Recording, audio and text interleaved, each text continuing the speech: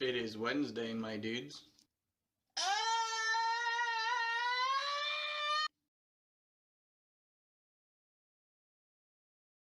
G'day mates, how's it going? I'm back. I just realized it was Wednesday, so I had to do it. This one? Yeah. Ignore this. This is what we're watching. Hey! Did you go black? Oh wait, I'll go this one real quick. I got I got an ice cream cone. I also got I think from the bird maybe? No, from this. I got Kakuna, Roselia, Swirlix, and Magikarp off stream while trying to get the ice cream cone. But I got one, finally. I just need two more now. This ice cream cone seems to be the bane of my existence. Also, do any of you guys want this? I don't know if you guys want this. Hold on. What did Benny say?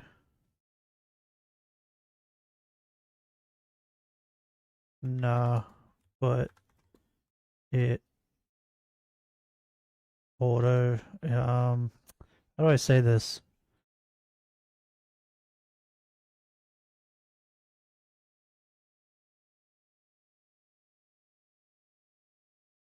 Come stream for a minute.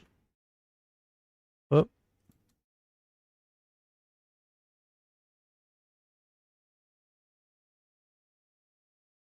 I can explain it in words better. In text form, I don't think I can explain it. What he's saying. Yeah, so I got an ice cream cone. Uh, if none of you guys want this thing, I'm just gonna trade it with the code, which I now need to look up the code. What do you say? Okay. Did I take a screenshot of it? I think I might have taken a screenshot. Hold on. Photos? Where my screen? Yeah, I did. I'm a genius. What is it? 0066. Okay. Link trade. Far away. This is what I've been doing. If you guys were wondering, anytime I get a Ghastly, I've just been trading it to randos. 0066. 0066. And to be honest, I don't care if they trade me another Haunter in return or not. It's just a good way for me to get rid of my Haunters. Bro, that took a minute. What?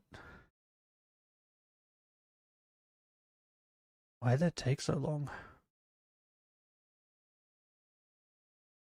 Trade was cancelled? Why? Do you know what my shiny? What? Oh, there we go. Did he freak out and accidentally cancel the trade? Is that what happened? I think that's what happened. Betty, tell me when you're here.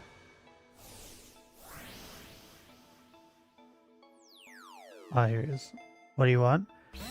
I can explain the thing I want to explain to you better in words than in text. The final boss doesn't have, like, the Angemon guy's thing, but you have, like, multiple people that help you in the battle, and just before the next person comes to help you, the boss automatically does half of your health, if not more.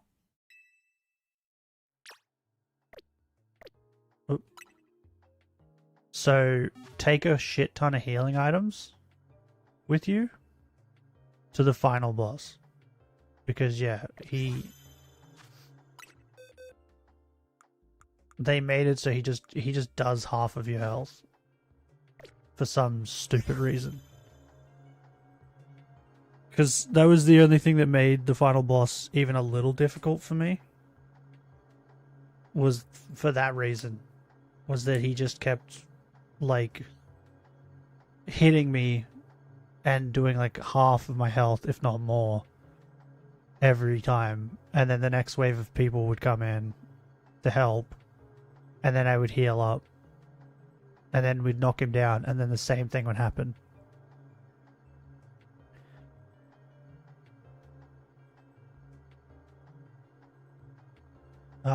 But the reason the game was easy for me was because I had my Digimon were all max level, and they were all their stats. Every one of their stats was 99999.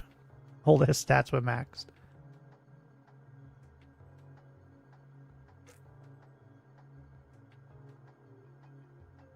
So I was just really beefy. Okay, let's go over this one.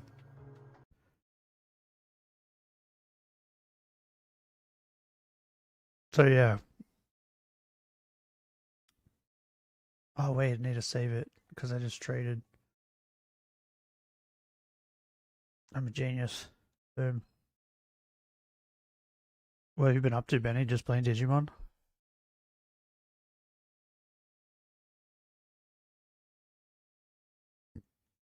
Oh, also, you haven't been here to hear me say it. Once we get the shiny dinosaur, that's when I'll be switching games. So the last thing I want in this game is this shiny dinosaur. And then, unless you guys beg me to come back to shiny hunt in this game, I won't be coming back. Because I pretty much have everything, except the ice cream cones. I still need the ice cream cones, but I'm going to do that off stream.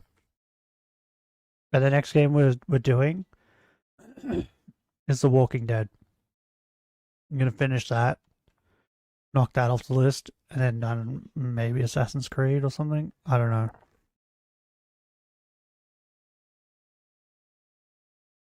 But we're halfway through the Cinder drama, the 1,000 pages. We did this part back with a vengeance. We did the Bow, Numi, and then we just finished Nanalis. Now we're on Shy Lily, the Breakdown, and then Silvervale. And I think Silvervale is going to be the most entertaining. Because I think she was just stalking her like a weirdo.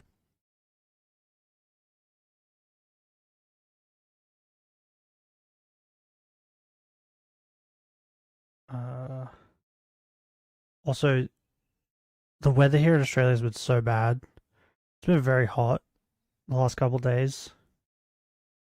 And then I wake up this morning and it's like 14 degrees. So it's like, I don't know what the fuck. It's like, you wonder why I get sick a lot. It's because yesterday when I went to bed, it was like almost 40 degrees. And then I wake up and it's 14. You heard the stuff regarding the Nintendo patent? Japan rejected one. America is provoking the one that got rejected. I think you told me this last time, right?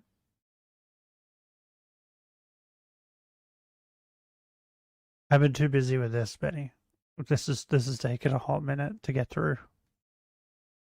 How long was yesterday's stream? Like fucking over 6 hours, and we only got through 3 hours of it. So after the whole V card and Numi concert incident, let's get to it.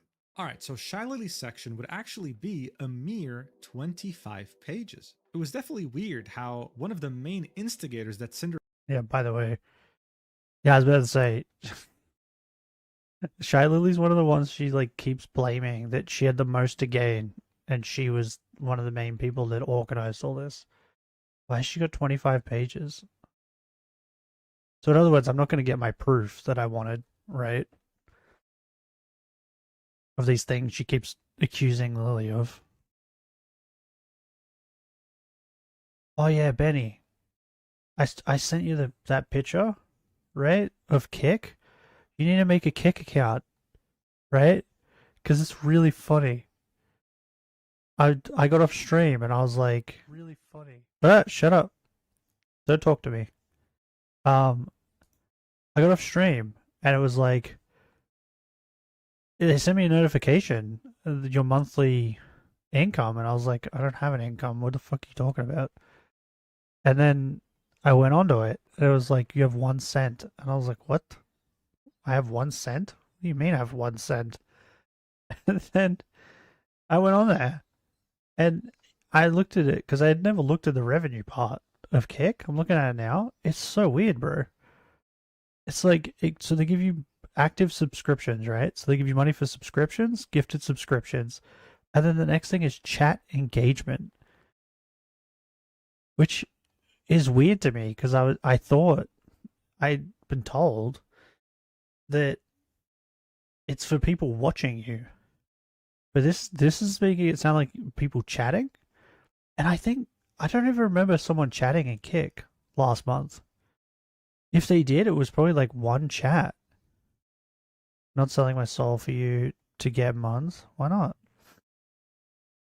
I'm trying to figure out, right, how much people have to talk, right? In comparison to how much money I get. Because I got 1 cent and I was like, what? And I don't think I can go back and look at like the chat history on here. I might look it up because I want to know how much chatting happened, because I don't think there was much. A majority of the time when things chat in on Kick, it's people asking me to like telling me about their how they can draw things for me. We had someone chat yesterday. They chatted, what was this? 1, 2, 3, 4. They did 4 chats yesterday. So I guess we'll see how much that equates to. But yeah, it was really funny. I was like, what? 1 cent? Okay. And I was like, they're not going to pay me 1 cent. That's just weird. No, they paid me 1 cent. They legit just paid me 1 cent. Maybe get Syphilis to do it. He is G-Kick mod. Yeah, I'm too lazy. Do we really want him back? He talks about the most random things. He likes butter. It's been quite peaceful with him gone. Also, he's not really reliable.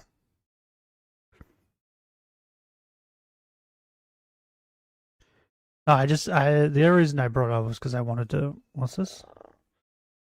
It is Wednesday, my dudes.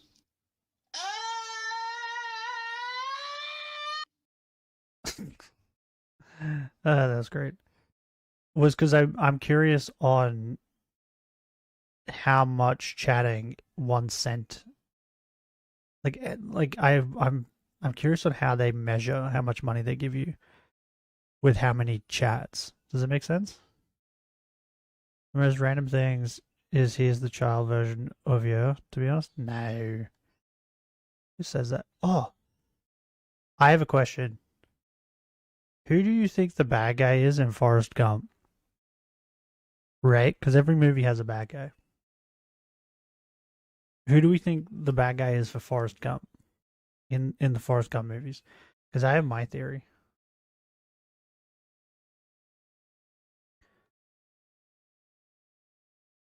The government? No. No, the government. What are you talking about? The government. They gave him a job, right? They gave him medals. They gave him, and then afterwards they gave him another job with ping pong, and then gave him more medals. The government just helped him his entire life. His wife? Yes. Well, technically she's his wife, right? Because they get married in the end. But I was watching it, and at the end of the movie, I was like, you know what? Jenny's the bad guy. Jenny is the bad guy this whole movie. Like the entire movie, Jenny's the bad guy. She fucking all she does is like run away from him, or like when she comes back, she then like just makes his life worse and then leaves. And just says horrible things to him, like, majority of the time. Like she told him that he doesn't know how to love. He doesn't know what love is. And then just, like, left. And it was like, okay, bitch. That was rude. And then she fucks him, takes his virginity, and then fucking leaves again. And it's like, what is wrong with you? You crazy. Like, I understand that she was, like, had a lot of issues. Because it's, like, implied that her father, like, did things to her. It's like, you're ruining his life too. And then she comes back at the end with the child, and she's like, oh, I had a baby that I just didn't tell you about. Here he is. Oh, also, I'm dying. And you're going to have to raise this child now all alone. Like, what? Like, to the very end, she's the bad guy in that movie. And it's like, fucking, the way that movie felt was the same way people felt with How I Met Your Mother, right? Because I felt the same way with How I Met Your Mother. The whole show, you're like, oh my god, I can't wait until he meets the mother, gets with the mother, and then he's finally happy, because, like, you're rooting for Ted the entire show. And then he finally, like, meets the mother, and you're like, yes, this is incredible, it's so good. And then she dies of cancer, and it's like, what? Are you joking? We waited all this time for Ted to finally be happy and have everything he wanted, and this is what happens? Like, if you watch that show properly, like, Ted's relationships fall apart, like, so much.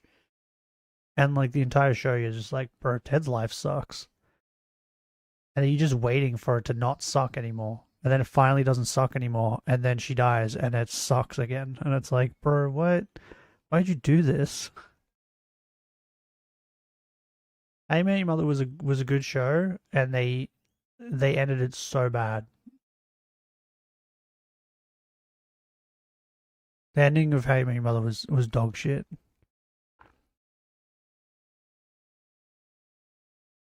I don't know if How I Met Your Mother or Game of Thrones is worse. I don't know. Maybe they're equal, but they're both bad.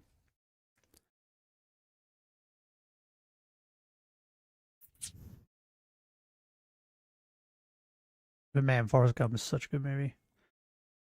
Claimed ruined her life only had 25 pages in their section. Well, that would be because the next section, titled The Breakdown, meant to be more of a recap of everything we've seen so far, would unofficially, like halfway through, become a continuation of Shy Lily's section. Okay.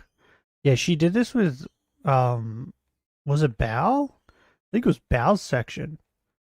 Bao's section was like, it started off with, like, being about Bao, and then it devolved into her talking about Nanolis. And it just felt like the Nanolis section. It was weird. So I assume that's what the breakdown part is the same, right? With this Lily then. This document was an absolute joy to read. In any case, before getting to the breakdown, we have to get through the section. Is this where the first, speculation part happens? Cinderwood started off with an image of Shy Lily's reply to her apology tweet back in April 2025. Here's what she'd have to say about it. Shy Lily was a friend, but I've never been close with her. I wanted to get to know her better because of how close she was to my other friends. She's someone I've always looked up to. So, wait, I think I was saying this yesterday. In other words, she's not friends with her. She's just someone that she works with, right? So in other words, Shy Lily probably, like, fucking looks at her as like a colleague, and not like a fucking, like, a friend. Meanwhile, she's, like, going around telling people she's friends with Shy Lily.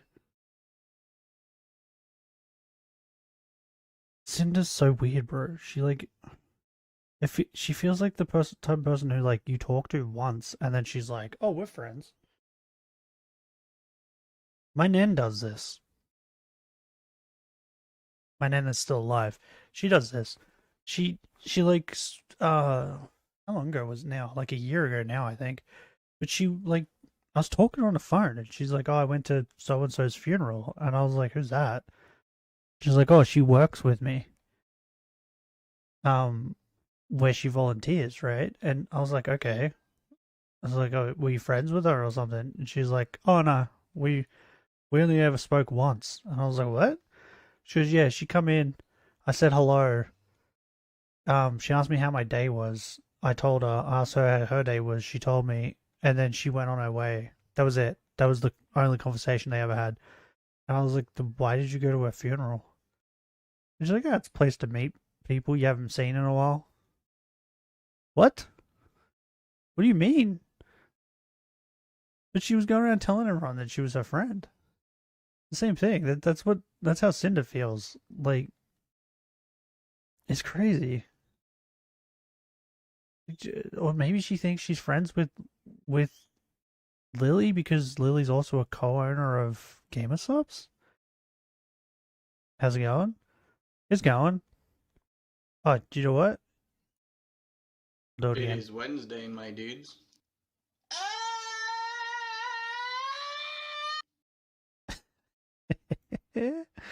I love it. I'm an idiot.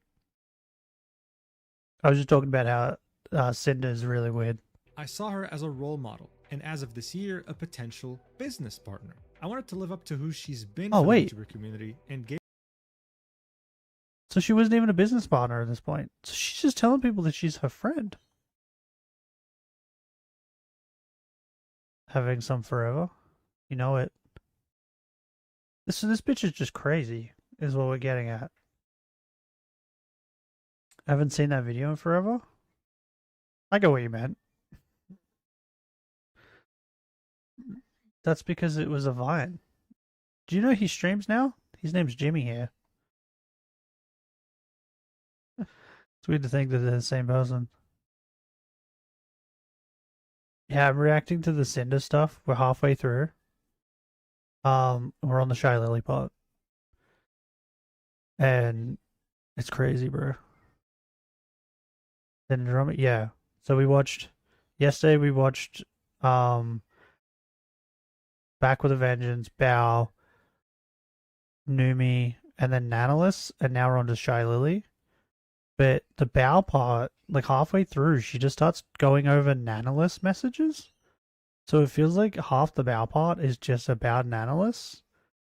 And then he was saying at the start of this that this is only 25 pages, the Shy Lily stuff. But it's because in the breakdown, majority of this part is about Lily. So it's like she did the same thing here. This is supposed to be the breakdown, but she's talking about Lily. I watched this a while ago. It was wild. Yeah. Well, Mugen put it in like he went over all of it. That's why I'm watching this one. I had seen bits and pieces, right? So I didn't watch the Bow part. I'd seen someone talk about the Nanalis part. I'd seen someone talk about some of the Silvervale stuff and the Shy Lily stuff. So I know bits, but I hadn't watched all of it. Now watching all of it. But yeah, bro, Cinder's like, I don't know how she thought this document was gonna make her look better. Like, it doesn't make sense to me. Like, there's so many instances of her being like she called Bao her one of her best friends, but then she found out the analyst was gonna not work with her, and then pretended behind to Bao's face that she didn't know, but she'd already knew. It's like, yeah, that's what I do to my best friends. Like, and then she's calling Lily a friend, but they're not. Like, if anyone looked at their situation and was like, if you sat down with someone, right, and they were like, oh yeah, they're my friend, and then you're like, okay, how much do you hang out? And they're like, oh, we hung out once this year. And it's like, okay, how often do you talk? It's just like, oh, every now and then about VCard or gamer subs, right? Then a normal person would be like, well, then you're not her friend. What? Like, you know what I mean? But she's like, oh no, we're friends because we collabed once, I guess.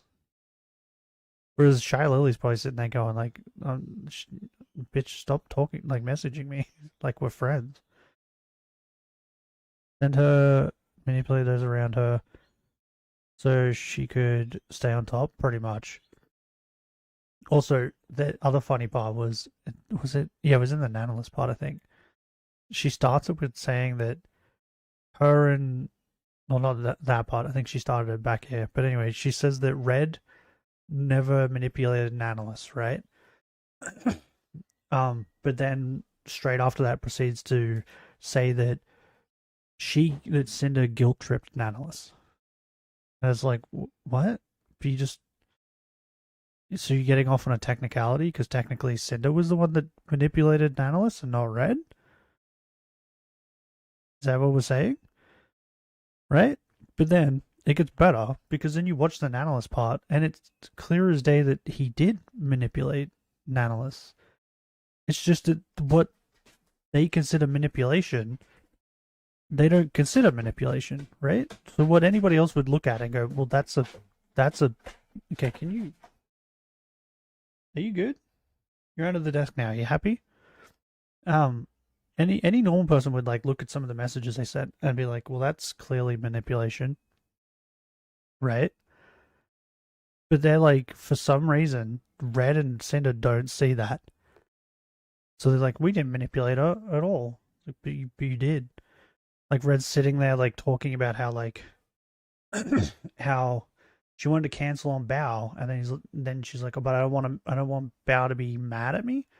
And then Red's like, oh, she'll definitely be mad at you, but it'll only be for a couple of days. And then he's like, oh, and Bao complains and guilt trips people all the time. It's like that, bro. That's a type of manipulation. You're trying to manipulate her into thinking that Bao is a bad person. Like what? What are we talking about? But they don't see that, right?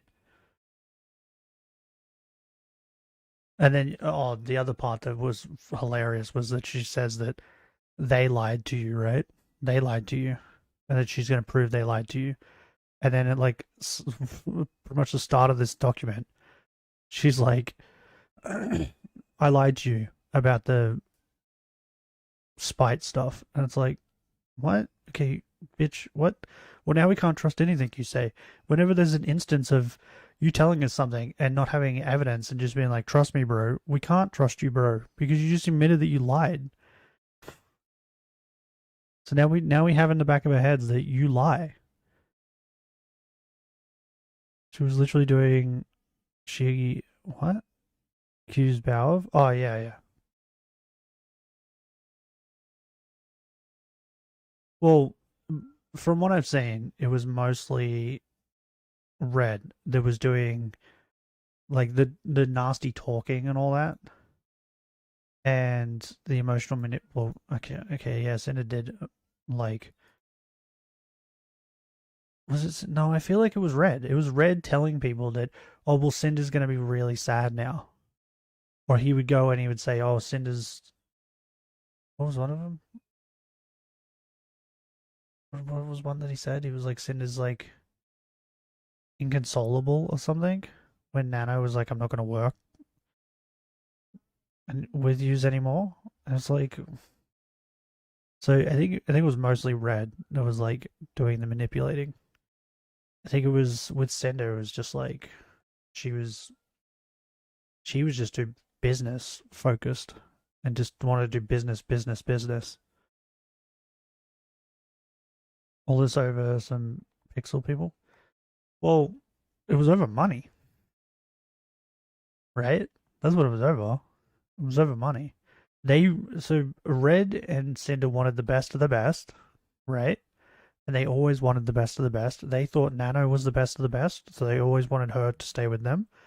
They then did that music video with Sack, right?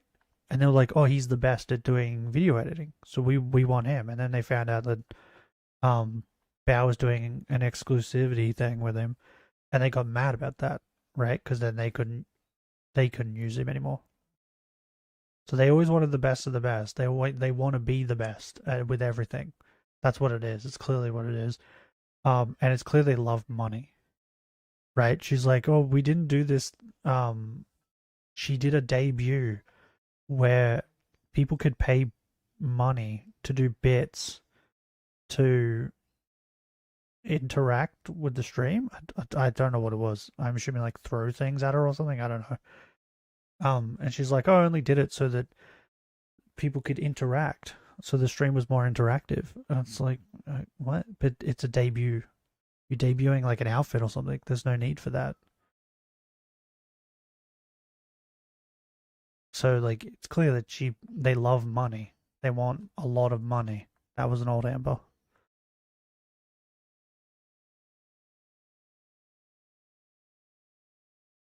So yeah, I would say it was all over money. Money and trying to be the best. Gamer subs now that I held the same title. She was the only example of a VTuber in that position before me and set the bar But for like, what a gamer subs part owner is and does. I've never but like the way she views her friends is very weird. She's like, all my friends are also competition. And I think I said yesterday that that's fine as long as it's like mutual. Like if you both view each other as like competition and it's like friendly competition, that's fine, right? But as far as I know, Bao didn't view her as competition, right? Bao didn't even know that she viewed her as competition, and the competition wasn't friendly. Because Red's in the background, like trying to fucking make people not work with Bao, and he can say he wasn't, but going around telling people that Bao complains a lot, and guilt trips people, is you trying to manipulate people into not working with her. People be greedy, say we're just normal people that still be at the top. Yeah, it's ridiculous. But the thing is, she's still streaming. I checked yesterday. She's still streaming. I checked on Twitter afterwards. She's been like tweeting every day. Like, so she's not at the top, but she's still got a decent fan base. She's probably making plenty of money.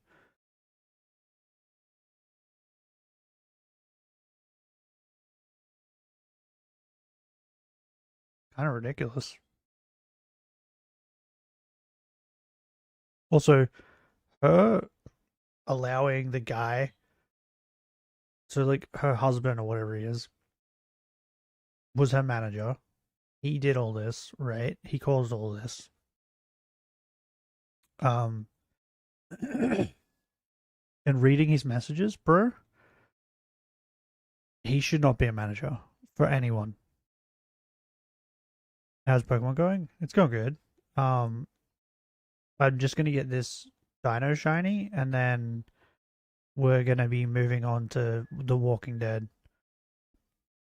Because I've gotten everything else shiny except for the ice cream cones. Like, this is my dupe boxes. See it? I got 3 full boxes of just dupes. These are all Ghastlies I caught, evolved into Haunters, and then traded to people. It was shiny. But yeah, pretty much I've got like all this stuff, all the things that I needed shiny. I've got shiny now. So I just need this dino.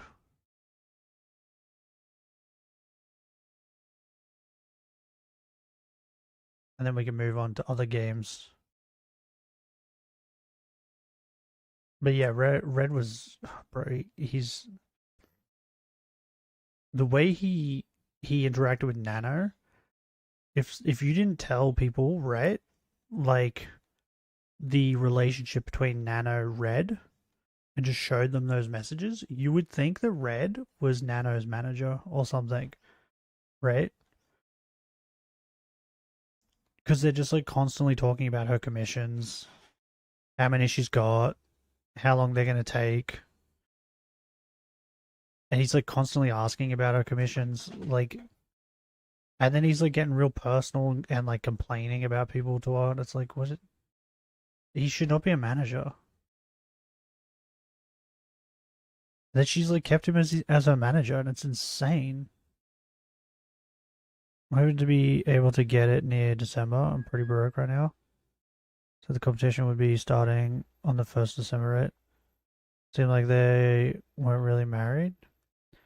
Um, Mugen thinks they are because Shondo made a tweet, right? And I don't know if they are or they aren't, right? But what we do know is they've known each other since college, right? So it sounds like they've been together for a very, very long time. Um, and I said yesterday that people that are together for a long time either do one of two things. They either get so comfortable with each other that they're like, okay, well, we don't need to sleep in the same room or anything like that, right? They can become like, they don't need to be around each other all the time. Or they become like so clingy to each other that they want to be around each other all the time. And from what we've heard, they're the latter, right? They seem to be want to be around each other all the time. And in those types of couples, they tell each other everything, right? People like that normally tell each other everything. So I find it hard to believe that Cinder didn't know about a lot of these things that he was talking about.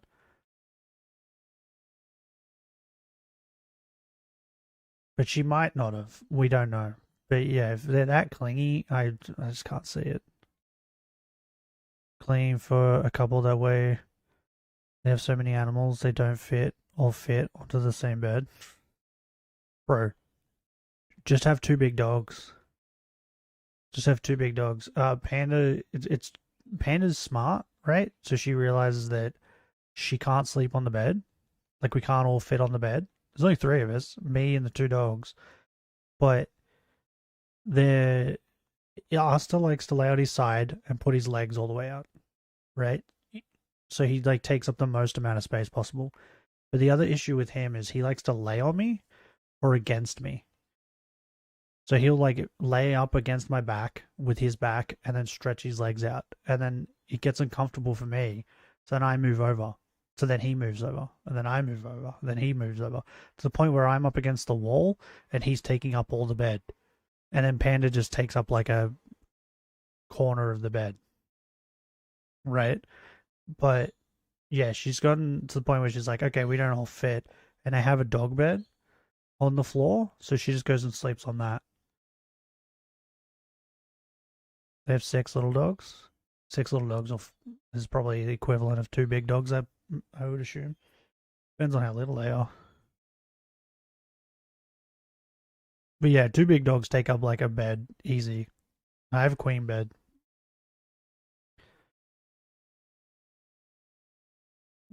Also, I saw people like talking about how she mentioned her dog, right? She got a dog.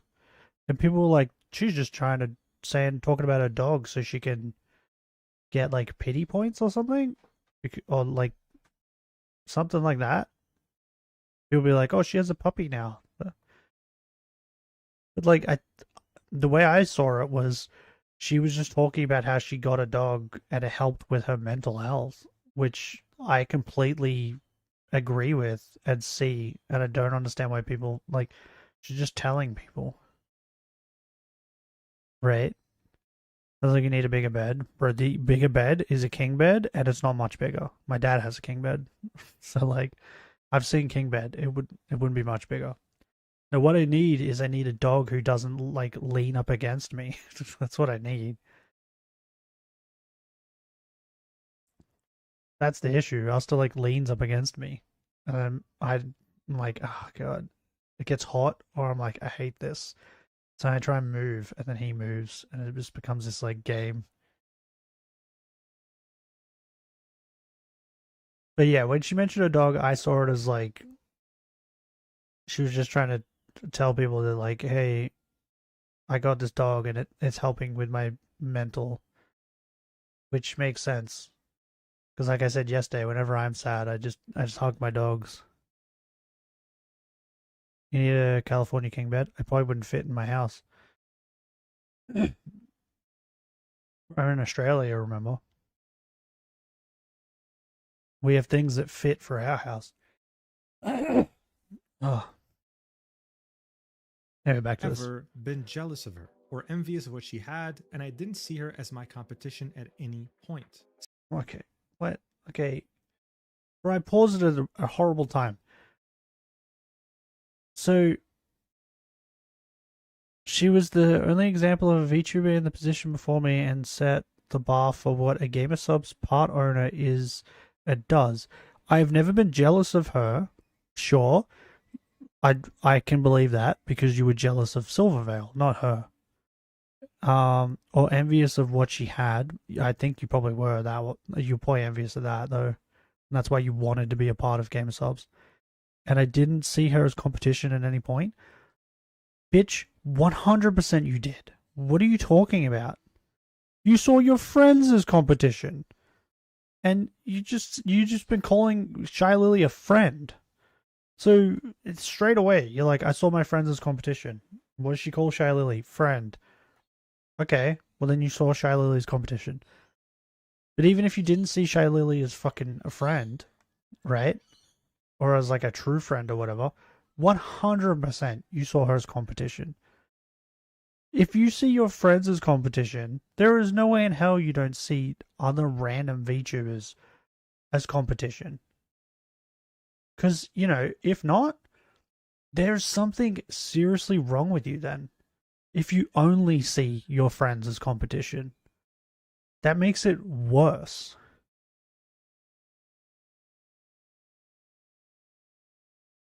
Because that's what she's trying to say right now. Is like she only sees her friends as competition, which is fucking crazy. It's nice talking to you, but I gotta get ready for work.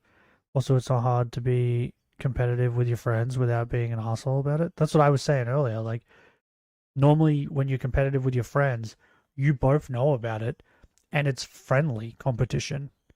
Whereas Bao didn't know that she was Cinder's competition. She didn't know this, right? She wasn't told about this. She didn't know that's how Cinder viewed her until she found this shit out. And it clearly wasn't friendly because Red's behind the scenes telling people that Bao complains a lot and that she guilt trips everyone. By the way, he wasn't manipulating Nano. Like, and that's clearly what that is. That's manipulation. Trying to manipulate her into viewing Bao in a bad light. So stupid. This whole thing is so dumb. I don't understand how they thought this was going to make them look good. It blows my mind. Like, it's so stupid. Also, Queasy, I'm trying to think of a name for the competition, right? It's a mod competition, and what I've come up with is just modetition, because I think that word's funny. Right? But I don't know. Maybe we need to come up with a better name. I need to make a thumbnail at some point too for it.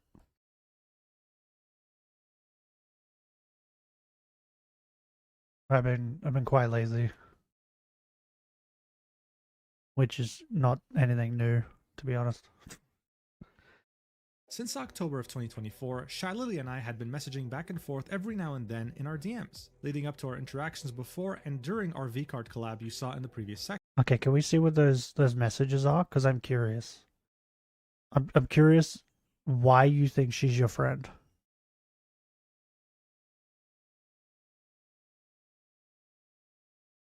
I need to understand, like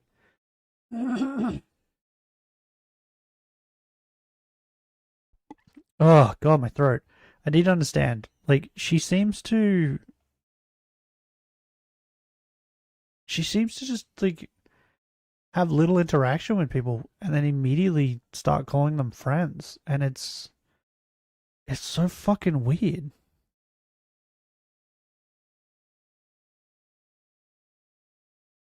So I need to see these messages. I want to know, like, were they being like super friendly with each other? Were they just like business things? Because it wouldn't surprise me if they're just talking nothing business, and she's like, she's my friend. Yeah, Mortician is the only one I can think of as well. Yeah, it's anything came my brain. We can try other words. Tournament, Modiment. uh, what's another word for competition? Words for competition. Tishon. Rivalry? Competitiveness? Does that say vying? What? Oh, like vying for. Ah, okay, yeah. Contesting. Okay, none of these are what I want. Feuding? Battling? Struggling? Okay.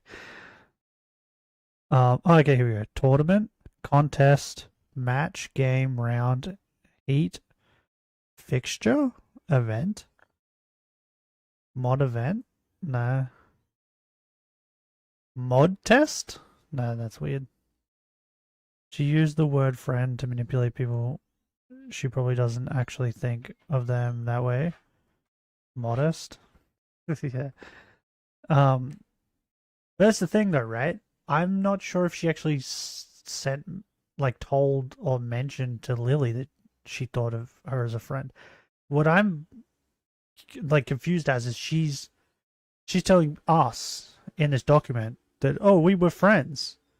Where, like, if you asked Lily that, Lily probably was like, no, we weren't. We talked a couple times. You know what I mean? So, like, I don't think she was, like, using the word friend to Lily to manipulate Lily, because I don't even think Lily viewed her that way, or even knew that that's how Cinder viewed her, right? Because the thing is, people talk to people and they, like, think people are normal and aren't just going to be like, well, we talked 3 times, so she's my friend. You know what I mean?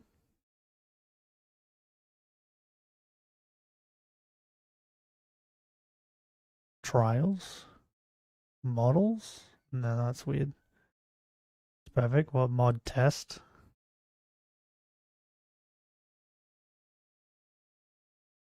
I mean, it's not bad. Clash? Modash? It's the mod clash, the modash. That's not bad. I like that. Modash? Because it is like a clash to become mods. I think that one's pretty good. Yeah, I think I like Modash the best. Because it sounds really funny. Um, remember that, because I'll probably forget. Action. From the second half of March 2025, she stopped replying to my messages. It's not odd to get busy and miss messages, and I was guilty of that all the time. By the way, yeah, it's, you know what else it's really not odd to get busy with is when you aren't actually friends. When you aren't actually friends, she's probably like, I'm too busy to talk to this bitch. Modash clash to be mods. To be mod, yeah. I think that works the best. Modash.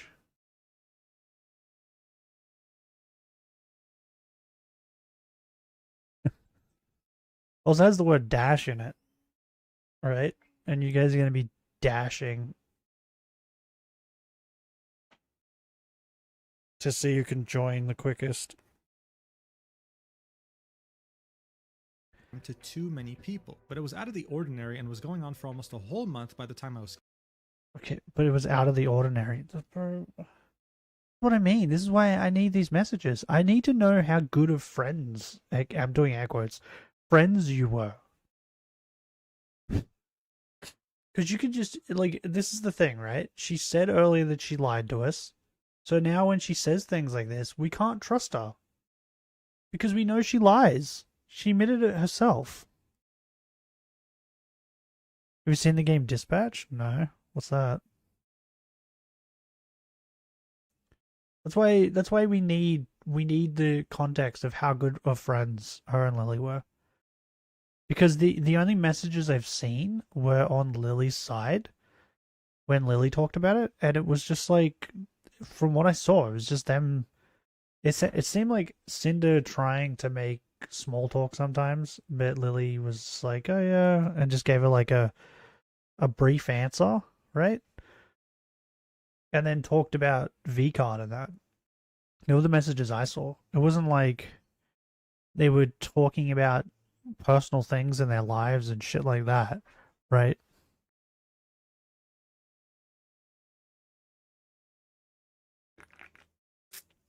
That's why her saying that, like, oh, it was odd that she stopped talking to me. Was it?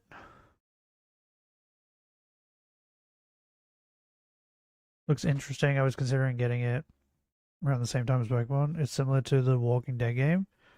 What I seen about it? Fair enough. I'll have to look at it.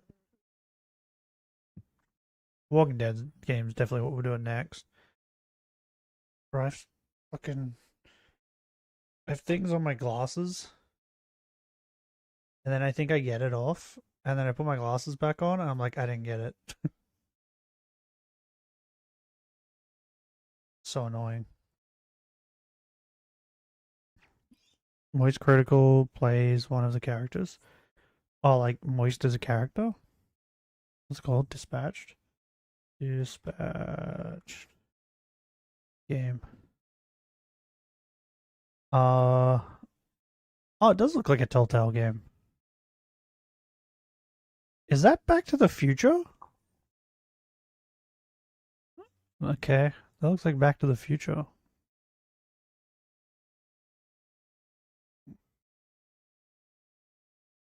What in the fuck am I looking at? There's like a Batman? There's... Is that the chick from Baldur's Gate? That looks like the chick from Cyberpunk? Edge Runner? What is this? It's like a superhero game? What the fuck? Wait, what? Now we're looking at some person's stat screen? What? This game is confusing. You know what? I might play it though. Why is it $44? That's so much money. What? Why are you so much money? There's a digital deluxe edition. What do I get? Digital deluxe edition upgrade. What is it? The Art of Dispatch. Digital art book. 4 digital comics. That's it? Bro, there's a fat dog called Beef. That's it? What? I don't... I'm not sure if that's worth $17. What is this? And then the next one up from that, you get the soundtrack. Came out like 2 weeks ago. Character name is Suna. Okay. Yeah, I might get it. I might play that. Looks interesting. We have to finish some of the other games though. I definitely won't be playing it until we finish Walking Dead. Wait, where's the fucking thing to add it to my wish list? What? Sign in? What? Oh, I'm on. Never mind. I'm on the internet. I'm not on the Steam app. That makes sense. Dispatch. Yeah, that made sense. Okay, add to wish list. There we go. It's in my wish list. $44 though. That's a lot of money. I'm trying to save money at the moment so we can get a soundboard and maybe like a new mic because this mic is kind of busted at the moment. Canceled. This was Because alongside her dog seemingly chewed on dodging it a collabs we bunch. were both a part of and off-putting reactions to me rating her. I became anxious about what was going on in March. Wait, what? What did you? Bro, okay. Was out of the ordinary. Going on for almost a month by the time I was cancelled. This was alongside her seemingly dodging collabs we were both a part of. and off-putting reactions to me rating her. So the off-putting reaction to her rating her, I've seen it. It's just Lily not saying Cinder, right? It's just her being like, oh, hey, Pyro Pops. And by the way, I think she's in the middle of fighting someone in like a Souls type game. I'll talk to you later. Nice talking to you. Okay, hooroo. Have fun at work, I guess. Became anxious about what was going on in March and April because I viewed her in such high regard. Bro, like, what? Nothing. Fucking. Well, actually, this is before she got cancelled, right? So maybe there was stuff going on because, like, Nano was probably telling her or, like, showed her the messages between her and Red. Bro, by the way, anybody who looked at messages, like, if you don't have any contacts and you looked at messages between Red and Nano, you would see an issue. No, I don't think a single person could look at those messages and be like, yeah, there's no issue here. Especially when you find out that they're like employer, employee, right? It's fucking so weird. But like, so the rating thing is just, I'm assuming what I saw. But dodging collabs, like these are the things you need fucking evidence for, bro. You can't just say she was dodging collabs we were both a part of. And then that's it. I need evidence for that. Otherwise, it's like, I can't trust you.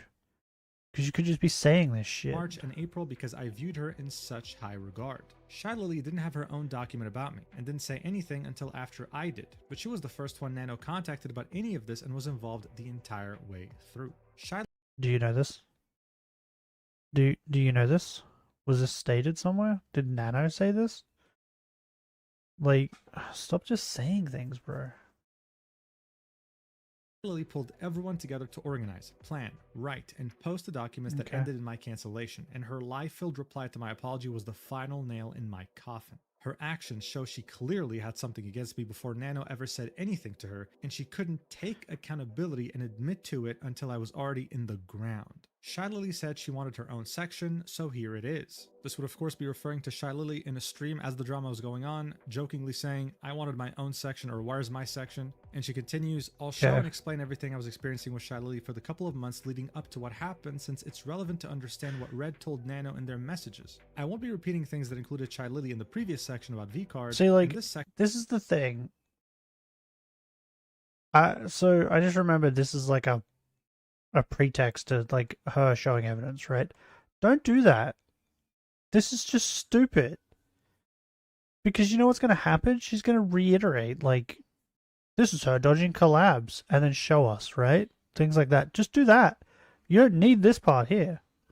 Section will pick right before the release. This part is useless. Collab with her. Okay, so first off, these are some pretty heavy accusations, you know, saying that she orchestrated everything, that she was involved from the beginning until the end, that her reply... But the part that annoys me the most, right, about the Shy Lily thing,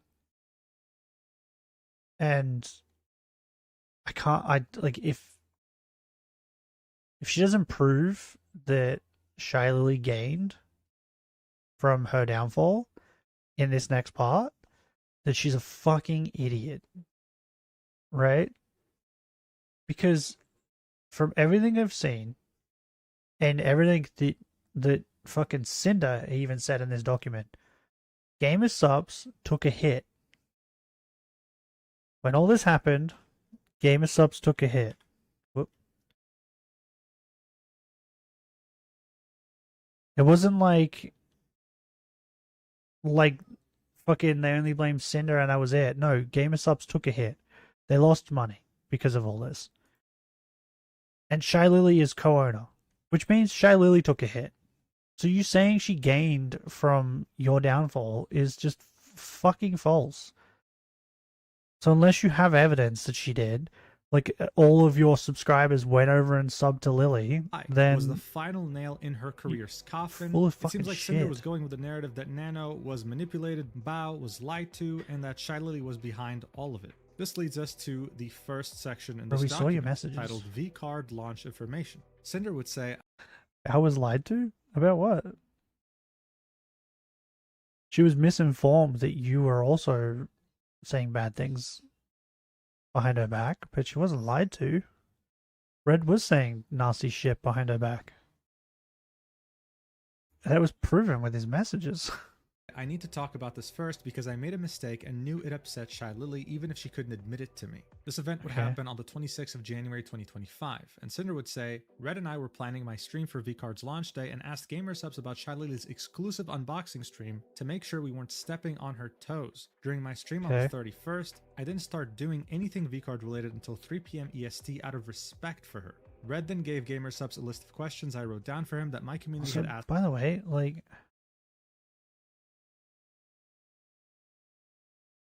they talked to gamer subs about Shy Lily's exclusive unboxing stream. Why don't you just talk to Lily as well? Like, you're friends. Like, this seems to be her issue, is that instead of talking to the person involved, she talks to someone else. She talks to a third party for some fucking stupid reason. Or Red. She gets Red to talk to them. And it's like, what are you doing? Especially when you call these people friends. Asked me about VCard on one of my previous streams. She would include DMs like in the previous sections, but to sum this all up, this mistake that Cinder did was appearing to want to steal the spotlight from Shy Lily during VCard's imminent launch. Why is that a big deal? Well, look, it's a fairly known fact by now. How? VCards was a project that was in the works for a while, and Shy Lily spearheaded it. Like Cinder said, she was the first VTuber to ever be a part owner of gamer subs, and this was her baby. This is why Cinder didn't want to do an unboxing stream as Shy Lily was doing hers. She didn't want to disrespect that. Cinder would join GamerSubs officially as a part-time owner as VCards was getting ready to launch, and Shy Lily was okay with getting Cinder on board the project even though it was literally near the end. But of course, Cinder, being the second VTuber to ever become a part-time owner of this company, felt a lot of self-inflicted pressure to live up to Shy Lily's name. This is why she wanted to participate in the launch of this product and advertise it as much as she could. She, along with Red, would ask questions her community had about the product directly to GamerSubs staff 5 days before the product was meant to be released. The problem, though, was that many of these details were still not 100% confirmed, even though the product was very close to release. Staff, of course, failed to mention that to Cinder. Now, on the other hand, Shy Lily wasn't mentioning any of those details on her stream. Okay, can I just say, if you want to, like, if you have all this respect for Lily, then just don't talk about it. Like, at all, right? Like, just get on your stream and be like, yeah, do the VCard thing, right? But, like, you don't need to know all this insider information and stuff. Like he just said, you came into the tail end of this. Why do you feel the need that you should know all this stuff and be one of the people who gives information? Just direct them to Lily. Like, what? But then again, that makes it so your viewers go over to Lily's stream. And then they might go over there, watch Lily, like Lily more than you, and then not come back. Either. So Cinder took it upon herself to clear the air and answer questions, because there were many questions about this product that weren't really That's what I mean. clear. Like, why? Why? You want to respect Lily, but then you're like, but I want to be the one to tell people information about it. Like, what? Your words and actions do mean different things. Like, your actions are like, they look like I'm undercutting her. So, I don't even know. Period. Here's the thing though. Many of the answers that Cinder was given and that she gave out to her community were wrong. GamerSubs would only let her know about this after she had already revealed them to the public. But by then, it was too late. Since the info had already spread like wildfire, pretty much everywhere, on the VCard subreddit, on Shy Lily's Discord server, while citing Cinder. Oh, and it's VTuber stuff too, so like I feel like VTuber stuff spreads like even quicker, right? Like I think it was Niji Sanji. Like a leak happened in Niji Sanji a while ago. And I remember seeing it and being like, oh, when did this happen? And like by the time I saw it, it'd only been like 2 hours or something since the leak happened. So it was like, bro, like chill. This is crazy. Like I'm not even like, I saw it on Twitter do I follow a lot of? I don't even think I follow that many VTubers on Twitter. So like I feel like the VTuber stuff just hits like mainstream kind of things because so many people like repost things. Source, things got messy very quickly. So on the day that V-Cards would release, on the 31st of January 2025, oh, it's a tail. I was like, what the fuck? What's up with those ears? And then I was like, is it a bow? That's a tail, right? Shadley would express how angry and annoyed she was about V-Card info leaking early, including incorrect information. Cinder would link by the way, understandable. Like you just said that, by the sounds of it, was probably months that she was working on this, if not longer. And then you come in at the tail end of it and ruin it.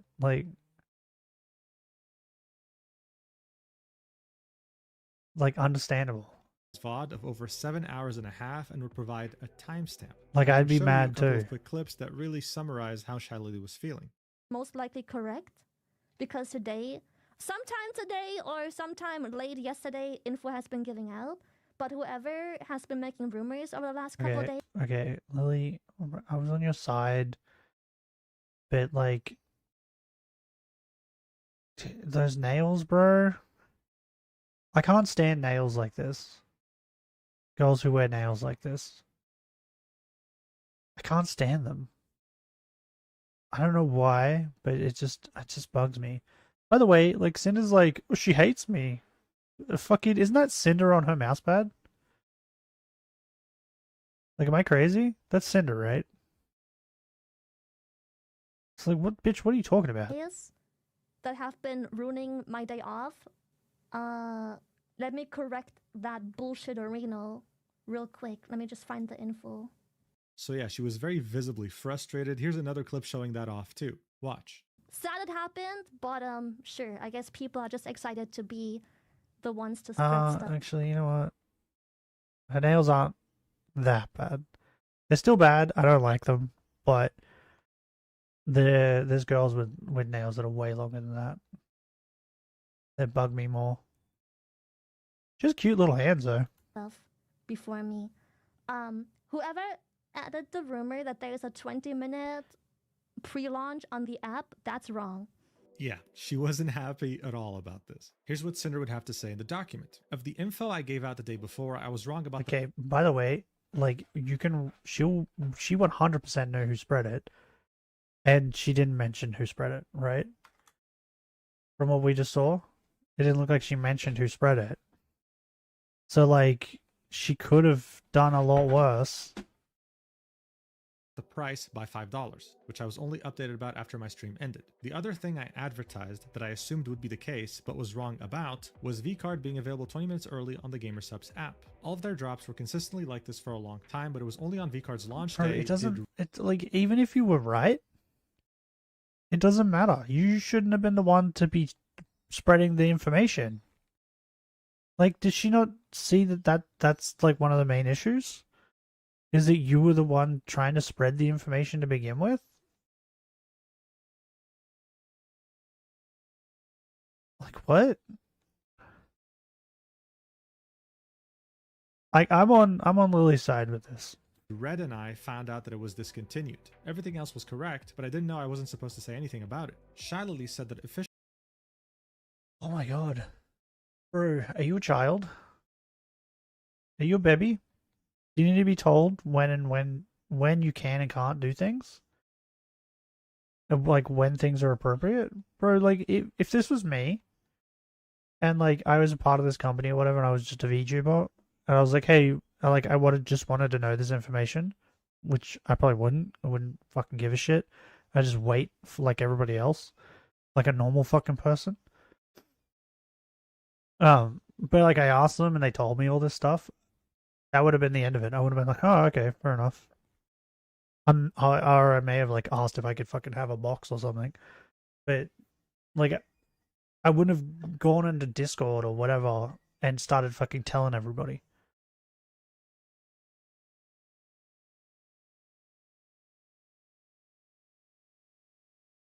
Like this is Shy Lily only has 65k subs on, is that on Twitch? Is that right? I thought she was like super popular. Wait, hold on. That doesn't seem right.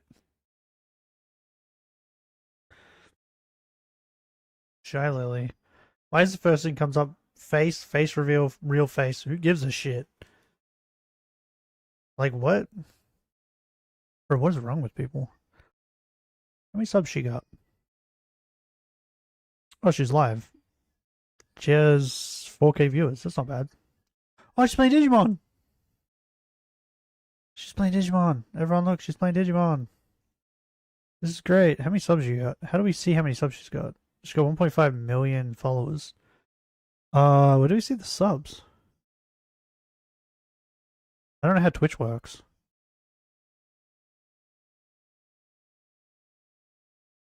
Subscribe? I've already used my Twitch Prime. I don't know how to say it. I don't know how this stupid website works.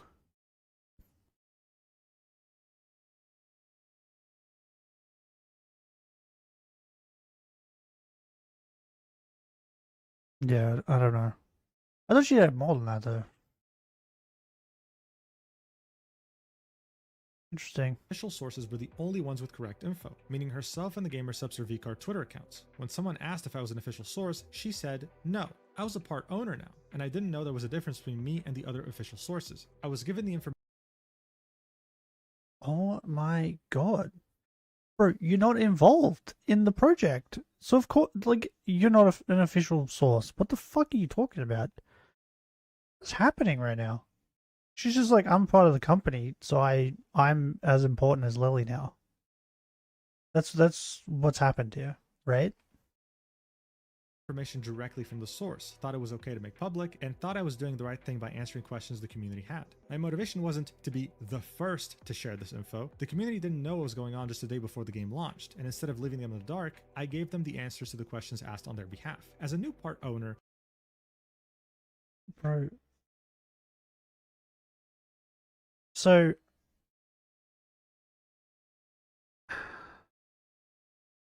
this like exclusive VCard pack opening hand cam stream, right? That Shiloh did. My assumption, I don't know if it's true because I'm not gonna look into any of this because I don't care enough. But my assumption is that that stream was her, because that was before it came out, right? I assume, like the day before. That was her live streaming, opening the packs, and telling everybody this information. That's what that was. Right? Now, I feel any normal person would understand that. Right? Or would get that. Be like, well, why else would she be opening a pack a day before they go live?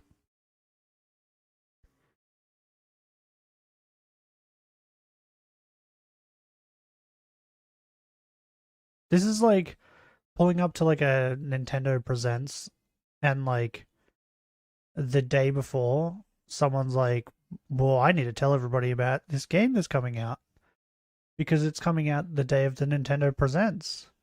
But that's what the fucking thing is for. Like because they've done it a couple times in those, right?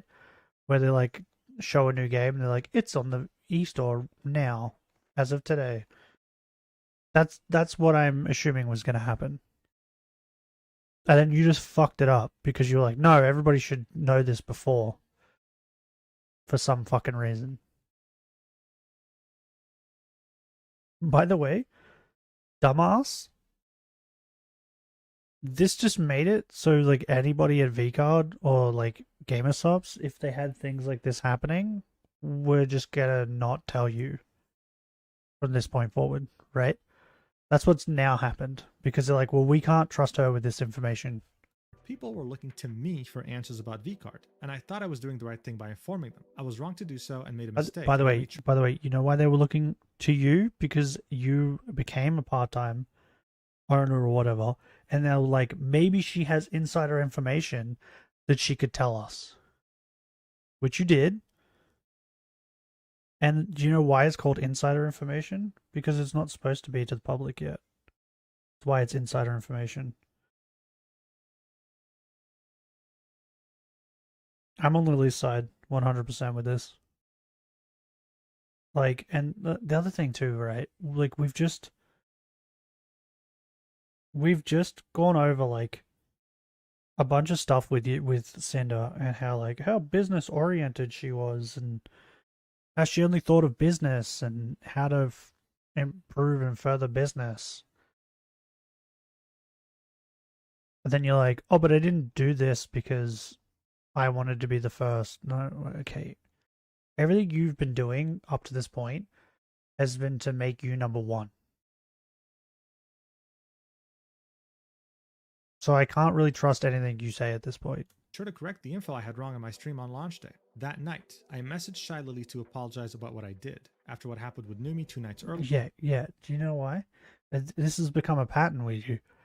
You message them to apologize. I think in her mind, she sees that it's easier to apologize for something after doing it than to just not do it, right? Because she's like, oh, I could do this thing. And then, like, has she leaked this? I want a pet pigeon. So do I. So do I, Nilku. So do I. Why did I pick my phone up? I don't remember why I picked my phone up. I don't remember. Anyway, I'm going to put it down. So, yeah, so instead of just not doing something, right? Like, she could have just not told everybody this information about VCard, right? Everything would have been peachy. Everybody would have been fine. Everyone would have been happy. Moved on with their lives. But in her mind, she's like, oh, I could just do this. And then if it upsets people, I'll just apologize later. And people will accept my apology and we'll move on. But now I will be like, people will like me more because I told them the information that they wanted, right? That's the way she views these things. Like, that's the way her brain seems to work. She seems to, like, have it in the back of her head that she could just apologize for things and then everything's fixed.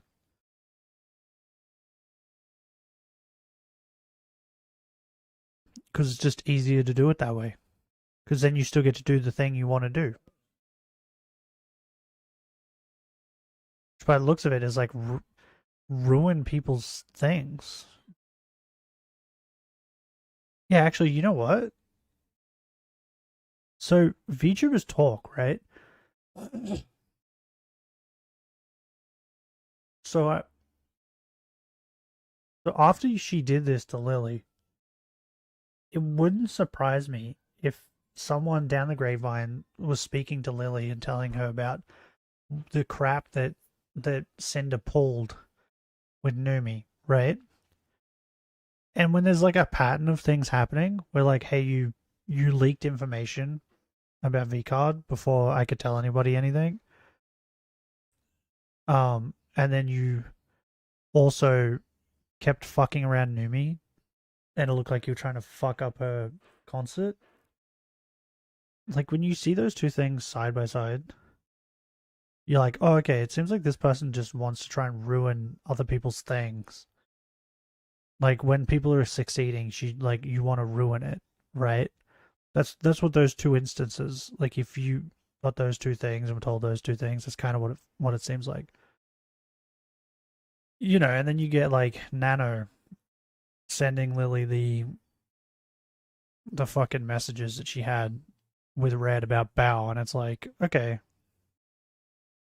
Like, it kind of paints a picture.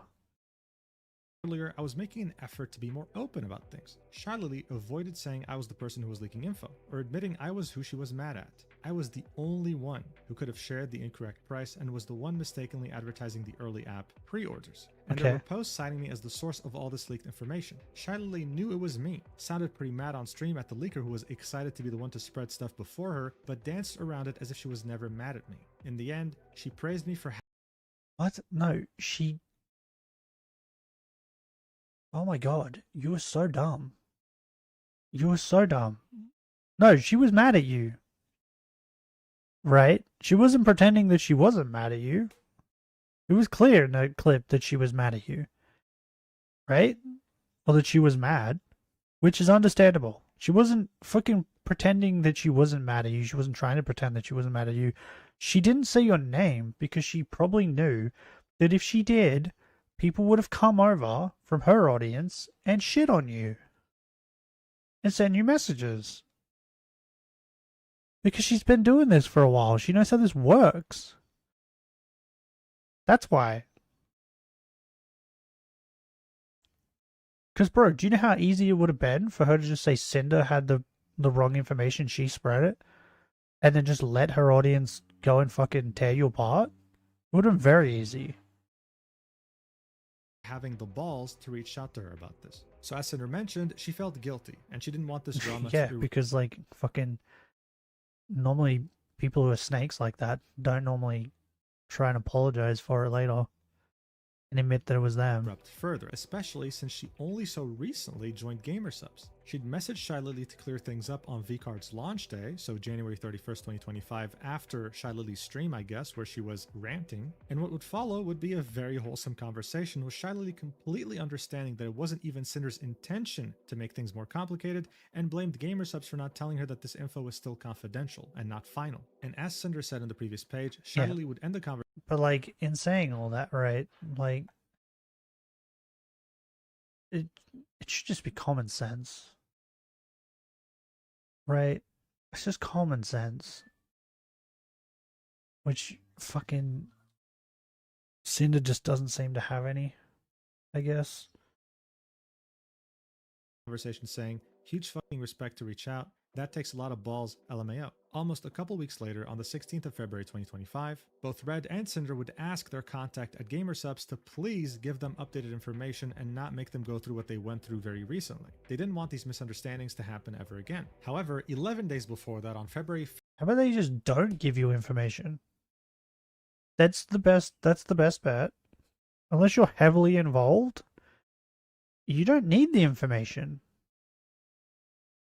5th, 2025, we would have the last ever collab between Shy Lily and Cinder. It would be both of them with two other VTubers playing Super Mario Party Jamboree. A month later, on the 3rd of March 2025, Cinder would ask Shy Lily if she wanted to play a co-op game with her, hoping to bond over it while getting to know each other. Lily would say that she was busy due to the new World of Warcraft season coming out and said sorry. 8 days later, on March 11th, 2025, Shy Lily would reach out because she was having streaming issues, and her chat told her that Cinder had the same exact issue at some point. The conversation seemed very friendly and both walked away from it positively. However, things would soon start to change from Cinder's point of view, starting from the 21st of March, barely 10 days later. Here's what she would say in the document about that. After this, there were two different repo collabs Shy Lily and I were supposed to be a part of. This was when I thought things started to change between me and Lily. There would be one on the 21st of March 2025, and Cinder would say this was the first repo collab. It was originally going to be on the 15th, but was rescheduled to the 21st. Shy Lily was supposed to be there, but she decided to cancel last minute due to Bikini Bottoms collab she had going on that day. The fuck is what? Okay. Understood, just like everyone else, and this. Wait, that said that on Twitch before. But what does that mean? Bobby with a yellow shirt on. She puts Why are you always live? Face. It says, "Little." Alana's live again. What is about? What is the Bikini Bottoms I need to go train. team? Oh, Bao Numi. What? What is this? Drive to a place that has training? Is Bao live? Bao's not live. Officially on sale for What is this? I don't know what that is. Okay. In saying that though, every time I've ever seen Lily, like, it's either her like doing hand cam stuff, which is by herself, or her playing single player games. Like, she seems to, like, she's playing Digimon right now, single player game. Hold on. Oh, whoops. I didn't mean to do that. Alright, so Shy Lily's section would actually be... God damn it. That's not what I want. Oh, bro, how did I do that so perfectly? That's crazy. repo collabs Shy Lily and I were supposed to be a part of. Okay. I don't know how I managed that so perfectly. That was crazy. Okay, I'm going back to Shy Lily. Shit. Mute.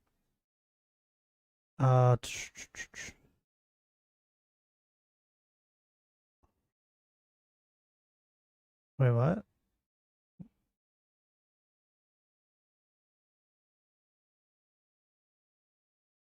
Oh, there we go. Okay. Videos? I want to look at some of the games she's played. Okay. Once Human Power World. I don't know what Human was, but Power World can be a solo game.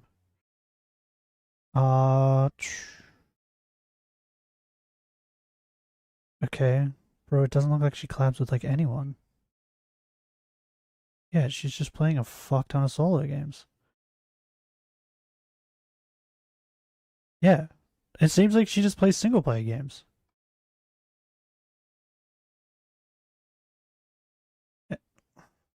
Okay. So maybe that's the reason she pulled out of the collab, because she didn't want to do a collab. Because by the way, the Bikini Bottoms collab, she's not actually collabing with people by the looks of it. She's playing Digimon. I don't know what. It's weird. I clicked on it and it's weird. I don't know how to explain it. Should I just show you guys? Actually, yeah, I'll do that. Hold on. 6 months, I appreciate it. Shut up, Alana. I'll watch you later. Okay, yeah, so like, if you just click on this, right, the Bikini Bottoms team, this happens. This is her collab. Right? And then these two aren't even live. Just Lily's live. But like, Okay. Lily plays a lot of single player games. Like, none of these have collabs, right? And like, none of them have other people in them, by the looks of it. It's just single player.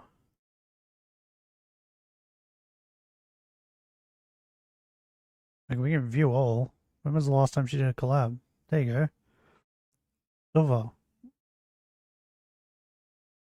Is she playing a game though?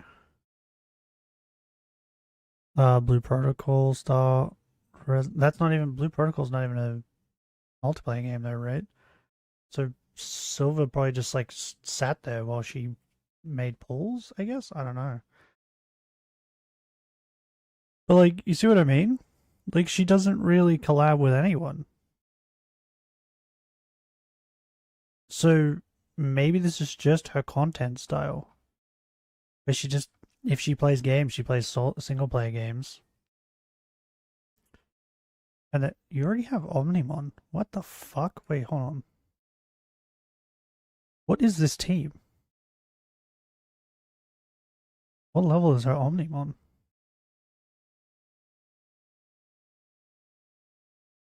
Orangimon is so cool. Bro, I've been distracted. But yeah, it just seems like, or you have a weird team. What? Seems like she just does single player stuff. So you being like, oh, she dodged this collab we were supposed to do. You know why she probably dodged this? Because there was like fucking 6 people in it. So she was like, oh, it doesn't matter if I'm here or not. This was when I thought things started to Right? change between me and Lily. There would be one. Oh, you know what? Yeah, you're right, Cinder. She must also hate Camilla, this person, which I think is something Lime, right? Demi, Mochi? What's her name? Oh, wait, here. Lime, Shoto, Camilla, Demi, Michi. Wait, her name's not Mochi? That was Mochi. Anyway. Yeah, she must hate all those people as well. You're right. One on the 21st of March 2025, and Cinder would say this was the first repo collab. It was originally going to be on the 15th, but was rescheduled to the 21st. Shadowly was supposed to be there, but she decided to cancel last minute due to a Bikini Bottoms collab she had going on that day. I understood, just like everyone else, and this alone wasn't a problem. Sounds like you didn't. The second collab would be on the 27th of March 2025, so barely 6 days later. Cinder would say this second collab never happened, but was being planned in a group chat. Shy Lily was added to the chat, but apparently couldn't make it shortly after. She never messaged in this chat directly before she was removed. These are all of the messages here, and it never went anywhere after this. And yeah, we can see. Wait, so the collab was being planned, and then Lily came in at the end, and then she was like, "Oh yeah, I can't make it." What? So it's like not even like this isn't even like a collab that was planned with Lily in advance. Like, what are you talking about? Barely a few messages here. Someone would say, oops, Lily can't make it, and they would remove Shy Lily from the group very shortly after. This would happen on the same day, less than an hour after Cinder had joined the group. What would happen next is Cinder including all the rest of her DMs with Shy Lily in the document. Here's what would happen. On March 28th, the new V-Card rules would drop after community dissatisfaction over them. Cinder would message Shy Lily about collabing to play it in the game Tabletop Simulator. This would be in an effort to renew interest in the product, and Cinder would admit this proposition was motivated by business implications, but would also add the fact that this was something to do as friends too. A couple days later, and you aren't friends. What is happening? You aren't friends. What? You've talked a couple times. You aren't friends. Start seeing the whole raiding incidents. Here's what Cinder had to say about them. The first raid would be on the 30th of March 2025. Cinder would say, Shy Lily greeted the raiders and didn't say hi to me, or thank me for the raid. I didn't see it when it happened, but if you were to watch for another 5 minutes, after she'd basically moved on with her stream, you'd see she then did quickly thank me for the raid. If she was able to greet my raiders... Oh my god, so she... In the end, she thanked you. What are we talking about? She was able to greet my raiders when the raid first happened. Then why couldn't she have also said hi and thank...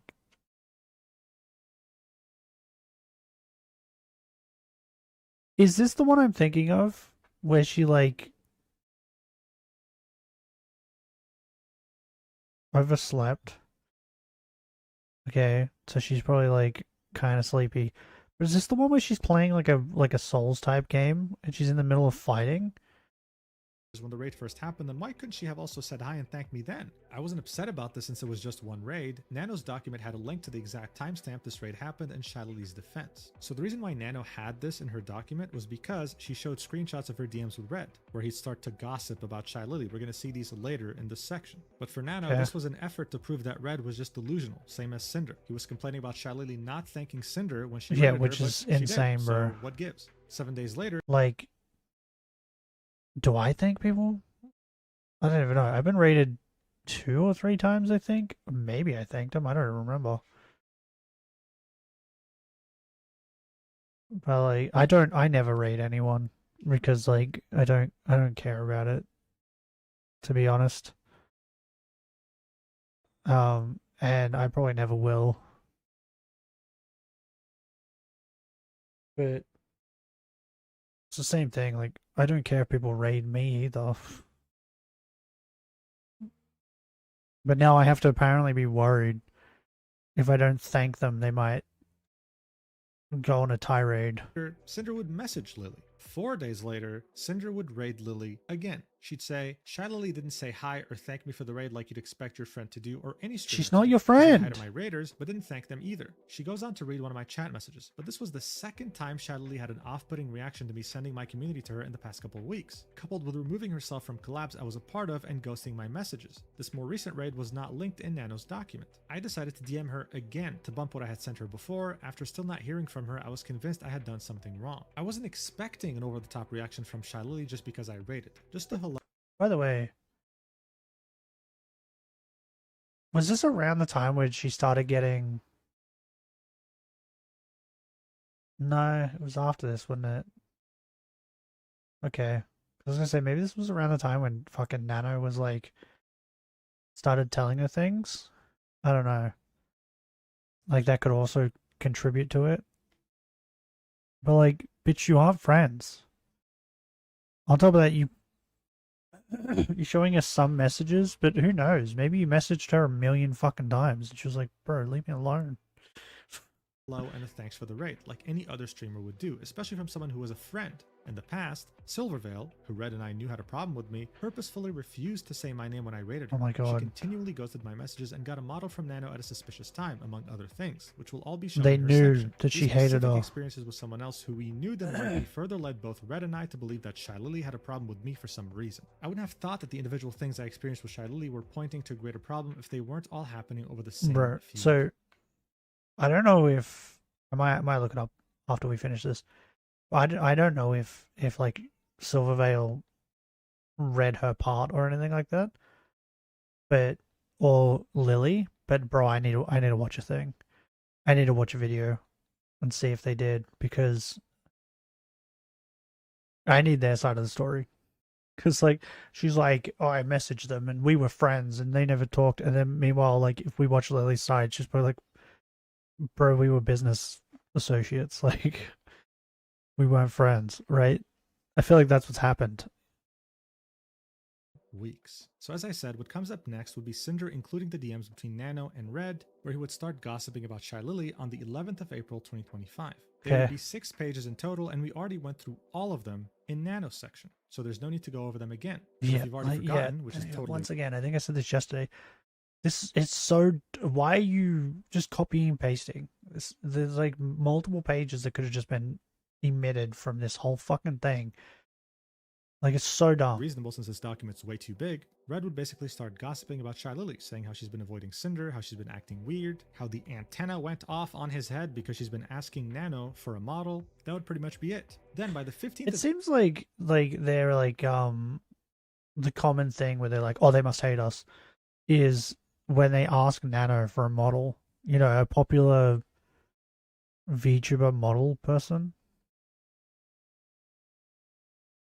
That seems to be like their like final straw, where they're like, no, they must hate us because they want to work with Nano, which is just insane. In April, Cinder was getting really anxious, so she messaged Boeska, Shy Lily's manager, asking him if he could bump her messages to Shy Lily. This is when Boeska would say that she wasn't really on Discord that often except for business meetings and stuff, so that's why she wasn't replying.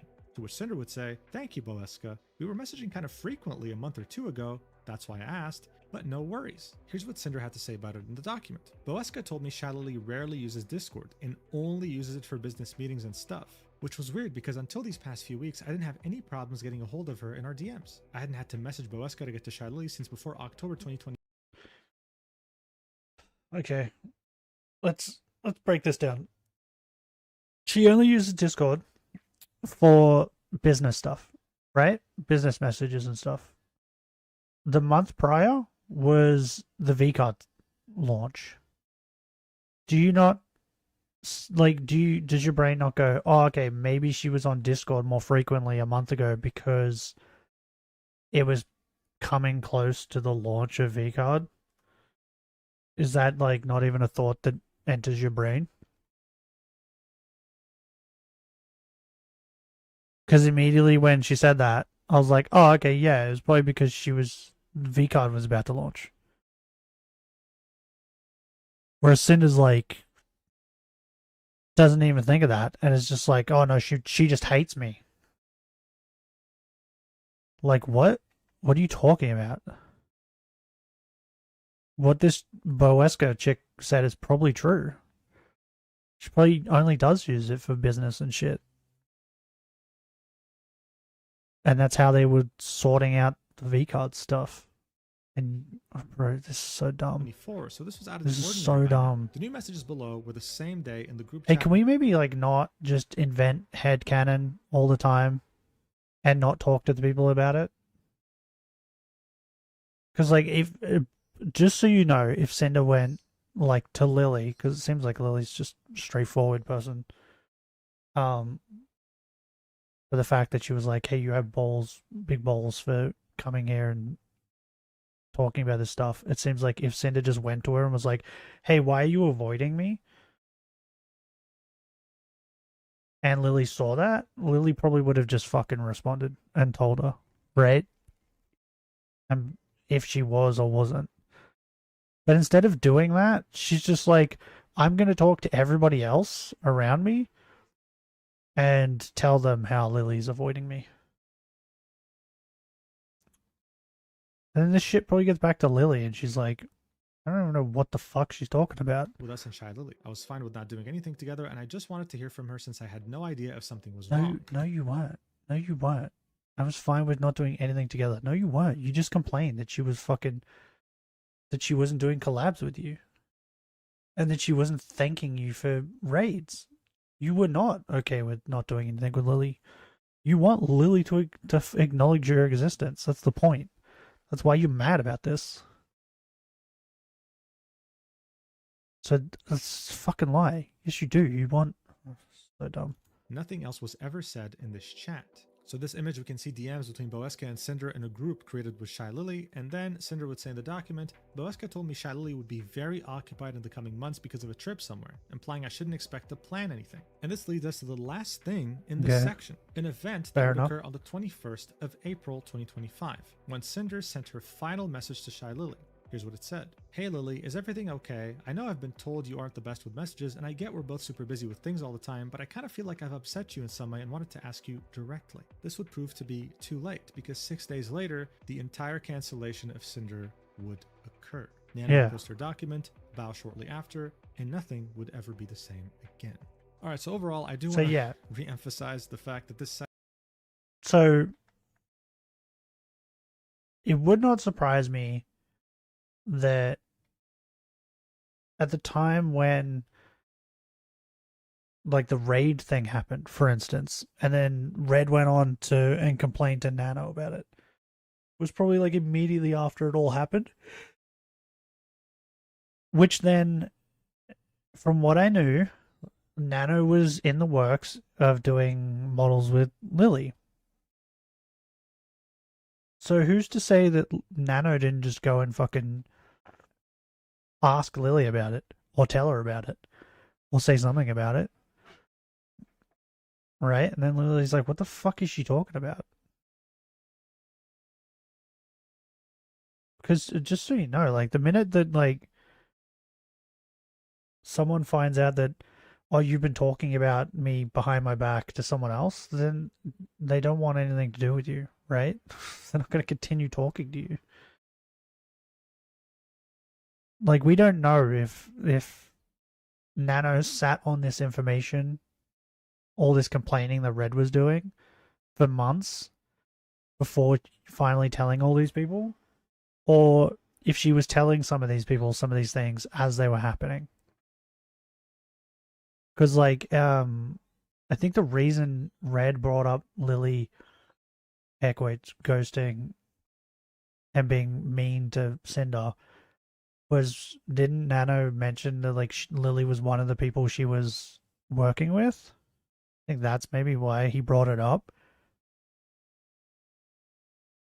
So like, yeah, I think she was currently working with Lily while he was complaining about Lily.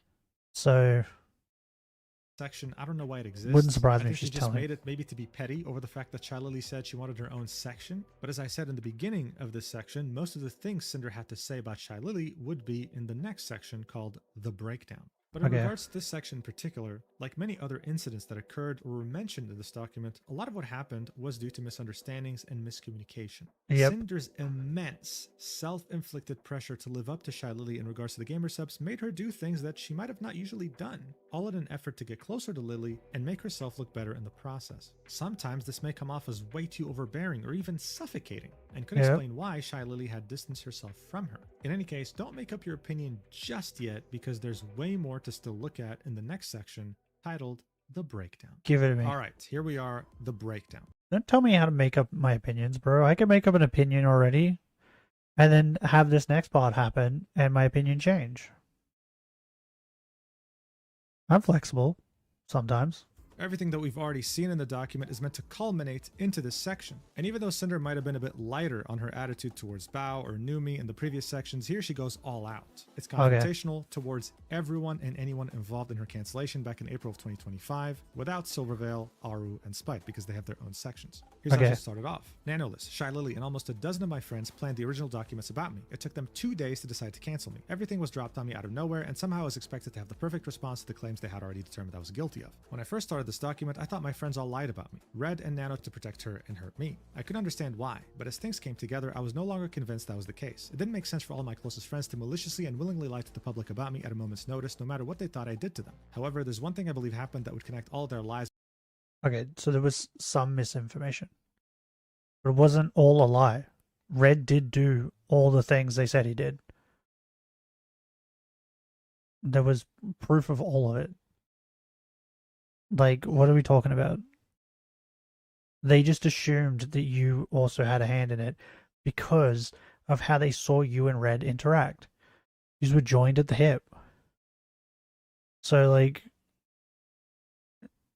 you can't just sit here and be like, no, they just lied, rah, rah, rah. Like, you gotta admit that from their perspective, like, it was a reasonable conclusion to come to.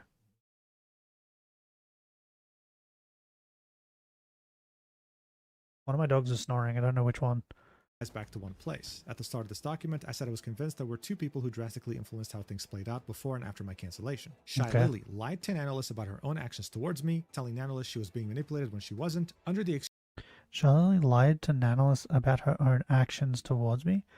Are you saying that Lily... What? What do you mean? You didn't show anything about Lily talking to Nano at all. So we don't know what Lily said to Nano. What? What are you talking about? This is more assumptions. You're sitting here assuming that Lily told Nano that, like, what? She was really nice to you all the time? And you're like, no, she lied. She wasn't nice to me all the time. But it's like, the things that she wasn't nice to you with, the things in your own mind, like, right? You just built them up as things that she was doing. But on top of that, you didn't show us any messages between Nano and Lily. So we don't know what Lily told Nano. If she told her anything.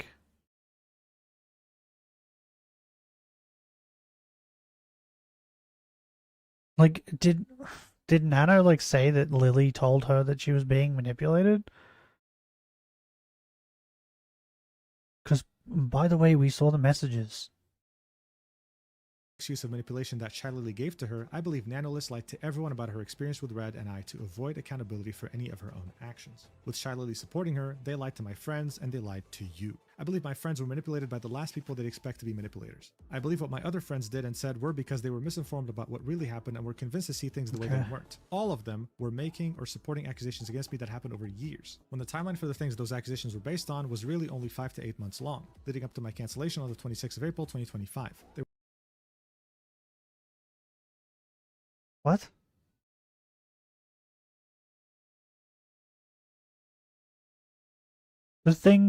Wait. The things involving her friends, right? The Bao stuff, that was only months, right? But you've been harassing Silver for years, right? The Silver stuff was years.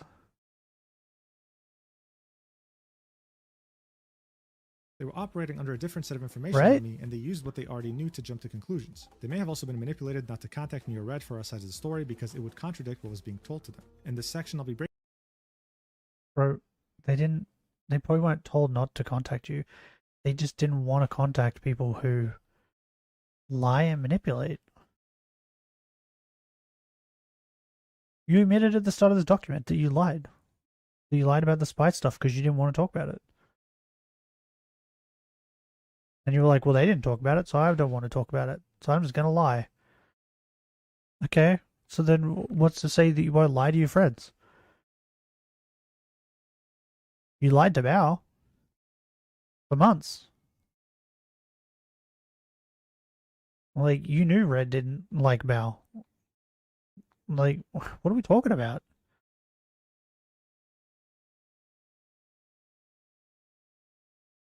This is, by the way, this is so stupid. It's like, Hassan did this recently, where he's like, "What? Charlie could have just come and talked to me about it, because you're not gonna lie. You're not gonna try and make yourself look better, right? Like, you have nothing to gain from lying, right? Like, Breaking down the so documents dumb. and statements from Nanolis, Bao, Shy Lily, and my other friends who were involved. They used their own words and all the evidence in the past few sections to build a timeline of events, address their claim, and draw conclusions about how and why things happened the way they did. So as Okay. I said, what's different here is that there would be sections based on speculation. Now, of course, it's disappointing to know that there's speculation in a 1,000-page document, as Cinder called it, 1,000 pages of proof. But here we are. Yeah. We'll definitely take a look at a couple, but it's speculation, right? If there's no proof, there's no need to talk Yeah, about it to begin exactly. with. I think that's what most people would think. If anything, it's dangerous because it emboldens people who have been harassing others for the past 5 months. Hell, I know VTubers who've been harassed simply for reading the entire document and giving their opinion on it. Cinder can say that she doesn't support people like this all she wants, but they exist, and speculation only emboldens them. That is factual. Anyway, she continues. Who was Boom. involved before Boom. Mic drop. Get him, Mugen. anything was public? Nanolis. Nanolis was the source of all the Discord screenshots that were the starting point for all the claims that followed. She posted the first document. Shalili was the person Nano Wait, what? Who was involved before anything was public? Okay. Nano was, yeah. That's true. Shy Lily was the first person Nano contacted about Red's DMs. She was involved in everything from the start. Do you have proof of that? Because just so you know, like you said, Nano was married. Maybe she finally told her husband about it. And her husband was like, because her husband's also a manager.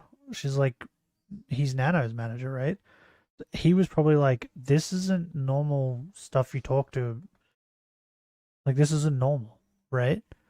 And then maybe he was like, hey, we need to like maybe talk about this. And then she was like, oh, I'm gonna, you know what I mean? I'm doing what you're doing right now. I'm speculating what could have happened. That's what you're doing. You're speculating that Shy Lily was the fucking person who started this wish hunt, which we don't know unless you show proof. contacted about Red's DMs, she was involved in everything from the start. Bao. Red's messages to Nano about Bao were the heart of their claims. She was included as soon as she was able to after surgery. She posted her document minutes after Nano. Numi.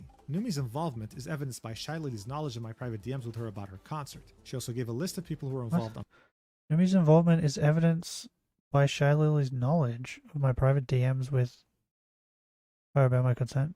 She also gave a list of people who were involved on her stream on. This is more speculation. We got to remember this is speculation. on her stream on the 28th of April 2025. So this is why she included the section about V-Card and Numi, right? Numi told Shy Lily about this, and Shy Lily talked about it on her stream. This was Cinder trying to explain what happened and that she didn't abandon her friend. She'd continue, the other three girly pops. That's the name of their friend group. I don't believe they were a major part of planning anything that happened and had no malicious involvement. They were only brought into this to help corroborate things the rest of them talked about. Buff Bup and the other three Vichiban members. Numi said that Buff and the other three Vichiban members were also included in their calls together. On Buff The fuck is Vichiban?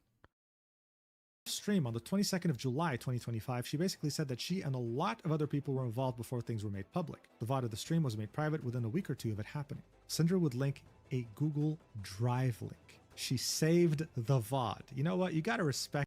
Yeah, that's what I'm saying. Like, it's so.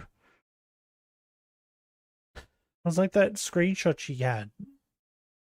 It was like days after the stuff got dropped. She was immediately like, I need evidence.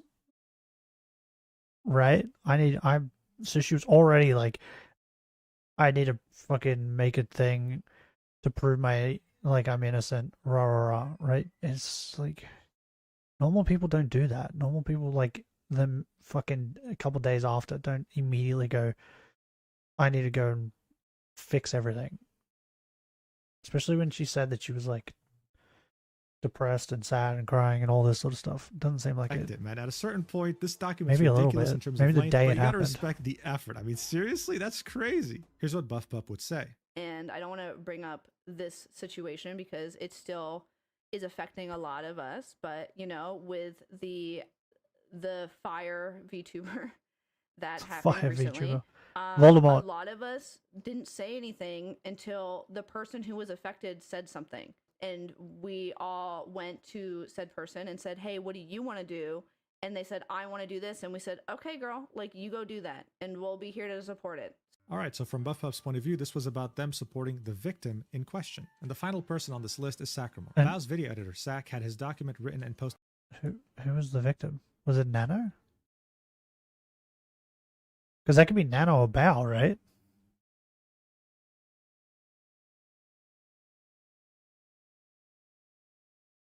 Right?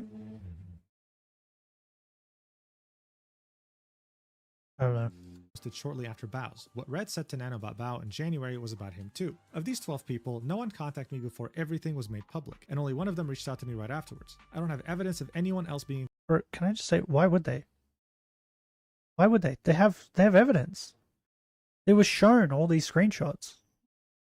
So why would they? Why would they go, oh, I'm going to go talk to these people that have been lying about us for months? Or months? Months? Months. Probably months at this point, right? Like, it's not even like Nano went and was like, hey, trust me, bro, this is what they're saying. Like, she showed screenshots to them, right? These are your own words.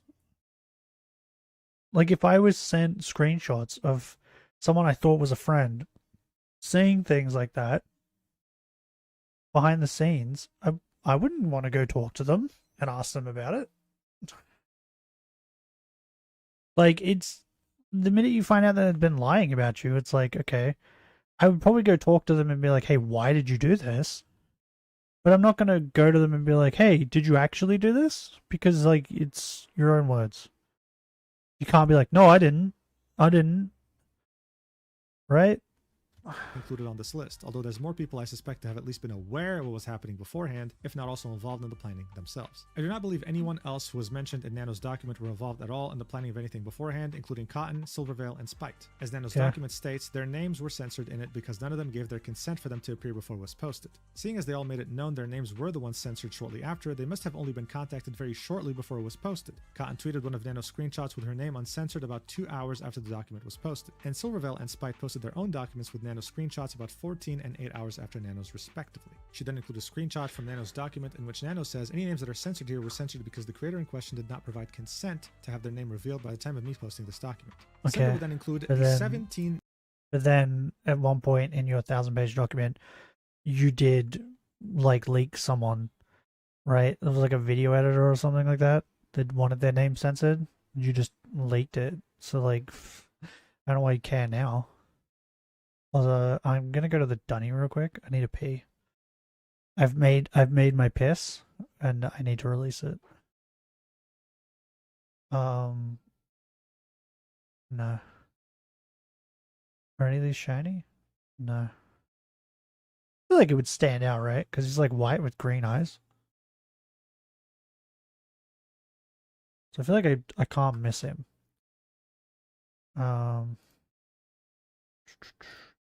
Go over here. Whoop, I didn't mean to do that. Okay, I'll be back in a minute.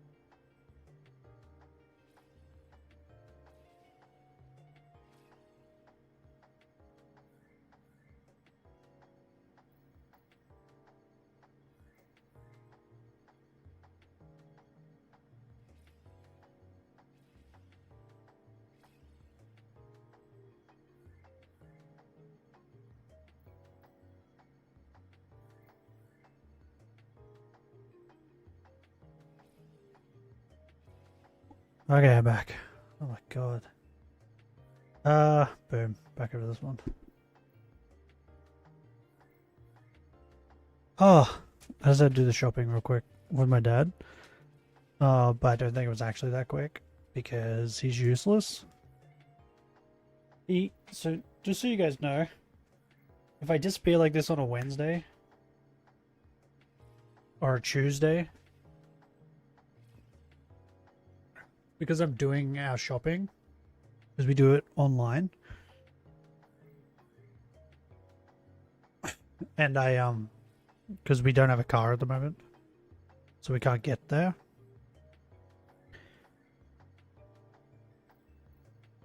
Probably hair on my eyeball.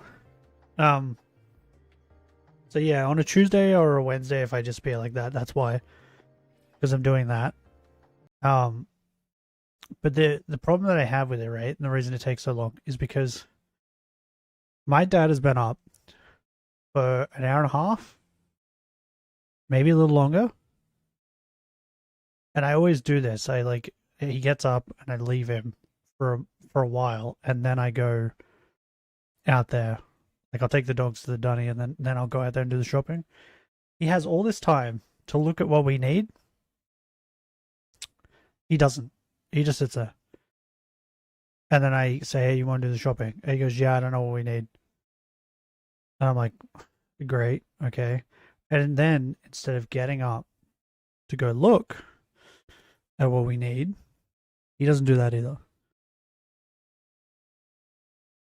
He then just guesses at what we need. That's why it takes so long. Because it's a lot of arguing. Because it's stupid.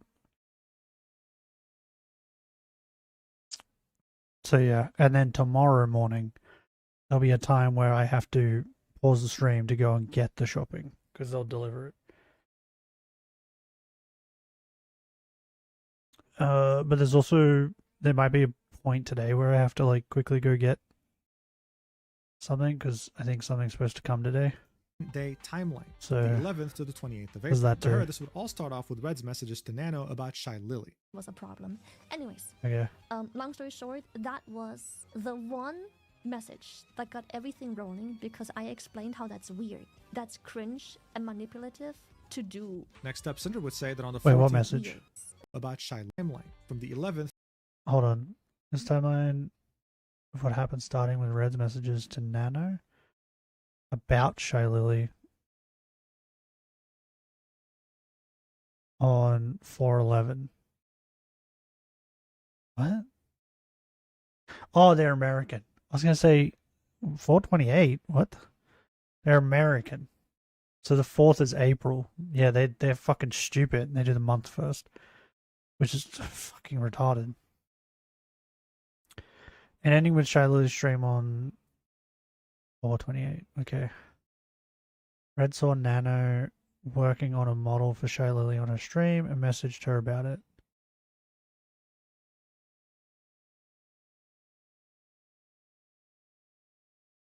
And she had another off-putting response to it. So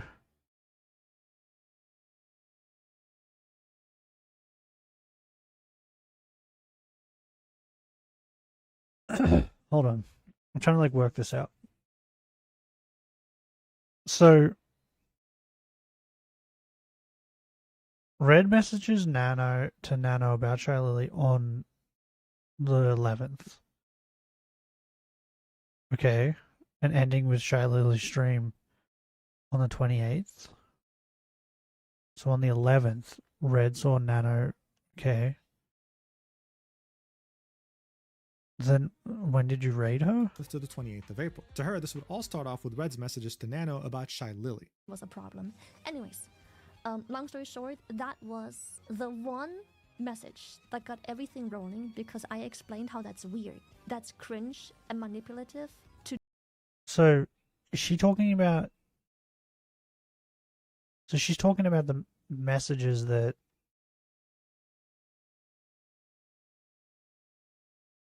She's talking about the messages that Red sent to Nano about Lily But Lily's not wrong though in this instance, because it was. He was like, she was like, "Hey, I'm working with Lily," right? Like just talking about it, and your first response was to talk about negative things about that person, right? Because that's what he did. He immediately was just like, "Oh, she's been like."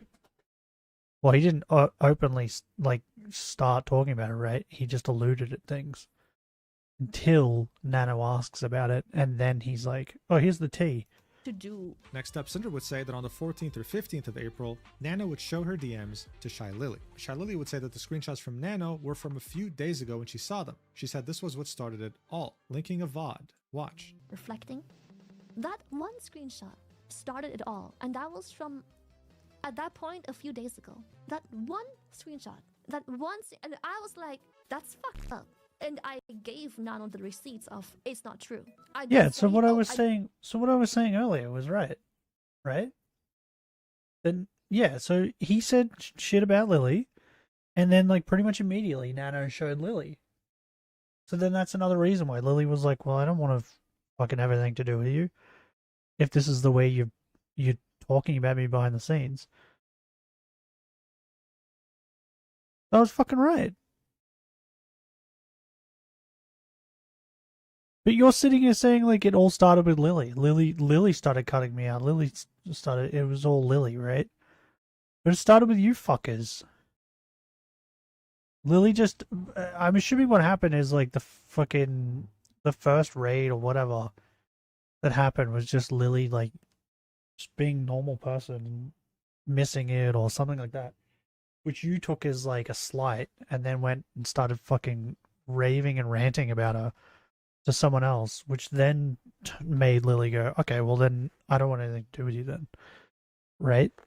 So like Lily probably didn't really have any thoughts on Cinder at all, negatively, and then that you started talking about her negatively, which then brought forth the thing that you thought was happening to begin with, right? I did ghost her in the DM once. I didn't see the DM, but somehow before Nano worked on my 3.0 model, that wasn't a problem. Everyone who is in contact with me, anyone who is close, even my viewers, everyone knows I suck at Discord. All right, so this would be Shy Lily's perspective. She would also talk a bit more about those DMs in question, telling Nano that it's weird what Red was asking of her. So this is when Cinder would include the first bit of speculation here, saying whether Nano decided to show Shy Lily more of her messages with Red herself, or Shy Lily actually asked if Red ever said anything about anyone else, I can't say for certain, but can't rule out the possibility. How much of the context and content of her messages Nano showed to Shy Lily is also unknown. Shy Lily convinced Nano she was being lied to, used, and manipulated. Shy Lily could have also instructed Nano to end contact and cut ties with Red and I, who she warned would continue to lie and manipulate her if she didn't. So yeah. Motherfucker, anybody who reads those messages will think it's fucking weird, okay? Like, that's just weird. What's going on? What's going on, buddy? Yeah? He doesn't like it when I, like, get loud. So I'm not angry, but, like, I guess my voice kind of sounds a little bit. So he's like... Totally based on speculation. We have no proof. No one talked about this. No one said this. All in an attempt to make Shy Lily look worse. But that would be unnecessary. But I'm getting like a little annoyed, right? I'm a little annoyed because it's like she's sitting here being like, "This, it's clearly we didn't manipulate her," and then it's like, "Bitch, did you read the messages? What are you talking about?" If Cinder had proof in these next 200 pages, right? The next day she'd message Boeska about not hearing about Shy Lily. We already saw this. And on the 18th, Nano didn't message Bao, but Shy Lily did, telling her they needed to talk. Bao would tell Shy Lily she wasn't in the right headspace and to wait until after her. Wait, what? Nano did not message Bao, Shy Lily did. Okay. But like...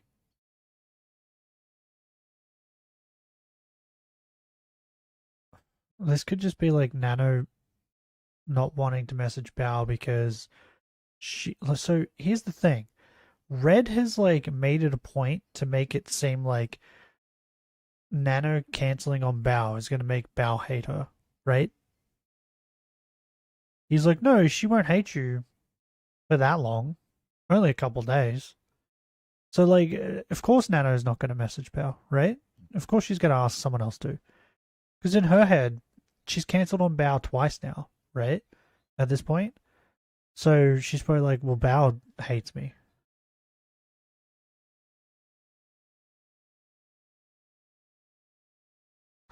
Okay.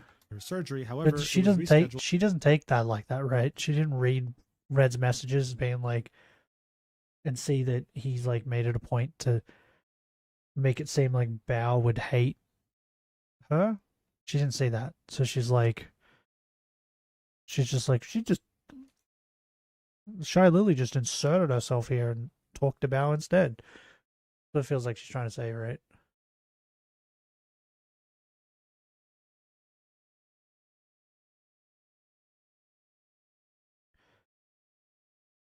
I understand how it seems like, from her point of view, that Shy Lily is the orchestrator of all this. Right. Scheduled for Monday, the 21st of April, 2025. They did not talk until after Bao recovered from surgery. And already we have even more speculation. The first one being Nano could have messaged Bao about this too, like Shy Lily suggested, but apparently didn't. Shy Lily was the one to reach out to Bao to tell her this information.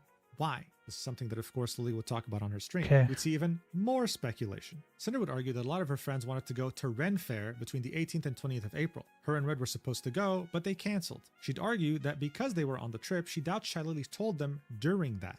She'd say that on the 21st, she would message Numi about her asthma, saying she hopes she feels better. Numi would reply with one message, and then Cinder would say it was uncharacteristically short. To her, this means that this was on very short notice. Right after Ren Fair, her friends were starting to realize what was going on, and would decide to cancel her a few days later. In Bao's document, she'd say, I found out about all this less than 48 hours ago. At the time, it was posted on the night of the 25th PST, and Lily said this was 5 days before her stream on the 28th. Speculation.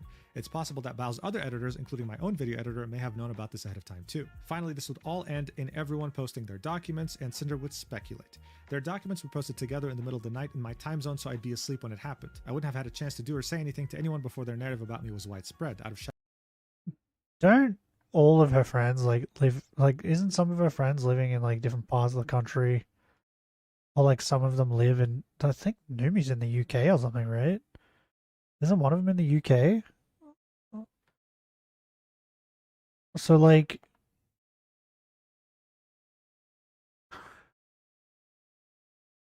does she realize time zones are a thing? But by the way, how the fuck would they know you were asleep? Like they're not you. They're not going around monitoring everyone. Like you seem to be. Do you know when they sleep? Because if so, that's fucking weird.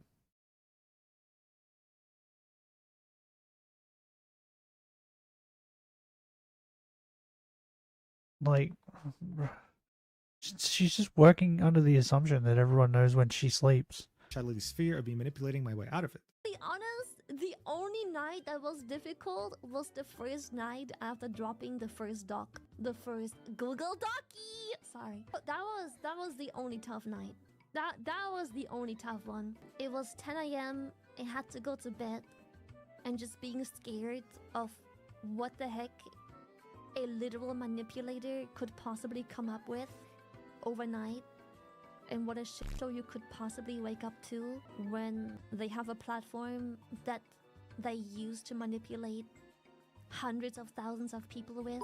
Okay, yeah. So, by the way, she said that they uploaded it and then they went to bed. So, by the sounds of it, they just fucking, well, that's what they all did, right?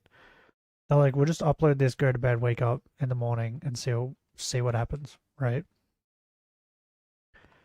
But she's like, no, they did it when I was asleep.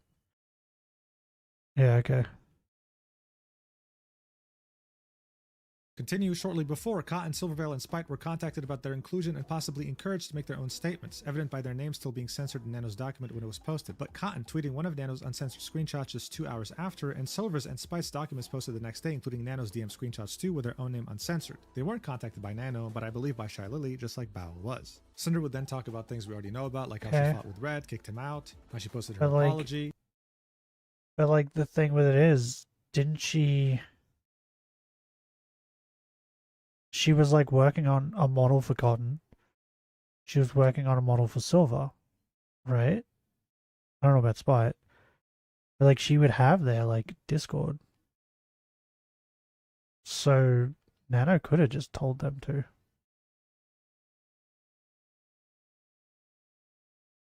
Like, okay. Cinder would then talk about things. Seems like she just wants to push everything on to Shy Lily. You know about, like how she fought with Red, kicked him out, how she posted her apology, and how everyone would stream their thoughts throughout the rest of the week. The first speculative subsection here would be Nano's new manager. Cinder would ask, how did they get involved? How are they connected, and how did they get in contact with Red? She'd say that Akira is the game director of Kernel Hearts and founder of the game studio Ephemera Games in Argentina. She'd show their Twitter profile. Okay. And she'd say Nano does not follow Akira, and nowhere on her page or website does it say anything about Akira being her manager or business contact either. They've never interacted on Twitter either. She'd make the connection that the only person following Akira that was also a friend of Nano was Momote, who she met IRL. Cinder would then say, I don't know if Nano knew Akira already, but Momo is the only connection I could find between them. In the past, Nano's talked to her friends about things Red had said to her. She'd bring up past DMs with her and Red, in which she would say, okay, asked some help from my friends. My friends told me it's a bit unfair to stop other models, etc, etc. Cinder would say, after speaking to Shy Lily about Red, could Nano have gone to her friend Momo, who connected her with Akira to play the role as her new manager to Red? Overall, it was her asking questions. Why was this done? Why do I think that this was... What? So this is just more like, okay, who gives a fuck? Who cares? Like, what? Who cares? Okay, this person, Momo, was probably like, who's the most like professional person I know? And she thought of Akira, right? And then Momo could have told Akira what was going on, and he would have been like, oh, I'll help. Like, what are we talking about right now? Who gives a shit? You just venting because like more people knew? Like, I don't understand. This was only after Nano spoke to Shy Lily. She'd then say Nano avoided ever communicating directly with either Red or I again after the 12th of April 2025, and I don't believe she would have gone to Why was this done? Why was this done, and why do you think this was only after Nano spoke to Shy Lily? I would assume, right? Nano spoke to Shy Lily about this. Shy Lily then told her said some things to her, where Nano was like, oh, maybe Lily's right, which then led Nano to speak to more of her friends, like Momo, which then led to what I just said. Right? Like, if she's speaking to Lily about this, she's probably speaking to other people about this too. Not just Lily. But you're trying to frame it as Lily told her to do this? Told her to get Akira or whatever? Or like told her to get someone else to be a manager? Like, is that what you're trying to say?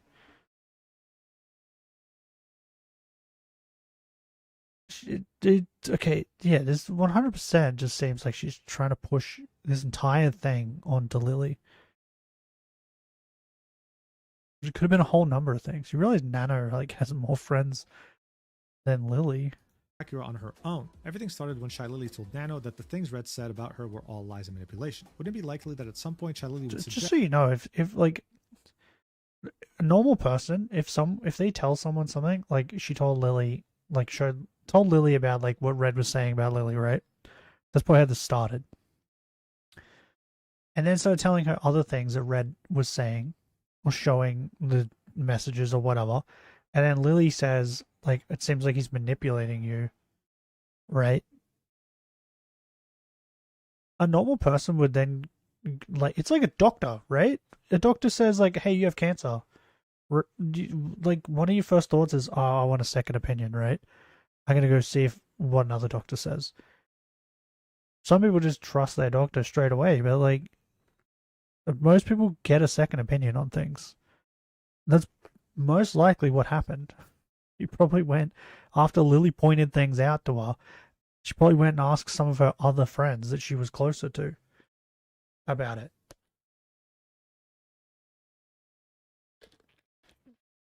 Who probably pointed out the same fucking thing.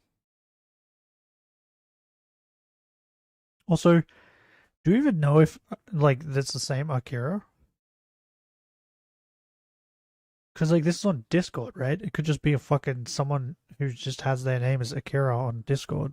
Or direct Nano to separate herself from Red and I to avoid being further lied to and manipulated. Nano then needed to find someone neither Red or I knew to separate us, since she couldn't do it herself, the same way she couldn't contact Bao herself and Shylily had to do it for her. So I think you get the gist of speculation in this section. It'll be mostly directed at the fact that Shylily was orchestrating things in the background. But since Cinder has no direct proof to prove this, she tries to explain it anyway because that's what she's convinced of. She makes it no secret. In the first page of this document, she saes, yeah, I believe Shylily was one of the main orchestrators. But you'd have even more speculation, saying that the time zones of the DMs shown in Nano's document don't add up. You'd see things that were 1 hour ahead, 2 hours ahead of her time zone, etc. To Cinder, this shows that Nano likely wasn't acting alone when taking screenshots of her own DMs that were shown in her document.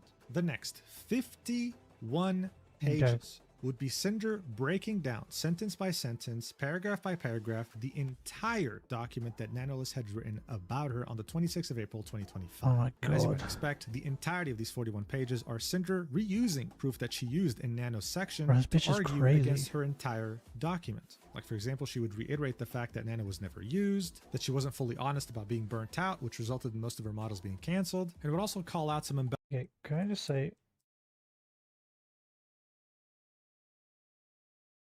Nano was used, but I feel like it was a mutual using, right? You both used each other.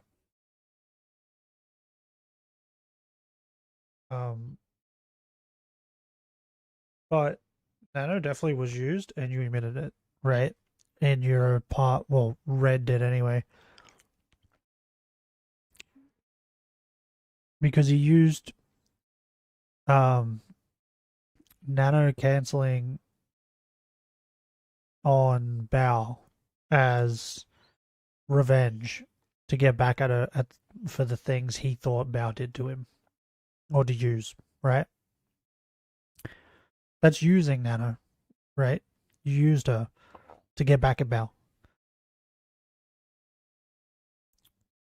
So you can't say you didn't use her when you did.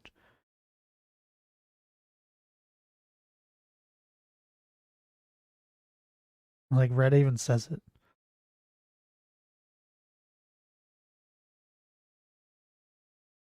Are you comfy, puppy? He was sniffing my elbow and it felt really funny. embellishments. Like, for example, Nano would say, they also complain and accuse Bao of giving their editor too much work, resulting in the editor not having any time for new clients, which will be important later on. Cinder would argue, Red did not make this claim against Bao, and said nothing about our video editor not having time for new clients. Our editor wasn't seeking to take on more clients, and was content editing for me and Bao only. This is what he said, which is what the screenshots below show in her document. This claim was only made to push the false narrative that we were maliciously overworking Nano, which is brought up later in her document. She'd also say that Nanoless was being dishonest with how she would portray Red talking about Bao. How one message was in August of 2024 when she initially cancelled Bao's model, and how the other one was in January 2025 when she accepted the exclusivity deal. To Cinder, this is deceit. It manipulates the messages to leave out vital context and misconstrue what actually happened in each case. Overall, though, it was really just a repetition of What was that? How one message. She'd also say that Nanoless was being dishonest with how she would portray Red talking about Bao. How one message was in August of 2024 when she initially cancelled Bao's model, and how the other one was in January 2025 when she accepted the exclusivity deal. To Cinder, this is deceit. It manipulates the messages to leave out vital context and misconstrue what actually happened in each case. And the vital context was that he complained about Bao even more? And it was just a all-around piece of shit, even more than what we thought? Like, what do you mean? What's the vital context? Are you gonna show? Does she show what the vital context is that we need? That Overall, though, it was really just a repetition of Nano's section, except here she was being more confrontational and using all the DMs and images and her logic to go against everything Nano was saying sentence by sentence. If I may be so bold and talk about my personal preference here, I would have much rather had this in 40 pages than reading 200 pages of Nano's section. This maybe would have not resulted in 99.9% of people not wanting to read your 1,000 page document. The new things that will be included here is even more speculation. Look, we've already established that some screenshots in Nano's documents were cut off, like when she said, "It do be fair" to Red's proposition of an exclusivity deal. There would also be some context missing, as we saw in Nano's section. These conversations wouldn't start at certain places in which Nano's document said they did. Cinder would say, "So if my friends knew what the full screenshot showed here, but they were manipulated in Nano's document before showing them to the public, then who did it? At the very least, I know that Nano's specific message calling their deal with Red fair was seen by Shylily, Bao, and my friends. My friends who were involved are not stupid. They wouldn't have done this to me if Nano didn't show them everything that happened first, right? I originally thought that as my friends, they would have wanted to be fully informed on everything that happened before making their decision to cancel me. Unless the first person Nano contacted, the one who told Nano she was being manipulated to begin with, unless the first person..." Why is she so hung up on the exclusivity deal? Like, what? So, you realize the issue your friends had was that your boyfriend was bad-mouthing your friend, someone who you call a best friend, behind the scenes, right?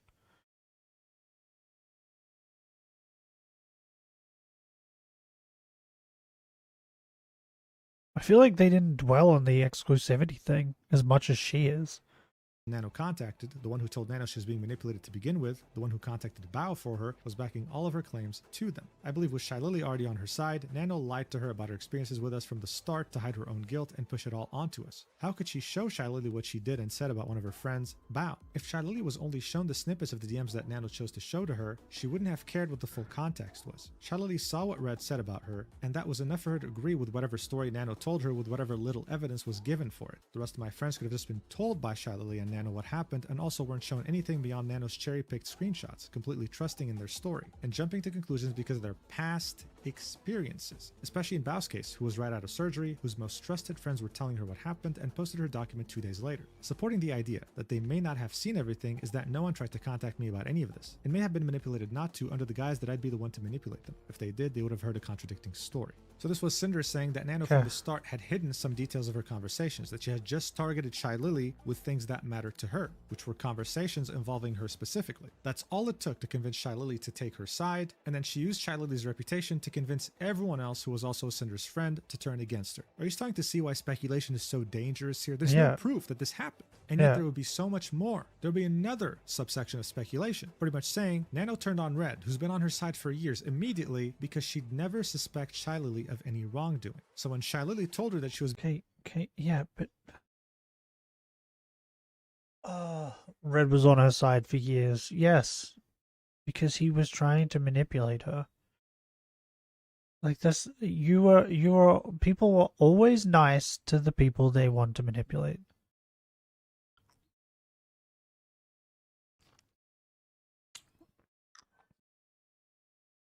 Unless they're manipulating them with fear. Which, how the fuck would Red be able to do that? Of course he's going to be on her side and nice to her. Like, it's just stupid, bro. This whole speculation thing is so dumb. So stupid. Was being manipulated, she trusted her immediately and threw Red under the bus. Like, we can also speculate on you. Doesn't make it true. Especially if there's no evidence. Bro, she would be so, like, her and Hassan would get along so well. Just, like, speculate on everything.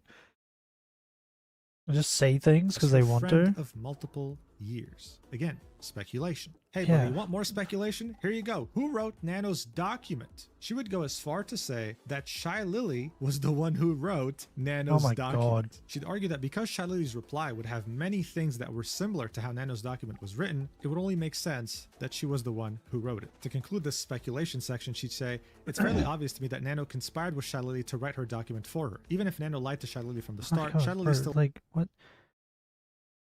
She talks about Nano like Nano's like a fucking child who can't do anything for herself. What are you talking about? Maybe Lily helped her with the document. Maybe. But even that we can't say because there's no evidence. What are you talking Go about? help Nano lie. Besides presenting everything in such a convoluted order, there were doctored screenshots in her document like I showed above. Alright, so let's just take a step back here. When she says doctored, she means either cropped, which we already looked at, or having had names censored, okay? It's not like it's Photoshop, right? Let's just get that straight. Just continue. The same screenshots in Bao's document being uncropped and unedited shows that Bao was being honest with the information she was given, but Nano and Shiloh Just so you know, the way, like, you doing this speculation thing and then, like, saying things like that, choosing certain words and the way you phrase things, that's manipulation. So, like, this is a form of you trying to manipulate people into believing what you believe. So, like, the whole thing of, like, oh, they didn't want my friends to talk to me because they were worried I would manipulate them. This document kind of proves that they made the right choice. Like, what? Yeah, you probably would have. Like, definitely. What are we talking about? They weren't. Being the person who presumably wrote Nano's document, Shylily and Nano would have known exactly what I meant by it's just business, but she was the one who lied the most about it in Nano's document. Why? How the fuck would Lily? How would Lily, who you barely spoke to, know what you meant by it's just business? Like, what? Because she read all of... Bro, we read all of it, and I still fucking am like, I don't get it. Like... Document in her reply to me and on her stream. Interesting how she was able to connect my messages from that same... Just so you know, like... I don't know if I've done it in a while, but... I do it sometimes to Benny. But I do it a lot to, like, other people. Yeah, there you go. I just send random things. Like, just random gifts and stuff. To people. And, like... I wouldn't... Like, if I showed that to someone, I wouldn't be like, yeah, like, just read it all. You'll understand what I mean. Because they probably won't. They probably won't know what I mean. Because they don't know that I'm just a fucking weirdo who sends, like, random gifts. They'd probably sit there for hours trying to decipher what the gift that I sent means. And it means nothing. It's just me being weird. It's just me finding a gift that I think is hilarious and then just, like, sending it to people because I know they're gonna... In my mind, when I send people weird gifts, it's like I'm sitting there going, yeah, they're gonna see that and be like, what? Fuck does this mean? And it's gonna confuse them, right? That's why I do it. But if I showed that to someone, no one's gonna know what the fuck that means. And you just like you just said like things. Like you had a conversation with this person, and it's like it's just business. You're like, yeah, people if they read the whole sentence will know what that means. No, they won't. They don't know you. They don't know you personally. They don't know like Shylily doesn't know you fucking personally. Or enough to understand what the fuck you mean by that. Same conversation with Nano to how I must have known about what Red said in his DMs with her 2 years later. But somehow it's like inside jokes. It's the same thing. Like you and your friends understand the inside joke, but no one else does. No one else is gonna understand it.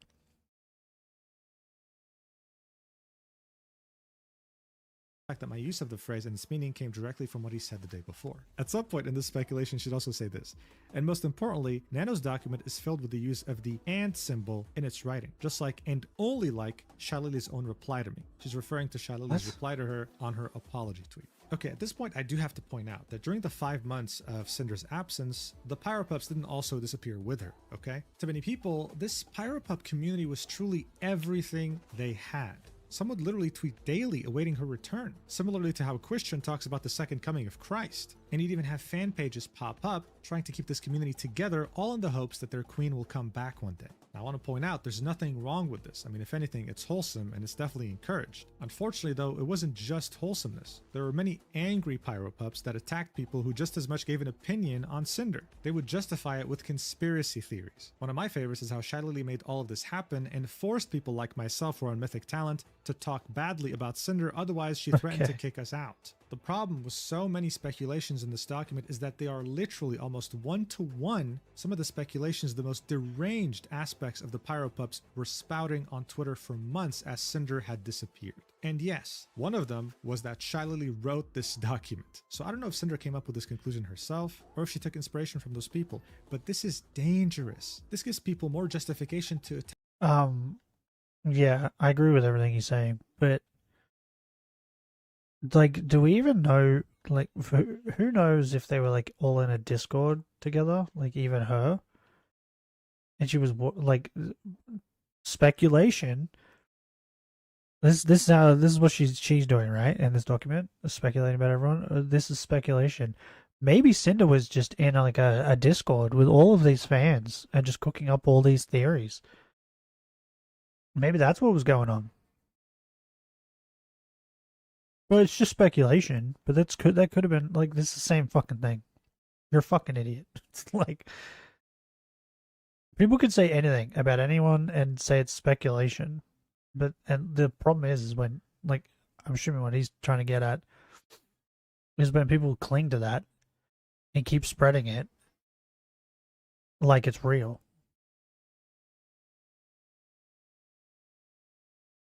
Attack Shylily on nothing more than a baseless claim. I mean, it's literally titled, or at least labeled, speculation. Why is this here? Do you not have enough proof to prove your point about her? This is why She doesn't have any this proof. section is so damn I would dangerous, assume. and I just can't believe she couldn't see that when she wrote this. Anyway, the next 30 pages would be the same thing as what we just saw, except about Bao's document. She'd be breaking it down sentence by sentence. Oh my God. She'd say, originally I had gone through Bao's entire document, pointing out the lies within it, but I no longer believe she and my friends were lying. They were misinformed and were speaking from what they thought was true. Okay. Nano and Shylily lied to and manipulated them all to see the story their way.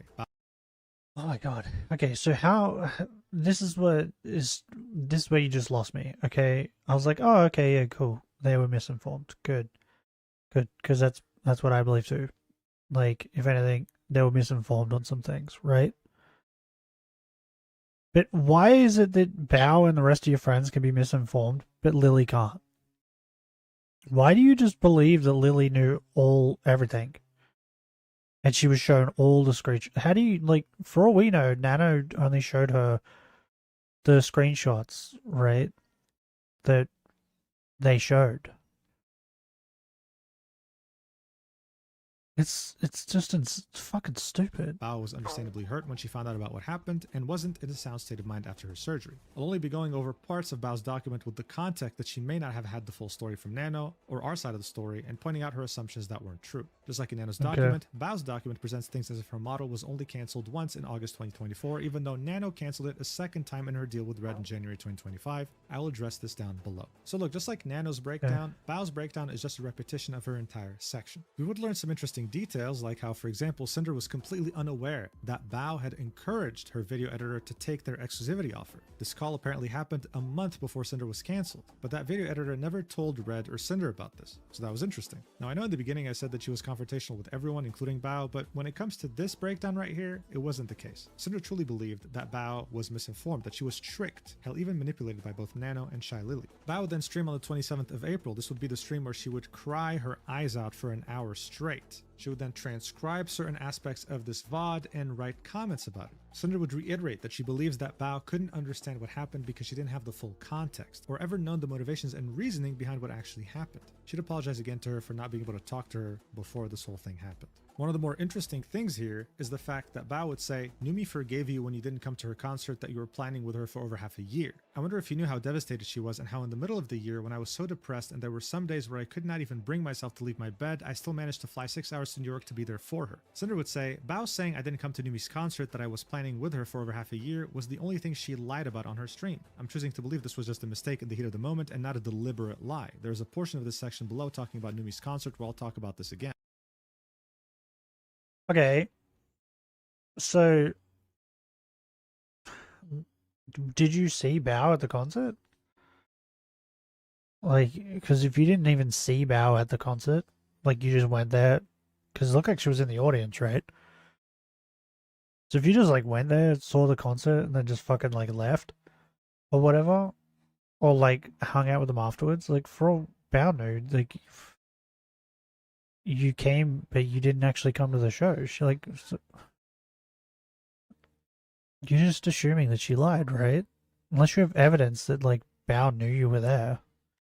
So maybe Bao meant that she didn't come to sing, which was the case, and Bao still had to be her replacement. I don't believe Bao was talking about the fact that she showed up in the audience. This was not about, she's literally talking about her flying to sing, right? So that's what she's talking about. Yeah, she that's also her. argued that Bao had an impossible choice given to her by everyone involved. Remember that whole clip with Buff Pup? Cinder argues that that person Buff Pup was talking about, the person they were waiting on to see what they should all do, was Bao, not Nano. And then of course, Yeah, that's what I was. Yeah, that's what I said when it happened. That it could have been Nano or it could have been Bao. But my brain, when the Buff Pup thing, when he played that, straight away went to Bao, because she was like, in my mind, she was the most affected by all this.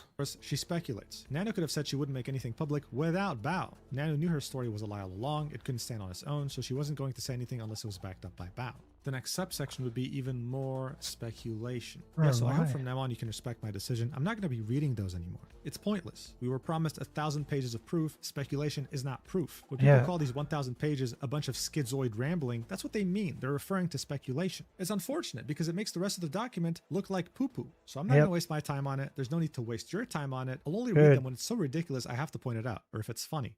Did Nano even want to make Bao's model? Can't believe that's a subsection of speculation. All right, so the next subsection, Cinder would argue that what truly canceled her was Shiley's reply to her apology, having over 8 million views, 150,000 likes, saying it's full of false accusations.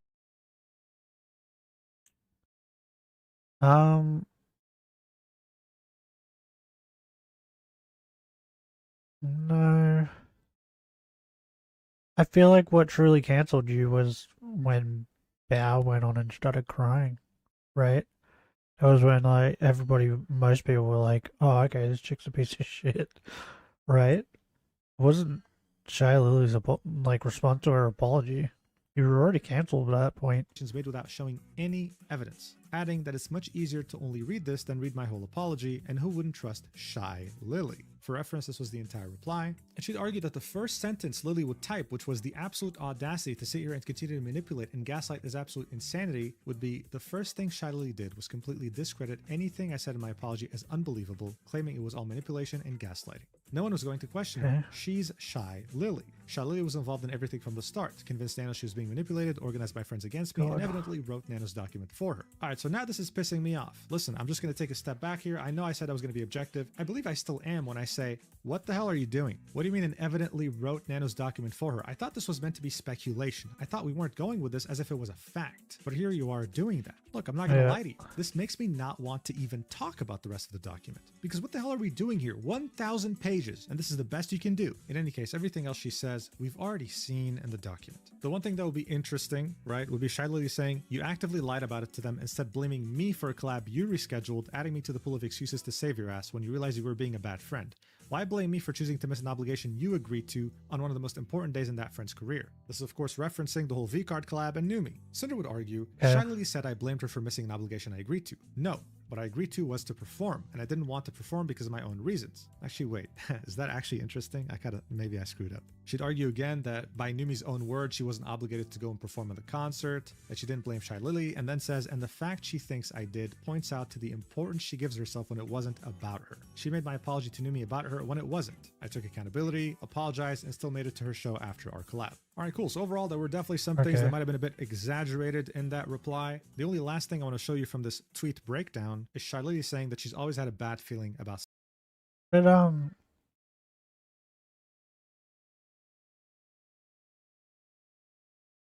didn't she say to Numi like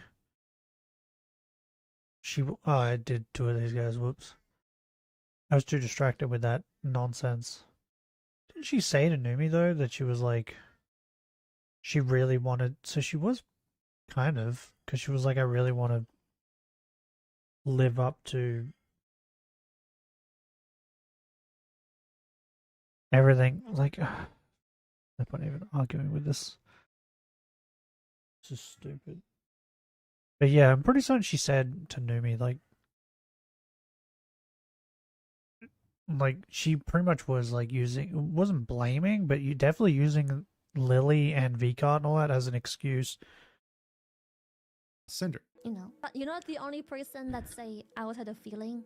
It's I know lots of you are probably men, so you wouldn't maybe quite get it. But as a woman, you can't not get along with another woman based on a gut feeling. You can't do that. You're a catty bitch. You can't do that. You can't not get along with someone because of no reason when they prove to be everything but a threat. You can't do that. Anyways, usually when you have a gut feeling, you stay back and you observe. You take distance. I'm a very distant, very in my own lane kind of person to begin with. Yeah, yeah, that's what I've been saying. Like, she does a lot of just solo streams and stuff. So, like, yeah, because to Lily, like, because it seemed like Cinder was like trying to make a bunch of collabs and stuff with her, and like, I don't know. I feel like if you want to collab with someone, maybe you should go and like just look at their content, right? And if she had done that, she would have like noticed that, oh, okay, Lily streams single player games or like solo like 90% of the time. So maybe she might not be into collabs. Right?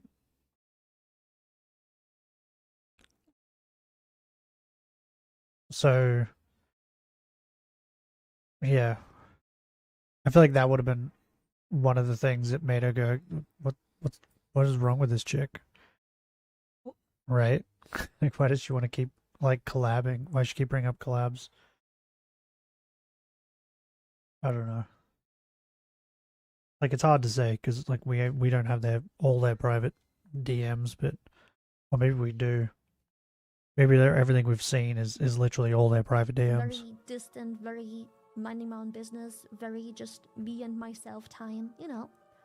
Usually you stay back and then you observe for an entire year of how nothing goes wrong and how your friends like that friend and how everything seems peachy. And then you're like, you know what?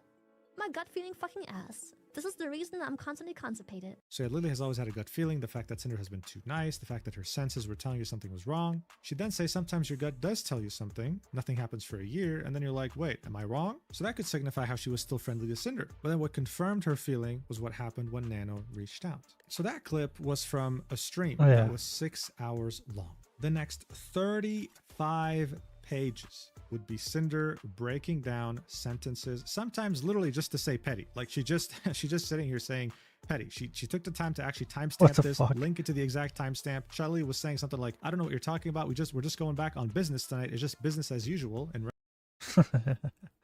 what's the first one say? You don't have to give me biddies and shmoney to make me feel better. We're not like that in here.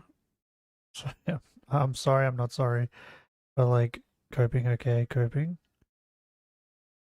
Okay. What?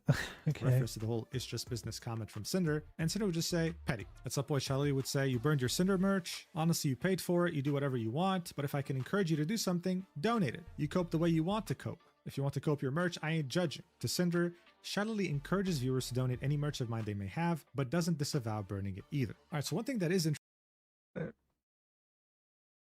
Was she supposed to? Like, what are you talking about?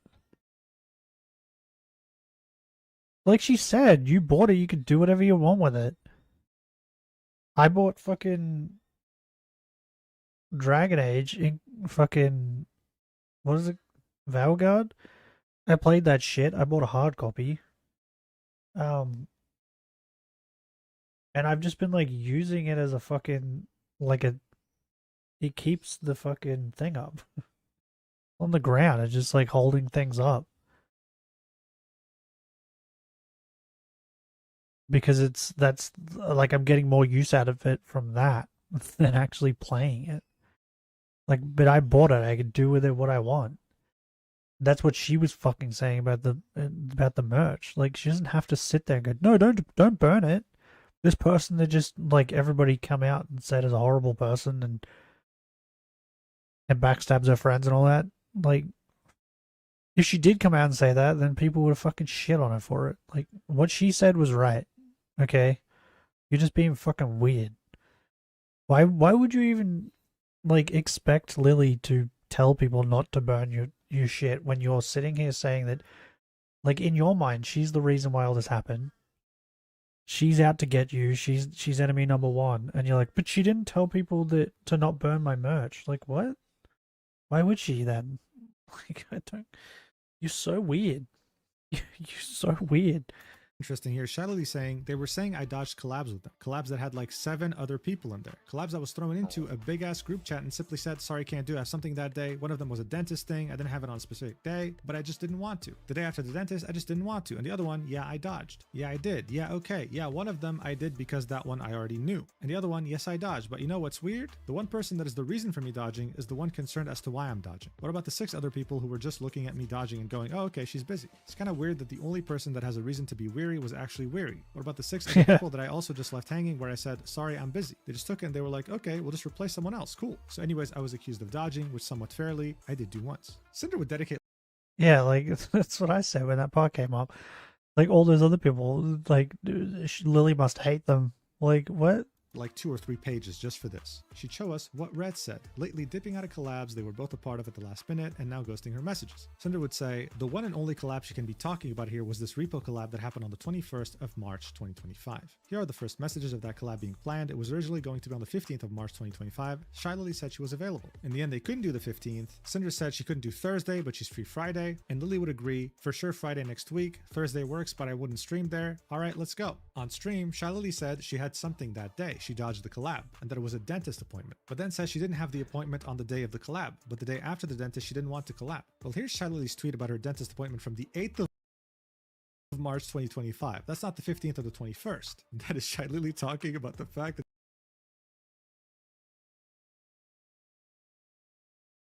she managed to sit through her dentist appointment without a panic attack for the first time on the 8th of March. Cinder says, so then, before anything else, Shylily said, and the other one, yeah, I dodged. Yeah, I did. One of them I did because that one I already knew. And the other one, yes, I dodged. Cinder would continue saying, she said she dodged one collab with the excuse that she already knew, and another collab just because. So what Red said about dodging collabs wasn't slander like she lied about. The other.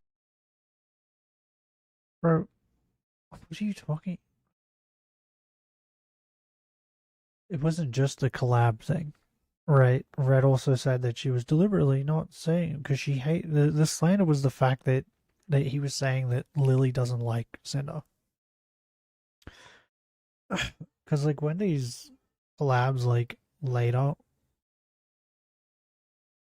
closer to when she got cancelled or whatever. But on top of that, like depending on what she had done at the dentist, like sometimes fucking your teeth and that can hurt like days after, right? Depending on what she had. The collab I believe she's referring to is the one that never happened on the 27th of March 2025 that was shown in Shylily's section. This is where she would just leave the group. So if one collab was dodged on the 21st of March and the other collab being planned on the 27th of March was dodged, how could Shylily use the excuse that she already knew? What happened between Nano and Red from their conversation on the 12th of April? Then Cinder would reference when Shylily would say, but you know what's weird? The one person that is the reason for me dodging is the one concerned as to why I'm dodging. Cinder would say, the only collab Shylily could be talking about here is the repo collab from the 21st of March. First, let me address why she thinks I was concerned and weary. The day of the collab, we were told Shylily wasn't going to make it because of a Bikini Bottoms collab she had that day. Because we rescheduled this collab once for another friend, I thought we were going to reschedule again for Shylily so she could play with us. That's all. So far, she said this collab was dodged because of a dentist appointment. Then it was the day after dentist appointment, so she didn't feel like it. Then it was because she already knew what happened over 2 weeks in the future somehow, when in reality it was because of a Bikini Bottoms collab that day. But did she dodge because of the Bikini Bottoms that day? No. It's true that Shylily had a Bikini Bottoms collab that day, but that was only at 2 p.m. EST. Our repo collab was at 11 a.m. EST and lasted about 3 hours. Shylily would have been able to do both. Okay, but maybe she didn't want to stream that long. Shylily started her stream that day at 11 a.m. EST, just chatting for 3 hours until her Bikini Bottoms collab while the rest of us played repo without her. She would link her VOD and then would say, do you understand how like unhinged and crazy this seems? What, just so you can prove that Shylily was dodging the collab? Like, what? She could have played with us, but she dodged. Why? I believe it was because Shylily already had something against me unrelated to anything to do with Nano. Bro, this VOD goes for 5 hours, and then you wanted her to stream for another 3? What? and didn't want to platform me on her stream. Shadowly dodged at least 2 collabs with me, Red did not lie to Nano, and Shadowly lied to everyone saying it was slander. She admitted to it herself on stream. First off, listen, I'm not siding with anyone, okay? But I gotta admire or at least respect how far back she'd go to find receipts. I mean, finding a tweet of Lily talking about her dentist appointment is crazy. Now, look, she does make a good point on these things, but I did also bring up something else to consider from a different perspective. Bao, for example, had been feeling ignored for months. She's also friends with Lily. She might have vented to her. The thing with Numi's concert happened. Even though Syndra apologized, she might have still told Lily, and Lily would have been like, okay, I don't care that she apologized. She clearly cares about business over Numi's friendship. And again, Lily is also friends with Numi. Good friends. Now, yeah, of course, this is speculation. I'm glad you pointed that out. But I'm not over here blaming people for what happened. I'm just saying this could have happened. These are things to consider. I'm not saying that Lily wrote Nano's document as if it's a fact. Syndra would also make a comparison to the whole raiding incident, right? How she said nothing, and compared it to back in 2024 when she raided her and Shy Lily was like, thank you so much for the raid, queen. It means the world to me, etc., etc., showing us that her reaction was different.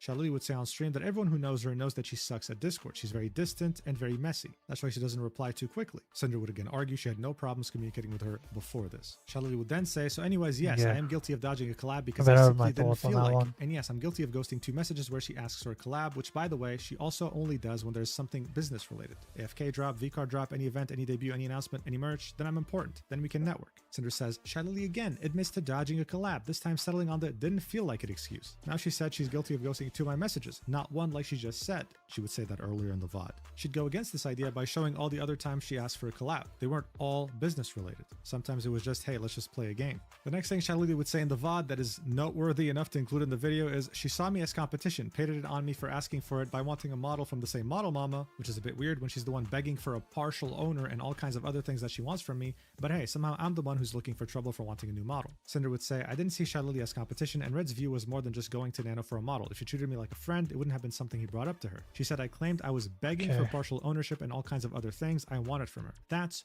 wild.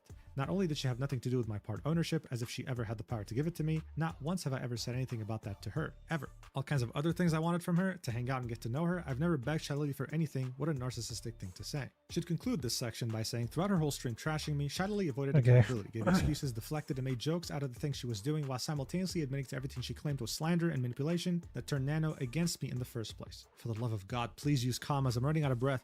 Shalili didn't care about the lies she was telling about me on stream. She won and celebrated my cancellation. She couldn't help but take a victory lap around my corpse. Says a lot about her narcissistic character. Accountability only mattered to her when it's the other way around. I should have known better than to expect the Shy Lily to hold herself to the same standards as she did Snake.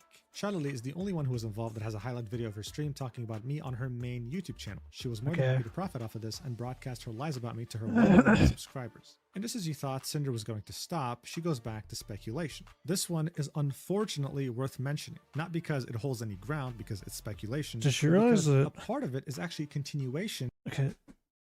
Does she realize that a lot of people made money off of her drama? Like, there was a lot of drama channels that, like, reported on it. Why does it only matters that Lily made money off it, though? Because she was involved?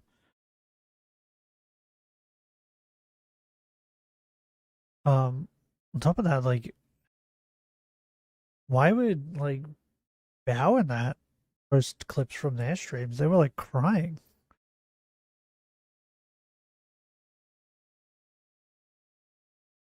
Like, I assume that's the reason why Bao and that didn't post any, like, a video. But other people did, right? Of a V-card conflict. You see, in Shy Lily's section, there was only the conflict of the whole misinformation thing. The fact that Syndra was told by staff the wrong info, and that kind of stepped on Lily's toes because this was her baby, this was her project. She is literally the owner of V-Card. But we'd also see that there was another conflict, one that's probably even bigger, that wasn't mentioned in Shy Lily's section. Let's get down to it. Syndra would argue Shy Lily always had something against her. Why? Let's look at some of the things she said on stream again. We're skipping this because there's nothing noteworthy we haven't looked at. Now, the continuation would be here. Syndra would say, Shy Lily viewed me as a very greedy person, and that all my actions were due to my alleged greed. She encouraged viewers to donate any and all of my merch, but didn't dissuade them from burning it either. Lily also wants to make it seem like I begged to be in her position at Gamersubs as a part owner, even begging her for it, as if I was jealous of her. Not because I actually earned it like she did, she seemed to have a very emotional outburst when talking about me calling myself the Charizard of V-Card. So see, this is what I was talking about, the whole continuation of the V-Card drama. Let's keep going. Not that she'd know this, but for my debut anniversary on the 25th of June 2025, I was supposed to be releasing a limited edition tub of Pyro Power with a promo V-Card. Both were art drawn by Nanolus. Red and I fought with GamerSubs to make my promo card the same card across all purchases instead of having a 1 in 10 chance of getting the holographic one. It could have made so much more money if people needed to buy a bunch of tubs to get the right card, but it wasn't about the money to me or Red. So this is Cinder proving in her DMs with Red that she's not greedy, that she wanted all her fans to receive a holographic card if they were buying a tub because they're spending $40 of their own money. Usually it's a 1 in 10 chance. On the 28th of March, Cinder would message Shylily saying, do you want to play the V-Card sim together sometime soon? This was because the rules were updated and she wanted to play it in Tabletop Simulator, as we saw in Shylily's section. The very next day on her stream on the 29th of March, Shylily received a TTS message about my then upcoming AFK flavor. The first thing she said was that she had nothing to do with my part ownership. Oh, because she is co-owner. That has nothing to do with me, bro. I don't have a saying in that. That shit has nothing to do with me. Don't look at me, bro. It's got nothing to do with me. That's GamerSubs. Leave me out of that shit. Then, a couple days after Cinder got cancelled, Shylily would say in her stream that she's... It's true, right? What was her argument though? So it's just another reason of her saying this is why Lily doesn't like her? Because, like, she's not wrong, right? Why would she know anything about what I mean? Like, it just... The way Lily react, like, so Lily's like, yeah, I don't know anything about Cinder's stuff with GamerSubs because that's between GamerSubs and Cinder.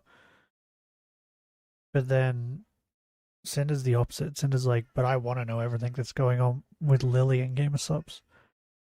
Which is weird. That's not how you should be. Right?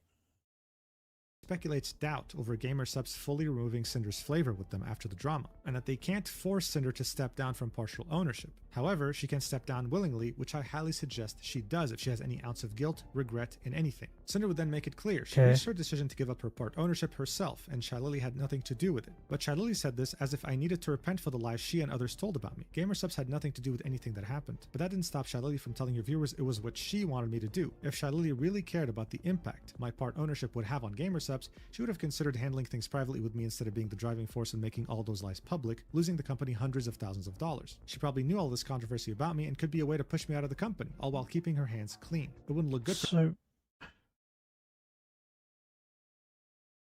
So your reasoning behind her gaining off of your downfall was that you're not in GamerSubs anymore? But she lost, like you just said, GamerSubs lost money. Which then means that Lily lost money. You're just trying to say that, like, she's gaining because she's the only VTuber with GamerSubs now?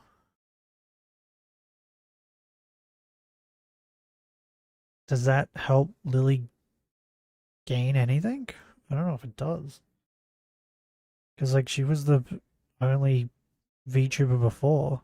For Shylily to go after the other GamerSubs owner after all. 2 days after that stream, on the 1st of May 2025, Shylily couldn't help herself and made an announcement in the V-Card production server where the staff, VTubers, and artists developed the game, notifying everyone. She chose to involve the over 70 people in the server in what happened personally. I don't have a screenshot of the Discord notification or the full message because it was deleted Okay, trust me, bro. shortly after it was made. However, I have a screenshot of my notification history from that day when it happened, showing a part of what she said. Here we can see Shylily saying, hey crew, I know it's been a terrible fucking week. I hope you're all holding up. I'm not good with words and drama and emotions and all that business, but just wanted to say I feel sorry for you guys dealing with the stuff that is none of your business or concern. So this was Cinder speculating, right? That Shylily always had a problem with the fact that Cinder was a part owner of GamerSubs, something that was unique to her, and she didn't like the fact that it was now someone else like her. She'd say, I think most importantly, she didn't like how enthusiastic I was about V-Card and the role I was carving out for myself in it. Not only did I mistakenly give out information. What? Like, even if you're true, like, it's understandable. Like, if you... I'm not even looking at this from, like, Lily's point of view. How long did Lily work on V-Cards before it became a thing? Could have been like a year, if not longer. And she was working on this behind the scenes. Like, and then you're like, hey, right before they're about to like release it, you're like, hey, I want to also be a part of this. I know I just came in, but I want to carve out a piece for myself.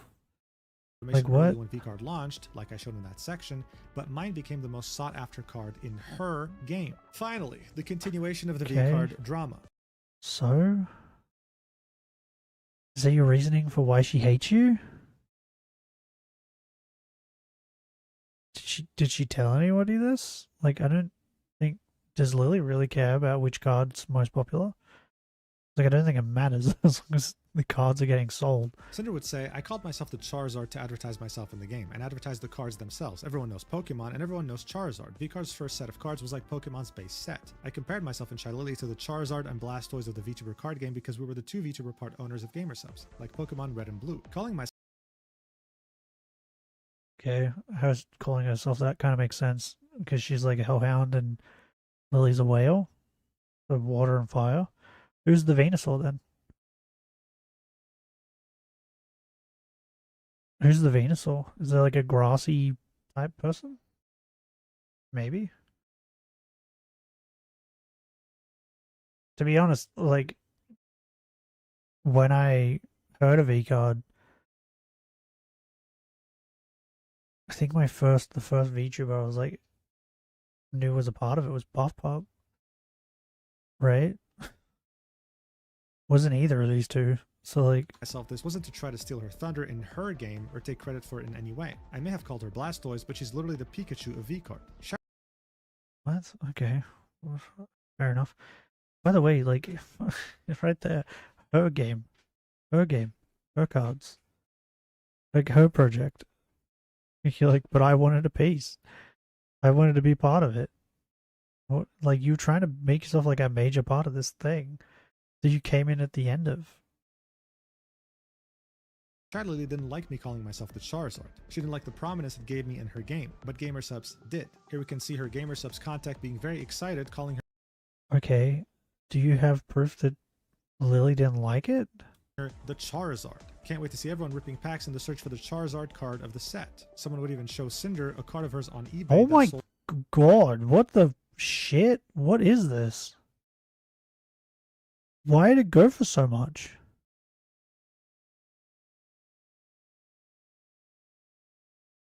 What? What did Lily cards go for? Sold for $750. This was the clip that Cinder had linked here of Shylily talking about the situation. I still find it funny that she called herself the Charizard if V-Card. Girl forgot Lily wasn't a Goldeen, she is a fucking Kyogre. There is no competition. God, that... Oh, when she said that, and when she tried to bring me onto... Okay, I know. When she sat there and she tried to make this thing with me and we were doing a collab and she was just like, oh, haha, the Charizard and Blastoise of V-Card doing the... Oh, like... How dare you sit there and pretend to be some Boggs legendary of something that you didn't create? Right, so as I mentioned, V-Card was Shylily's baby. She had worked on it for a long time, and then Cinder joined in near the end. It seems like the whole misinfo thing with Cinder and information about V-Card before its release was nothing compared to this. This was the real issue Shylily might have had with Cinder that made her stop talking to her. Everyone knows that Charizard is the most expensive card in the Pokemon base set. If you can get a Charizard that's first edition, shadowless, in perfect condition, it can sell for enough for you to buy a house. I wish I was exaggerating. Blastoise is also considered rare, but nothing close to Charizard. Now look, maybe Cinder's intentions here truly weren't her stealing the thunder of Shylily. Maybe she just thought it was cool, right? But I'd say you'd have to lack quite a bit of self-awareness, because even here, she's stressing the fact that her card was the rarest one in the set compared to her. Look, man, if Shylily or Gamersubs were the one who called her Charizard, we can say she's innocent here. But coming into a project as it was getting ready to release and claiming that you're the rarest card, that's kind of a dick move. Does it warrant ghosting though, or dipping out on collabs? That ideally should have been something that they would have handled privately. Cinder would then specify that she... Yeah, but like the other thing too is like what's been happening. It probably wasn't just this. It was like a snowball effect, right? It was just a multitude of things. It just kept piling together. to lead to it. It was meant to be part of the second set of V-cards that would release in the summer of 2025. Weeks after her cancellation, she was told she'd be removed from the lineup. One thing she'd want to mention is the fact that she was a water type, which means that the whole Charizard thing wouldn't have applied to the set. What? So she's not even... What? The fucking Hellhound's not even a fire type? Set. Cinder would then go ahead for like the next 29 pages, talk about the whole The fuck is this game? This makes no sense. Numi concert thing, but how she was expected to talk about this in her apology, They're even gonna though it was buy a never pack. mentioned in any document, even though she had already apologized, and even though Numi wasn't even one of her accusers. Shylily used this against her, and Cinder is pissed about that. Shylily would say, for example, that she broke an Hold on. Who's in the set? V card. Skew's in the set, right? Skew? Skew-chan? She's in the set, right? Who else would be in the set? How to play. Here we go, meet the stars. Is Sanson in the set? I know Bop Pop is. BB no money? What? He's not a VTuber? What the fuck? Okay. Okay. AI, is that AI Candy? Owl Candy? I don't know. I don't know who that is. Numi, Amelie. Amelie's in the set. I like Amelie. Okay, I don't know a lot of these people. Bop Pop, okay. I'd love a Bop Pop card. Queso, what the Sea Dog, what the fuck? Okay. Ooh, Cha Cha. Wouldn't mind a Cha Cha card. Trying to figure out if this is. Oh, Sayu, I like Sayu. Trying to figure out if this is worth it. Oh, Demi, yeah, Demi's cool. Demon Dice, Dookie Bird. There's a lot of people that I don't know. Freem? I've heard the name Freem before. I don't know where, but I've definitely heard it. Hey, Juniper. I know Juniper. Hey, Coconuts. I know Coconuts. Oh, that's the one. Limelicious. That's the rest of it. I just remember Lime. Lord Aethel. Max Mofo? What the fuck? I want a Max Mofo card. Moist Critical? What? So even like non-VTubers are in this. Nanolus is in this. Okay. Yanas. Cat. Okay. Rainho. Sanson! Yep. I think I need to buy a pack. I like Sanson. Shylily, Silverveil. Silverveil's art is like different. It's not the pink one. The pink and blue. I don't know if I like that. Swagger Souls. What? Okay, Smitty?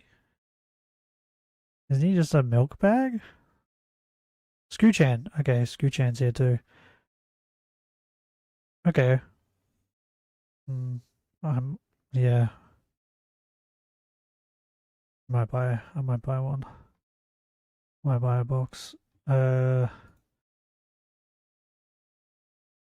Oh, you have to pre-order. Promo card is over. New products available for pre-order now. Can I even get it in Australia? Wait, what is this? Is this the card? Can I like look at it? Is that... Who is this? That's Doki Bird, Lime, and Armor? And Sayu? Question mark? Okay. I mean, my card's kind of meh. Ships. What is this? V card. Card sleeves. Okay. Premium 4 pocket binder. Okay. It's just like a box. Reacher Cups X Demi card promo card info. What does that mean? I don't know what that means. I like Demi. I like Demi with her short hair though. Who's this? Oh, Lena. Oh, bro, that's a fucking dope card. That's a cool card. Can I not like just like what? Hey, we're here to answer any questions. Shut up. New products maybe?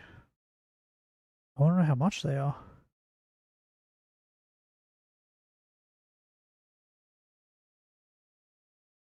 Playmat, card sleeves. Okay. There's shirts and stuff. Yuzu. Binder. Is this the box? This is the box. V-Card Awakened Worlds Limited Booster Box. $190?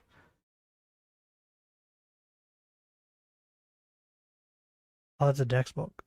Bro, there's a deck box for $90. That's so much money. V-Card Awakened Worlds Limited Master Case 12 booster boxes? Okay. How many cards do you get in a booster box? How many cards do I get? 500 plus total cards to collect. Okay. How many cards do I get in this though?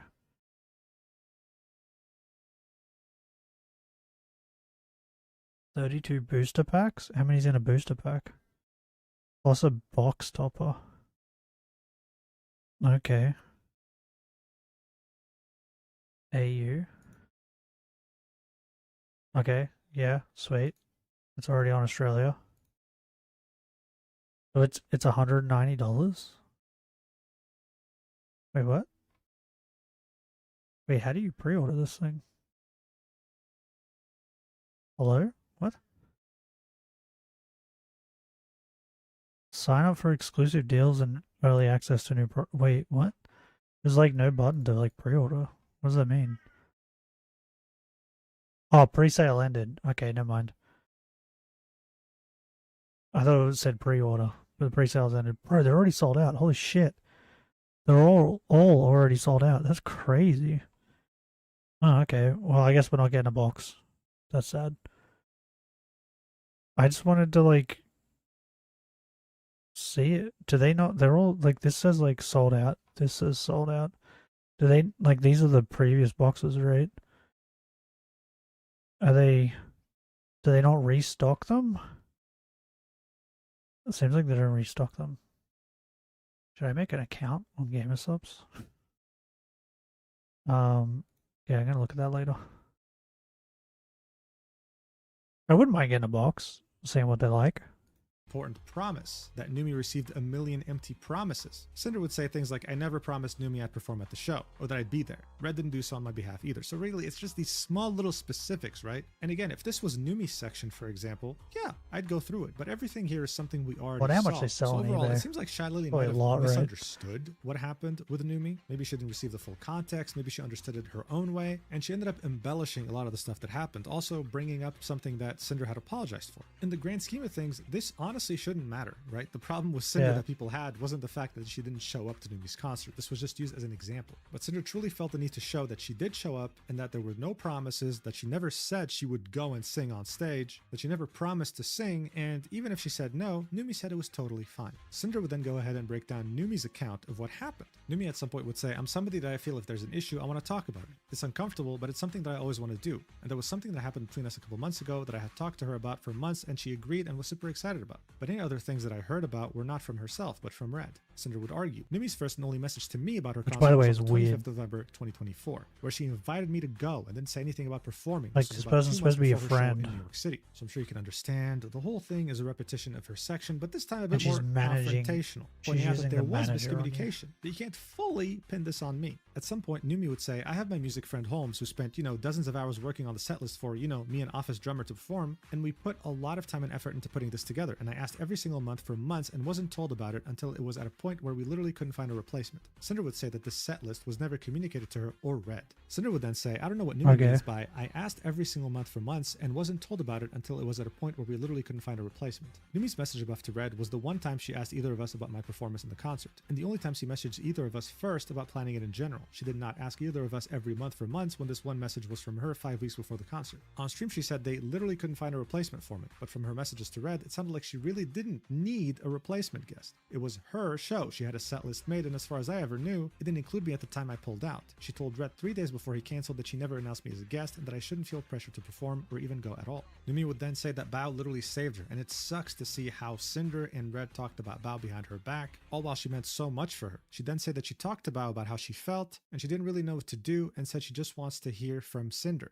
Numi would then say, I forgave her, but I saw that she brought up a collab that she said she couldn't miss, and I didn't believe that because if there's one person outside of Bao that I know would not put business over me, it's Lily. And I found out that I was lied to, and that this was something that could have easily been changed and didn't have to be on the day of the concert. Cinder would say, where did I say that? Where did I lie to Numi and say that? What I did say is that I could reschedule the collab to make my mistake up to her. I believe Shiley convinced Numi to see things her way and made her believe my intentions were to hurt, sabotage, and lie to her the same way she convinced Nano to believe Red was lying and manipulating her. She'd then say Numi, Bao, and Shiley couldn't have been misinformed on what happened with Numi's concert. They knew what happened, what I said, and that I was at the show. I'm choosing to believe that Numi and Bao didn't intentionally lie about the concert. Emotions were high and maybe they were speaking from feelings rather than fact, but the story told to the public wasn't true, and no evidence of what happened was shown. Another thing I want to address is what Numi said about Bao and Tricky being isolated. I've already conceded Bao was isolated due to my actions and apologized in her section of this document, and I apologized to Tricky in the accountability section for leaving her behind that day in Japan. But Tricky was not isolated by me or Red. I was doing things all the time with her online and with Boss Rush, and Red and I were almost always with Tricky during every trip we were on together when no one else was. All the time we spent around Tricky made her one of our closest friends. Red and I have done more for her than anyone else. Tricky confided in us about all the time.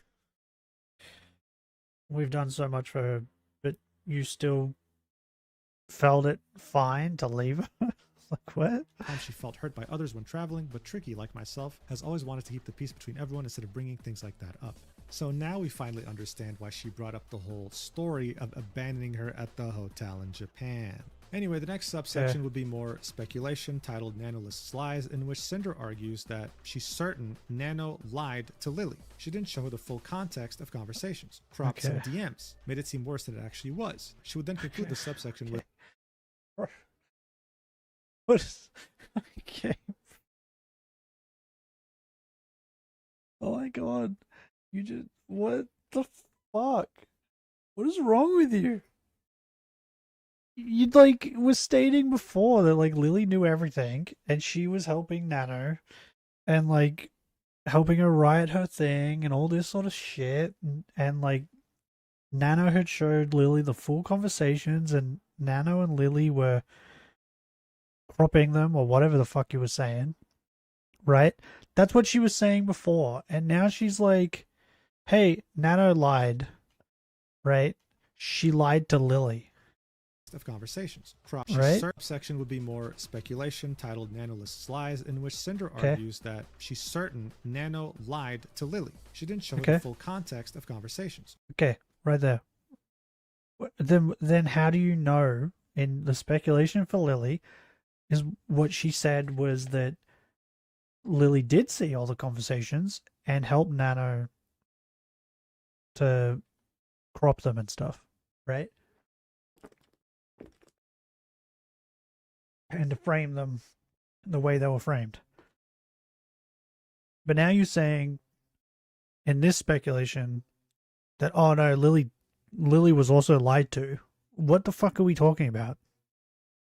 Cropped some DMs, made it seem worse than it actually was. And you can sit there and say, oh yeah, well, the part with Lily was speculation and this part with Nano was speculation. But you're giving us two different speculations.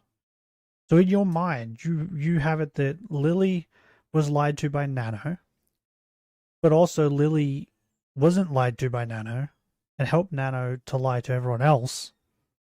Like, what the fuck are we talking about? This woman is like, your brain is like a mess.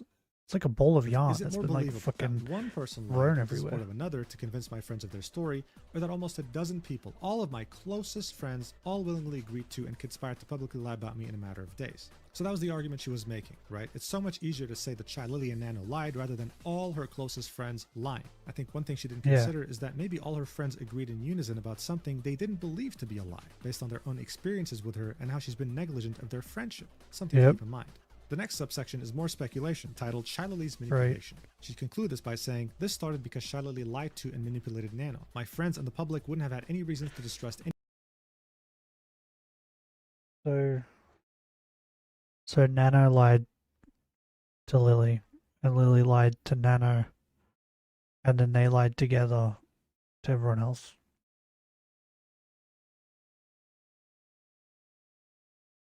Do you understand how, like, this gives you, like, I'm amazed that Mugen doesn't have a headache. Like, reading all this crap. Anything Shy Lily did, and they had other reasons to jump to conclusions too. It's like Shy fucking Lily didn't like me circus. for her own reasons and wanted to hurt me because of what was said about Bao and Nano's DMs with Red. She brought everyone together and manipulated things along to turn everyone against me, then admitted on stream to all the slander Red told Nano. Again, this is all speculation. Hey, would you look at that? Another subsection titled Speculation, the reward for lying. Here should argue that after lying, both Nano and Shy Lily would gain unprecedented merch deals, followers, money, you name it. Even saying that Shy Lily replaced her in her own friend group as the hero of the story. She gave Okay.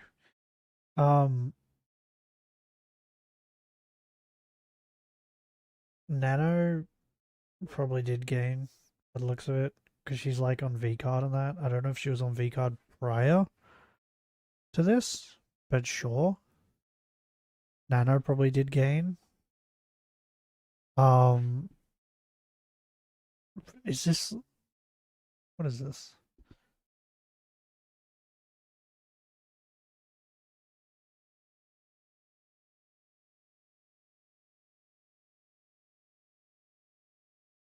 Is this over months? Because if this is your argument that she... Oh, look, she gained because she gained followers. Bro, it's on a steady incline. She was already gaining followers. Or whatever. Like, what? gained a lot of growth with her viewership, followers, and she didn't miss the opportunity to advertise her. She was already on a steady incline. So, like, okay. Her new merch, as well as a new outfit with Nanolis. Okay, motherfucker, by the way, like, you should know this. The merch takes time behind the scenes.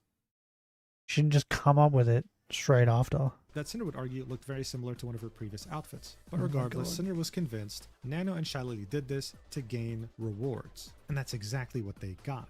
Another dangerous speculation that no doubt threw so much hate their way. Okay, the next section, don't worry, we're all... Just so you know, even if she gained followers or whatever, she lost on the GamerSup side. Right? So she probably still lost money. If anything, she broke even. She probably made the same what she was making before.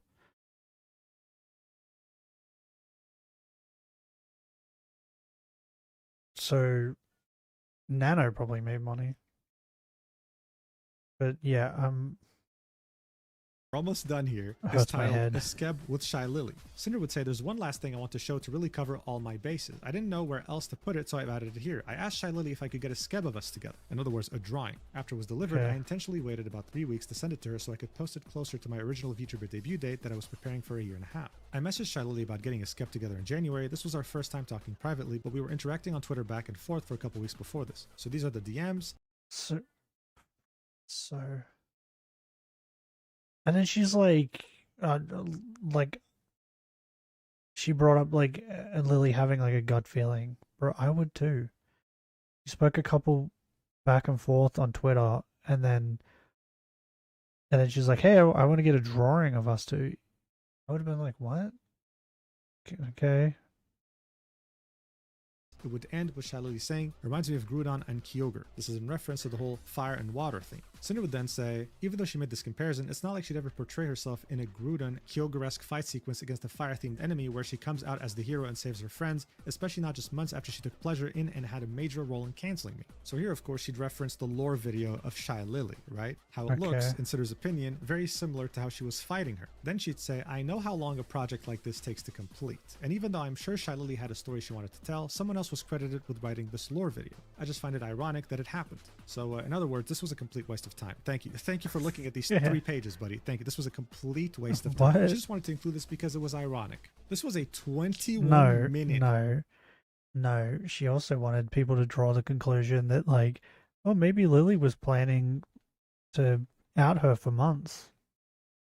Right? Lore video. This is like an anime fucking episode. This was released barely a couple months after the whole cancellation thing, but must have been planned way prior. The sane thing to assume, in my objective opinion, is that seeing that Shylily is a water-based VTuber, right? She's an orca. It would only make sense that her enemy is naturally fire. But hey, listen, maybe I'm just speculating too hard here. Alright, in conclusion, in Bao's section, Red explained his grudge against Bao that led to his and Nano's exclusivity deal. Does it matter explaining why Red held things against Bao that he told Nano about, or explaining that I only treated Bao differently because of Red's feelings towards her? No. But since this was all made public, it had to be explained. What both of us did was wrong, and we should have addressed the problem when we could have. But it matters how Red got to his conclusion about Bao. Red couldn't see the whole situation around Bao and Sack any other way. After Sack went exclusive, Red pieced together every action he experienced and noticed from Bao to corroborate a story based on assumptions and a pattern of behavior that made perfect sense to him. He ignored any of the good things Bao had done, now thinking she was being fake about everything. He didn't contact Bao about any of this to verify his theory. He was angry at her and already made up his mind about what she'd done, and thought she'd lie about it anyway. Red eventually tried to get even with her by making a deal with Nano to take the opportunity of working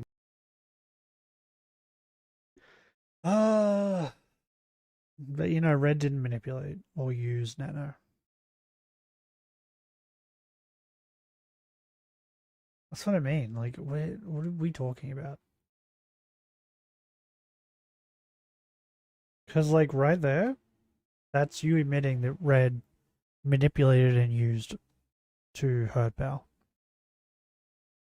With her away from Bao. Once the truth came out, he turned out to be wrong. What Red did was piece together an assumed story about someone from observations and experiences with them after something negative happened regarding them, adding to a supposed pattern of behavior. Focus.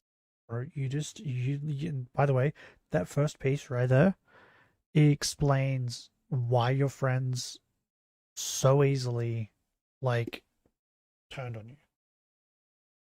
And why all this... Are you okay? Did you fall? Did you fall? Yeah? Is that what happened? Oh, are you itchy? Are you itchy? You itchy puppy? Oh, you're itchy puppy. Does it feel good? Oh, yeah. Look at that tongue go. Oh, you go puppy. Dog break. Oh, sure. Look at all the hair. Yeah, look at all your hair. All over the floor now. I'm going to have to clean that up later. What was I saying? Oh, yeah, this part here, right? Right here. Piece together an assumed story about someone from observations and experiences with them after something negative happened regarding them, adding up to a supposed pattern of behavior. Which is exactly what happened with you. All these people had fucking a negative interaction with you at one point, and then looked back on things that you had been doing and things that had been happening and was like, hey, wait a minute. So she literally just explained, like, why all this came about. Solely on all the negative things that happened with that person that fit the confirmation bias towards them, never considering any of the positives, which all became part of a conspiracy, never contacted the person to find out the truth of the story due to being angry at them for what was already determined happened, and thinking they'd lie their way out of accountability, took retaliatory action against that person in response to what it was assumed they did. The story about the person turned out to be wrong to begin with. Well, couldn't Bao and my friends have done this? The story about the person turned out to be wrong to begin with. Are you saying the story with Bao? But if you're because, well, couldn't Bao and my friends have done the same thing? You're comparing this to to your situation too, but like, but the story with Red wasn't wrong because he did do these things. So it's different. The same thing. She'd argue that everything Red did to Bao, they did to her. They used their status in the community as some of the... Yeah, but like the difference is that what Bao did to Red was all in his head. What Red did wasn't. He actually did those things. That's the difference.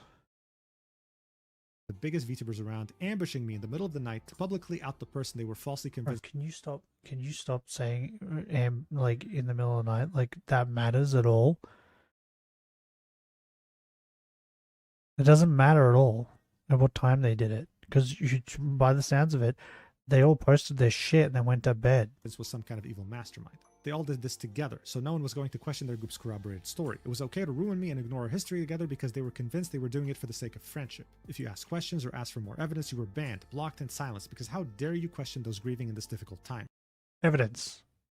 Evidence of that happening, please. But you're not going to give any, are you? The public wouldn't have known any better unless I gave the full context of what really happened in this document, rather than what was vaguely told to them through recollection and hurt feelings. Bao lost out on a VTuber model with Nanolist, the artist who wanted to cancel it in the first place, and who convinced her it was my fault. I decided to... 2. The first one, yeah, Nano cancelled it. Second one was definitely convinced by fucking Red. To pull out of my unplanned performance in Numi's concert because of my own anxieties, and I was a bad friend when I made the choice initially not to be there for her. I lost my friends, my career, countless opportunities, and my reputation to millions of people has been ruined. Permanently. My name has been dragged through the dirt and has become an insult synonymous with insincerity and betrayal. I'm avoided being spoken of like I'm VTuber Voldemort now, and some people are pretending like I never existed. These things are not equal. The damage my friends have inadvertently caused to me is irreparable and immeasurable, all over conjecture. Lies they were fed, things I never knew happened, and opinions I did not agree with. Whether they knew the truth or not, they all perpetuated lies about me to the public, and my life has been forever altered because of it. Despite it all, I still forgive them. She then argued that everything that happened circles back to poor communication from everyone. The fact that they didn't message her, communicate with her, tell her about what's going on before going public with this. The next subsection will be titled, In Conclusion, Nanolist. This is where we'd see my favorite sentence in this entire document. Cinder would say, I don't think Nano's actions didn't start out malicious. Let me read that again. I don't think Nano's actions didn't start out malicious. See, this is why I'm so certain AI didn't write this. What she meant to say was, I don't think Nano's actions started out as malicious. Anyway, she would pretty much say what she said already. The fact that Nano reached out to Shy Lily to find out if her conversations with Red were normal, but then Shy Lily manipulated her. If Shy Lily supported her, then of course no one would question Nano, because in Cinder's opinion, Shy Lily is the be-all, end-all authority in VTubing. She would then go on to reference everything. What are you talking about? She's saying that, like, is she trying to say that Lily is like the top VTuber or something? Because that would be Iron Mouse.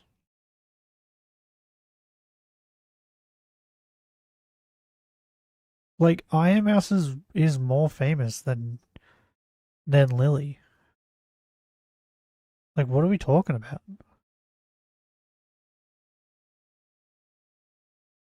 We saw in Nano's section. The fact that she started feeling better and would talk about it in her Discord after canceling commissions by herself, not being forced to. The fact that she chose to use the same exact strategy she used against that rigger in public on Twitter, instead of actually talking to them. Cinder would then say, Nano has shown herself to be an entirely self-serving and opportunistic person, pretending to be meek, whose word means nothing. Given the opportunity to further herself or gain something to her benefit, even at someone else's expense, at the biggest VTuber's expense, or even if it's at the expense of people as supportive as we were to her, she'll take it. The public was lied to about what really happened between myself, Red, and Nano. Nano wasn't manipulated, she wasn't a victim, and I didn't betray Bao or any of my other friends. Nanolist betrayed me, and in the end I was nothing to her. It really was just business to Nano. Red and I were her most supportive and loyal clients over 4 years, paying for her to be taught how to cut art for model rigging in the first place, giving her over $100,000 to buy her new house, building our careers side by side, and this is how she thanked us. No matter what Nano did, she will continue to be supported by the people she worked with to cancel me and by people that want her artistic talent. I will continue to use my art and models from Nanolist until they can be replaced. Finally, we'd have the final subsection in this section titled, In Conclusion, Shy Lily. I used to look up to Shy Lily,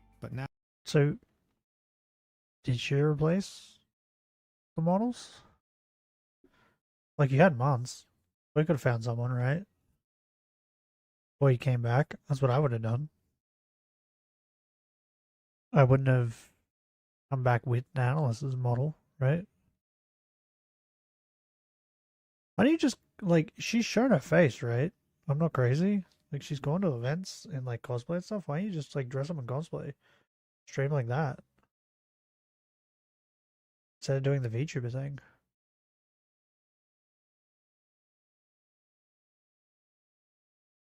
I just realized my dog licked my glasses. And that's what I've been seeing this entire time.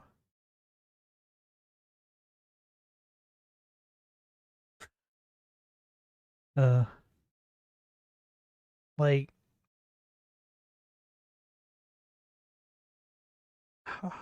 okay, so like this is the conclusion, right? My conclusion on like Cinder and Nanolis, right, is that they're both kind of shitty, right? That's my conclusion on them, right? They're both just kind of shitty.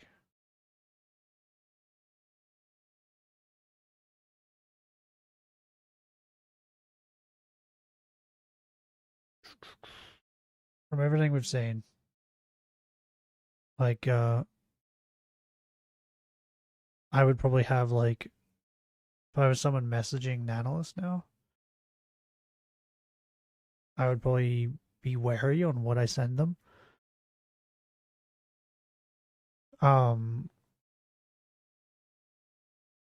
At the same time, like Red and Cinder was still like they were still doing the things. Now, I don't know how anyone can. The L she holds on her forehead must stand for liar, because Shiley was the first person to do so. She had her own grudges against me before this all started, and in true narcissistic fashion, she lied to and By the way, I feel like she didn't really prove anything with Lily. manipulated Nano to avoid accountability, turning her against me. She's Shy Lily, so of course Nano was going to believe anything she said. The only thing done to Shy Lily was that Red dared to speak about what she was guilty of doing, and thought we'd have to consider her competition for her petty, unwarranted behavior towards me. She still expected her own section in my apology though, as if I had anything to apologize to her for other than not knowing she was talked about. She probably just wanted a concession from me for some narcissistic sense of victory. Then she would talk about Shy Lily's claim that she sucks at Discord, saying that it's an excuse to avoid accountability. For her not putting enough time and energy to talk to people she doesn't feel are worthy of her time, including her own friends, something that Cinder was attacked for, from Cinder's perspective. Cinder would then— But you're not her friend. What? You're not her friend.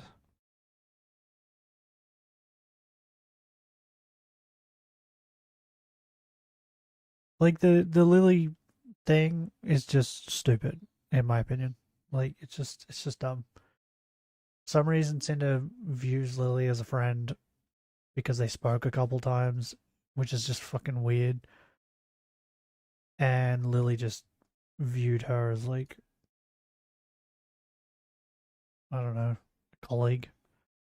then say, I'm confident Shy Lily wrote Nano's document for her. Dude, are we really doing this again? I thought this was meant to be speculation. Alright, whatever, I'm not gonna read the rest of this. Look, this whole section ends with yet another conclusion, right? It's fairly short. It's Cinder saying, it's very easy to lie about someone when the person being lied about is the only one who can disprove them, and everyone was manipulated to believe anything they could say, and their defense couldn't be trusted. Twist what really happened to fit a narrative, then repeat it over and over again until it's believed to be fact. Cinder took no accountability. Cinder knew everything. Cinder betrayed her friends. It's just business. And no matter how many times they claim Cinder—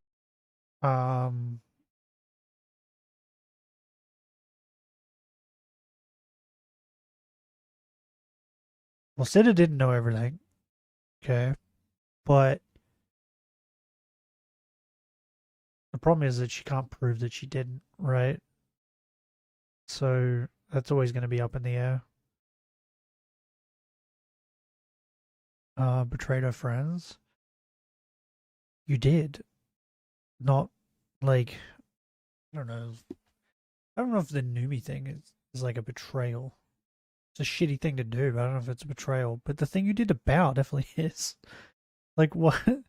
You knew, like, your boyfriend or husband, whatever it is, hated her. And you knew that. And you, like, didn't say anything or do anything. So it's like, I feel like that's a betrayal, right? In a way. Okay, wait, what? In transit. What? Okay.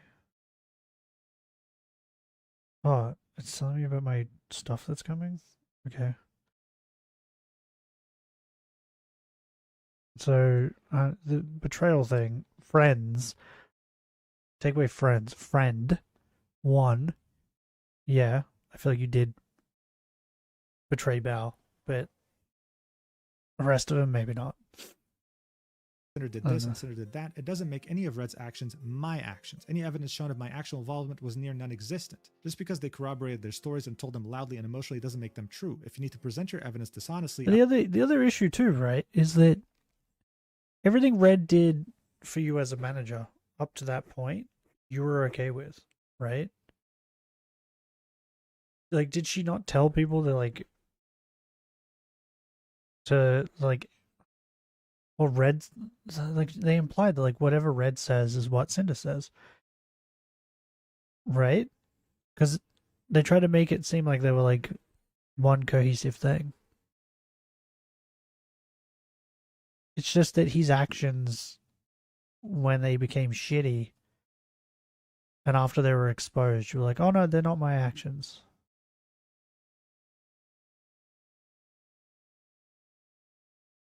And, like, you put him in that position to begin with, to be able to do all this. You made him your manager. So, I feel like you should take a little bit of accountability for the things he's done. Right? It's the same thing with, like, any other work. Like, if a employee underneath, like, you hire someone and then they go and do something at work, you can be held liable for that. Right? Or it's like, what do they call it? Negulence? How do you say the word? I can't say the word. Anyway, you guys understand the word I'm trying to say. Negulent. Is that it? I don't say the word enough. Anyway, it's like that, right? Like, you knew he had issues with Bao, yet you keep him as your manager. And talking to people that are also going to be working with Bao. Like, same with any other job. The people at the top have to take responsibility. It's like people on ships. The captain goes down with the ship. So just, like, that's why the people saying Cinder took no accountability. Because you're like, well, he did that and it has nothing to do with me. But it does, because you hired him as your manager. Out of order, out of context, even doctoring it, and then that's make the issue. That the evidence doesn't show, then maybe that evidence isn't reliable, and the real story is different from the story being told. This was a witch hunt, and everyone involved just wanted to move on from it as soon as I was gone. So yeah, look, this section was definitely crazier than any other section in this document. There was definitely some proof here, some things from certain VODs that are worth questioning. For example, Shilali's dentist story, right? Or the fact that there seems to be a misunderstanding over the whole Numi concert story from multiple people. Either way, I think these valid points get undermined heavily by the sections titled speculation. Extremely dangerous, very irresponsible, and they do nothing but hurt the entire document. I also don't know why the whole Shilali disagreement over the Charizard thing wasn't included in Shilali's section. I think it belongs there. I also don't know why Cinder decided to write 1,000 pages when she could have just done, I don't know, like 100 pages where she quote-unquote broke down every document instead of writing like 200 pages on each person. By the way, like, the reason why a lot of this is 1,000 pages too is, look at this page. Half of it has nothing on it. So it's not even like a full page. It's another reason why it was like 1,000 pages. Whatever. This section only involved Shilali, Bao, Numi, and Nanolis. we still have more to cover, like the sections for Silvervale, Aru, and Spite. And thankfully, they won't have the breakdown section, but they're definitely going to have speculation in their own sections. Oh my god. And bro. speaking of those sections, the next one in line is Silvervale. Yes. Here we go. The best part. I need to pee though, so I'm gonna go pee real quick.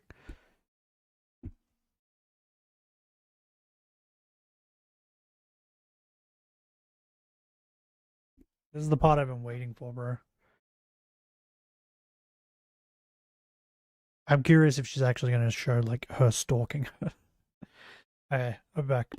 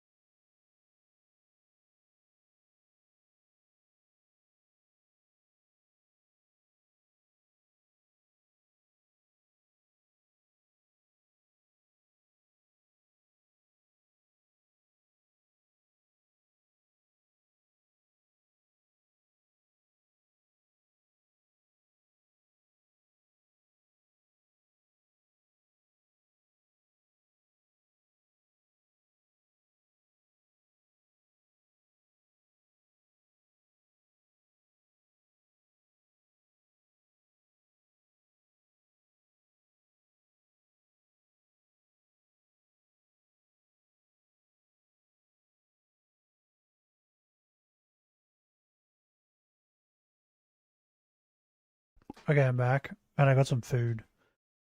Boop. To it.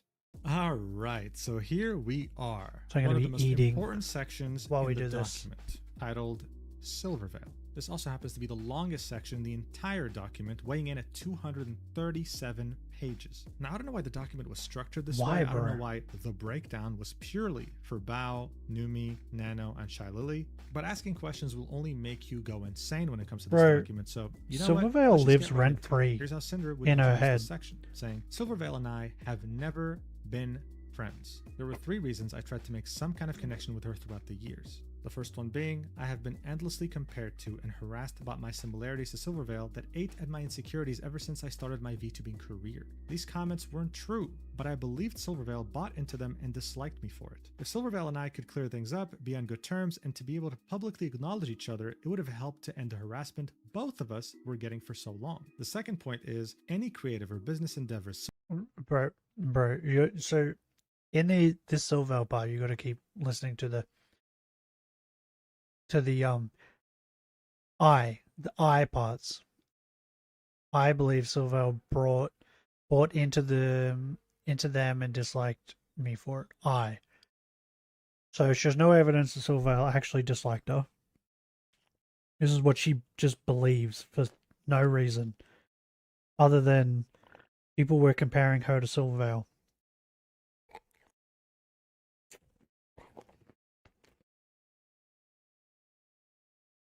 You know, random people. Not anyone that matters. Silvervale and I did together could have been very successful and benefit us both. I've gotten countless requests from fans asking for this. Red had lots of Or like money. Money. That's what this screams.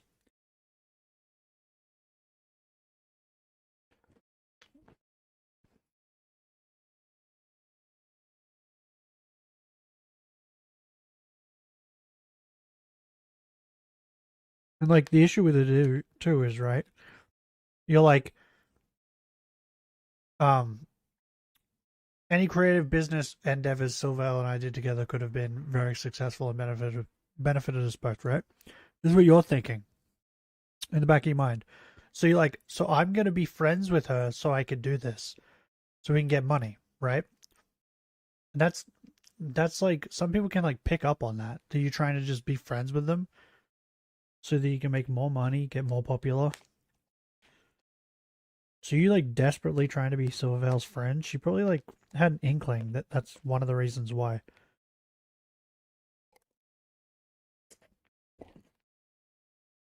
Just had like a gut feeling about it. ideas for potential things we could have done, and I was always open to working together with her. The third and final point is, I genuinely sought a friendship with someone I was repeatedly told was very similar to me in our personalities, likes, and interests. Silvervale was never obligated to do any.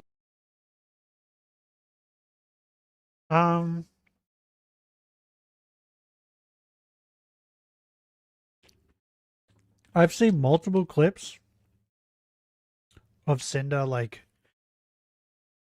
baiting, like saying certain phrases and words,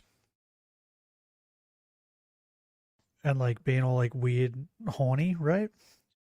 Which is fine. Like, I follow a bunch of YouTubers that are like that. I don't think I've ever seen any of those types of clips from Silvervale.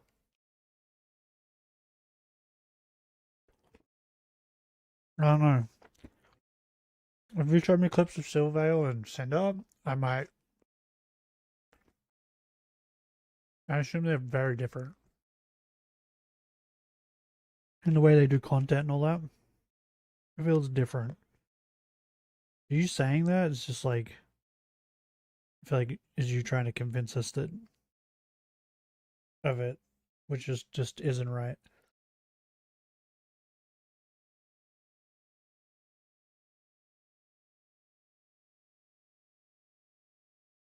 Could be proven wrong though. I haven't seen that many Silvervale clips.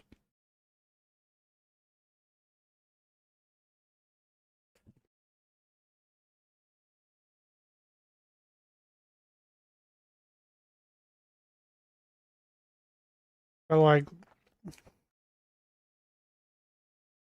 you can't go on about how like it would benefit you financially, right? And then be like, but I genuinely wanted a friendship with her. Okay. But you didn't with spite?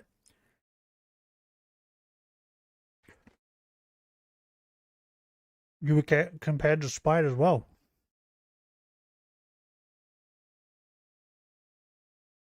Why did you not like? Why did you not build up this like headcanon with spite? Or want to be friends with spite? Is it because spite wasn't as popular as Silvervale? Like that's what this reads to me. Any of these things, and I never felt that she was. I just wanted to get along. For so long, I held out hope that we could talk things out, but she... Okay. I just wanted to get along. No, you don't. I'm assuming, so I don't know, but I'm assuming Silvervale was the bigger VTuber, right? If Cinder was the bigger VTuber, she would have done to Silvervale what she did to Spite. I talked about how she was copying her.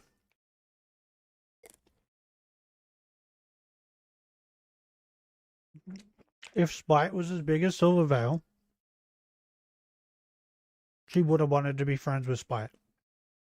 Showed me through her own behavior how she really felt about me due to no actions of my own. My pursuit to fix things between us turned to mixed feelings. And By after her she behavior. repeatedly gave me reason to, I grew to resent Silvervale by the summer of 2024. The never-ending harassment for copying her and other circumstances around her didn't help, and the times I confided in my friends about my experiences with Silver, they'd all agree with me and tell me their own stories about her. It was Silvervale's dislike of me and her actions towards me throughout the years that informed Have you got mine evidence and of Red's that? opinions on Shy Lily's and her feelings about me before I was cancelled. Silver wouldn't acknowledge me by name when I'd raid her, ghosted my messages for months, and got her model from Nanolist at a very suspicious time. A similar petty pattern of behavior without any communication. Here are some of the things I said about Silvervale and my apology. I grew more and more resentful of Silver over time, between the constant belittling of myself, a controversy around my first waifu cup, and other incidents even though she herself never interacted with me directly. And it was also that fact that made me insecure. Like I wanted to know if she believed all those things or not.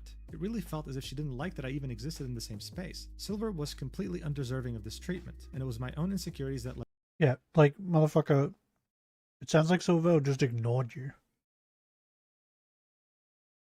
me to making this choice. I became unapologetically evil towards her due to no direct action of her own. I was so wrong for letting everyone get in my head about all these malicious feelings. I'm so sorry for any opportunities I've taken away from you. So of course this was in the document from 5 months ago. She would continue in this document saying, I was overly apologetic because of the severity of the moment. I chose not to go into detail about any of my interactions with Silver and even said there wasn't any between us when there was. I felt awful about the feelings I had about her, calling myself unapologetically evil when I wasn't. I did not sabotage Silvervale. I agreed to ask Nano not to work with her on models anymore, where Silver lost nothing, and I apologized for the opportunities I took from her when there really wasn't any. In doing so, I gave Silvervale the ability to fill in the gaps in the story however she wanted. Despite apologizing to her for evils far beyond what I've ever actually done, it didn't stop Silvervale from confidently lying about me when she finally had the chance. Silver said that she wanted her community to be fully informed about everything, so below is my full experience with and around Silvervale, ending with a breakdown of her document and a showcase of all the lies she told on her stream. So this would lead us to the next subsection, titled Accusations of Copying Silvervale. Cinder would say I have been accused, compared, and harassed for years by people thinking I copied everything about Silvervale, including my personality, voice, and even my laugh.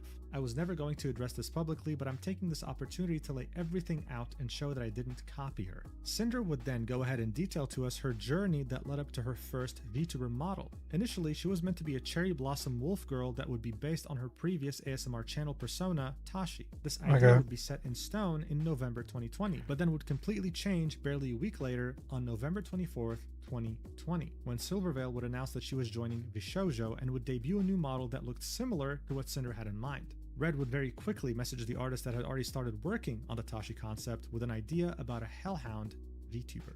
The next 12 pages would be Cinder showing us the different details involving the new characters, including references, design inspirations, and even a very rough sketch, and more. And it would only be on the 16th of December that the final design of the Hellhound VTuber named Cinder would be finished by the artist. According to Okay.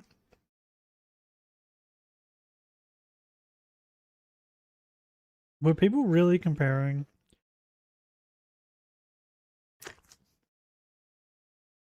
Like everything? Cinder, she saw Silvervale as an inspiration because it was thanks to her new model that she was forced to change her artistic direction and came up with an even better idea in the process. In the Okay. next page, though, Cinder would admit that when she needed to stream assets, she'd message Silvervale's artist and would say that over the years, she'd reference multiple things from Silver, such as emotes and 3D models. Regardless, though, according to her, she'd become friends with this artist thanks to this interaction, so it wouldn't all be business-based. The next step in Cinder's journey would be her Okay. wanting to draw fan art of her character interacting with other VTubers she looked up to. The first one she'd do this with would be Silvervale, while also planning to do it with both Bao and Fruit, along with others. Back on January 15th, 2021, she would show off the fact that she was drawing something, and then she'd post this final fan art on the 31st of January 2021. In the caption, she would call Silvervale an inspiration. Cinder would be then very happy to see Silvervale's mom like it, retweet it, Did Cinder draw that? Or she's pretty good. That's adorable.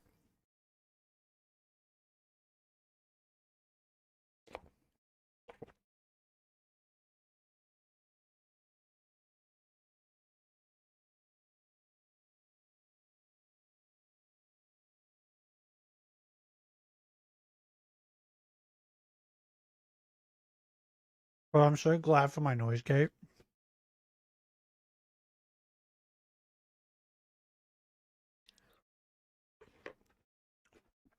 Because I make so much noise while I eat. But it's not like mouth noise, it's nose noise. Does that make sense? Because I have like issues with my nose and breathing through my nose. So whenever I like eat, it's hard to breathe. If that makes sense. I'm gonna go take this out real quick. I'll be back.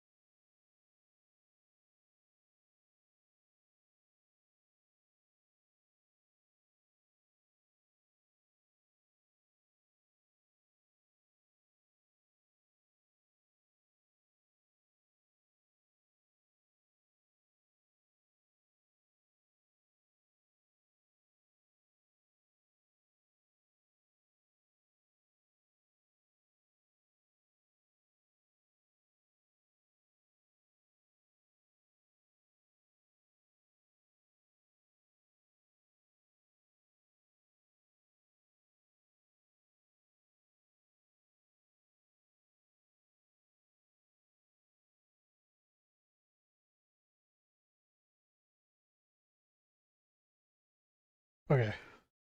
I'm back. Next time I'll be getting up is in like hour and a half, maybe 2 hours, roughly.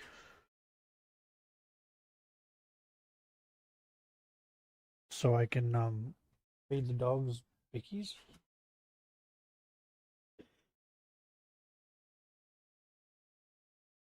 They just ate a treat though, so they should be pretty chill for a while. Okay, so far it seems like you're a fan of Silver, and I've been like very kind of pushy. By the way, I wouldn't be surprised if no one really compared Cinder and Silver together until this drawing. When you drew you eat like yourselves like very similarly. right? Because I never once, like, I had seen Silvervale, and I knew about Cinder.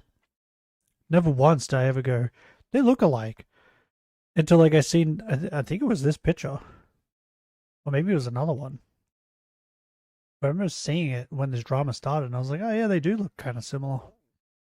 But I never put two and two together until I'd seen it.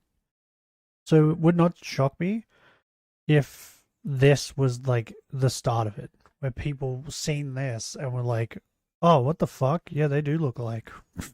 And even leave a comment on it. The next day, though, her mom would delete her comment, unlike it, and unretweet it, which made both Red and Cinder panic. This prompted Red to immediately message Silvervale's artist, who they were already starting to work with. He'd ask her if she knew what happened. This is when the artist would point out that maybe it had something to do with the off-putting Cindervale hashtag, which could be interpreted as a shipping tag. If you don't know what shipping is, God bless you, it's when you cheer for two people to be together romantically or sexually or both. The full caption of this post by Cinder would say, here's a little gift for Silvervale. You're such an inspiration to me, I thought it would be cute to do this together. Hashtag Cindervale. Hashtag Cindervale, anyone? Maybe these wolves will be a part of the same pack someday. Later that day, Silver would personally message Cinder, saying that she loved her art, but also would confirm that the hashtag was the reason her mom unliked it. She'd say, I just had a little bit of a concern with the forced ship tag. I just feel like it was a little off-putting and in bad taste considering we don't really know each other yet. I hope you understand.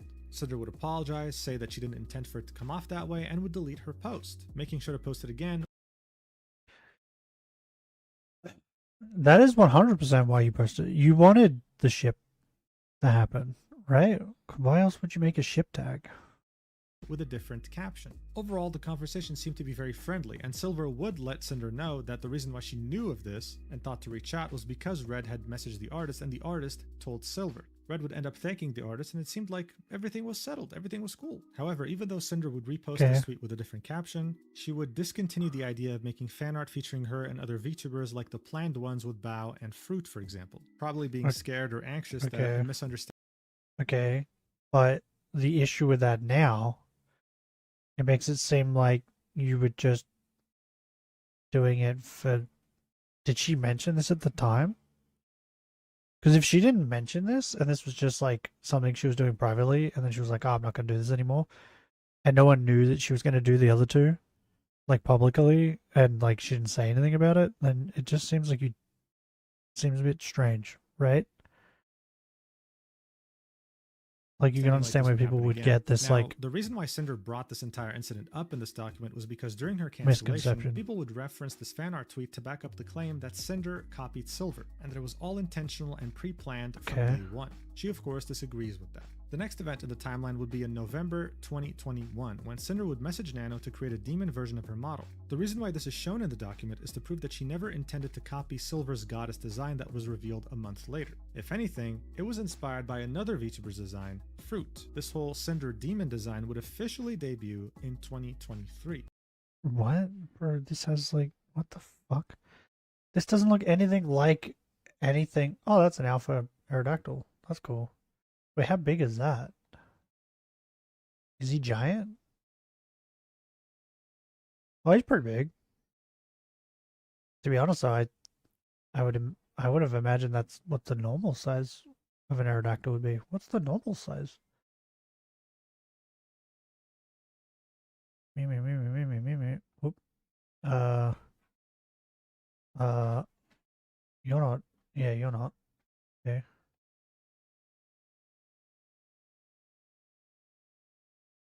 Oh, you're kind of tiny. Huh. Okay. I don't know why I'm bothering doing this, but anyway.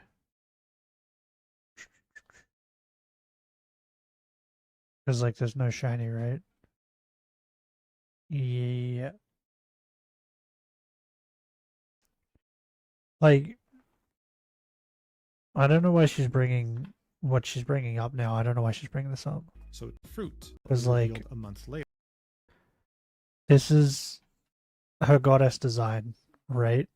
Like, we're all seeing this, and then she's like, if any, my demon design had nothing to do with it, with her goddess design. You have no shit.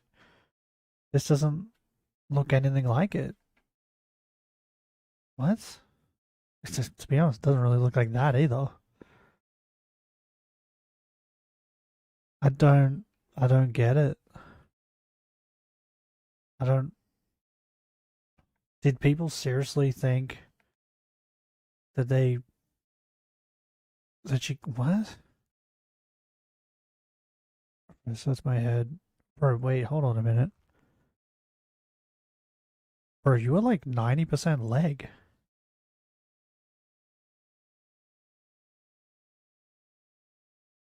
Like, if we go from not from her ears, but the top of her head to her crotch, and then her crotch to her legs, I think her legs are longer.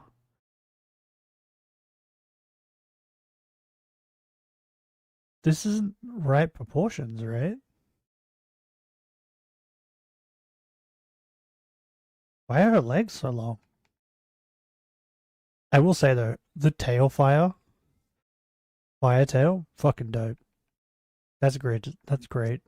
Good design. I like that. 2023, so it took quite a while to get done. Before that though, she would debut her first ever model, the one that was made for her concept art back in June of 2022.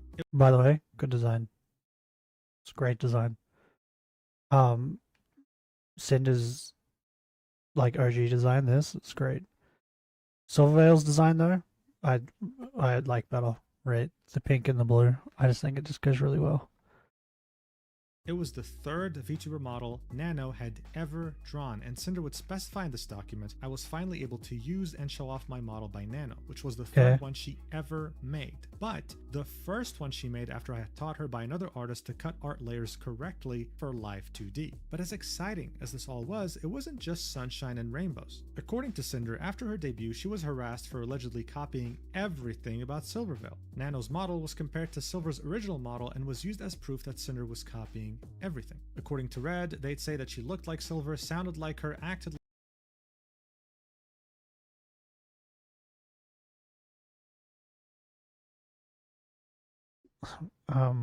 Sort of? What the fuck does... So I know what Cinder sounds like. What the fuck does Silverveil sound like? I'm sorry, Silverveil. Your design is peak, but like, I don't watch your content, to be honest. I don't know enough. Let's watch some. I just said her design is peak. A short? We'll watch a short, right?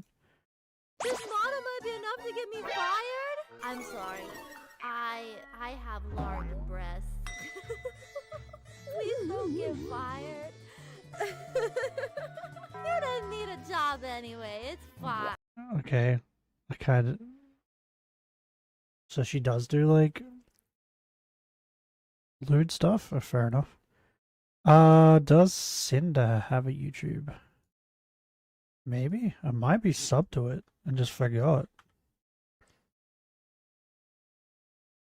No, I'm not subbed to it. Okay. Hey, she's live right now. Shorts.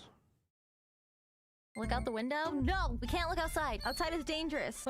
What? You don't sound... What the fuck? Wait. Are VTubers a good comparison for what real women are like? You don't sound anything alike. Develop an allergy to grass. It's gonna be over. What the fuck? Who the fuck was like used to you copying her voice? This sounds nothing like Silverveil. Like what? People are so dumb. Okay. Oh, bro. No way. Look out the window? No, we can't look outside. Outside is dangerous. Okay, I'm going to find a picture for you guys. You want to have... What just happened? What? What is for you EU Pyro Pups who might have missed this new outfit debut? I have a Kigurumi, and there's a version. What is happening? I did not know my shorts were off. I'm so sorry. Okay, I'm going to find a picture for you guys. You want a half-eaten cookie? Your Why photo did gallery. you take a picture of a half-eaten cookie? Like, what's the story? Okay, Why I is took the a closed picture of caption the cookie on? with one bite taken out of it. The next photo is the cookie with 2 bites taken out of it. Dude, we need to get you some friends. Dude, I worked hard on that What the- photo. I like to pick the Can you please play the short that I'm trying to click on? I'm trying to click on this one. What is For you EU Pyro Pups What the who might have missed fuck this- is happening? What? Hello? What do you for you EU Pyro Pups? Okay, I'm going to. You know what I'm saying? Oh, Crimmy! I actually like Background artwork? Where is it? This is... We're collabing with you? Is it like deleted? What's happening? We're collab... I don't think I'm ready for bed yet. I need some... Okay, You know what I'm saying? Oh, Crimmy! I actually like Background artwork? We're collabing with Yuzu today. What do you stumble into? This is Yeah. like the third guy today. Okay, so this is a streaming platform. Okay, can I just say, YouTube Shorts, fuck you. This is so stupid. That was so dumb. That was so dumb. But can I just like what you don't want to be compared to Silvervale, right? So why even do this, right? There's no way I would have ever like done this if I was like being compared to Silvervale, who looks like this. This model might be enough to get me fired. Whatever, this will do. Bro, the YouTube Shorts don't work. I click on a YouTube Short and it plays another one. Like, of course you're going to get compared when you do this.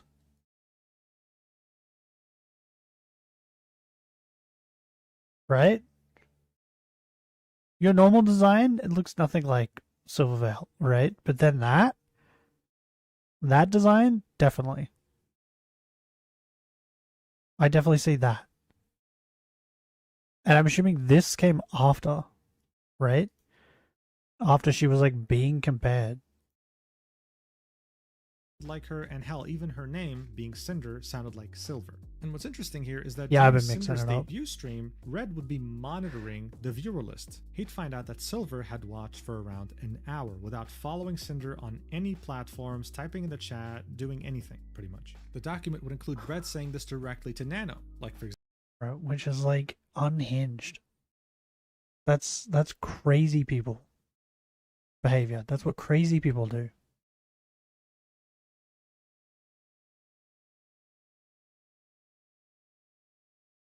That's what crazy people do. example, Silver was at Cinder's debut last year, Cinder started growing fast, and then not even a month later contacts you about getting a model from you herself rushed for her birthday. Here's another example, but like I was saying before, Cinder debuted and Silver was there for like the first hour, watching, never said anything. Then a few weeks later goes to you for a model after we got you training, lol, and your art had improved so much in such a small time. So look, I don't know how normal it is for a mod to stare at the viewer list, monitoring whenever someone's watching or not, but hey, he did, and he was really proud of that, so good for him. In any case, on the 30th of June, Yeah, and by the way, I didn't even know that was a thing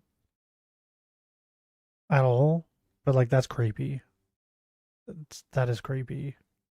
in 2022, a few days after Cinder's debut, Silver would start to advertise her big brand new model being worked on, teasing some sneak peeks. However, it turned out that unfortunately, it wouldn't be able to be completed by her planned date, which was her birthday, around August. That's when she would message Nano. And here's how Cinder would describe the situation in the document, saying, Nano was not a well-known model artist back then. I was her third model she ever made, and I had trained her on how to cut her art for L2D, aka Life 2D, aka VTubers, right? You have to cut a VTuber model in order to rig it and have it move. By the 30th of July 2022, Nano already had Silver's model fully drawn. Red sent me this copy-pasted message from Silver in her server. I responded with, great, because we both knew that if Nano was making her a new model, I was going to be accused of copying her again. So overall, this subsection was meant to outline Cinder's frustrations with being compared to Silver, all while not being acknowledged by her. What I find interesting... By the way, motherfucker, like, it doesn't matter who makes a model. Anyone could make a model for Silver. If you're already being compared, you're gonna continue being compared, right?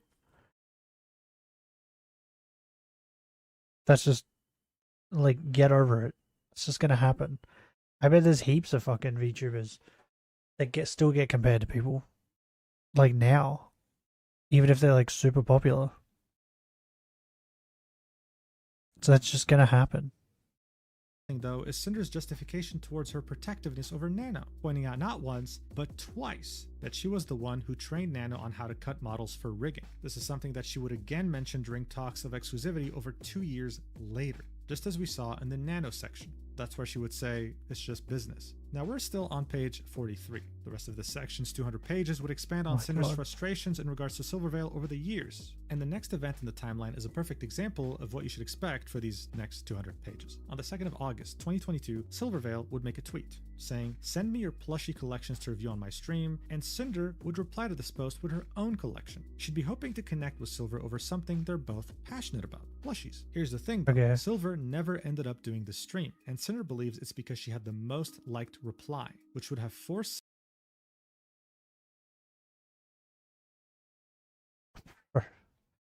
What are these plushies?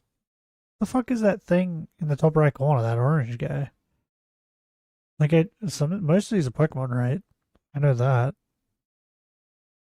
Like, what are some of... Oh, is that a fucking Hisui and Growlithe plushie? They made one of them?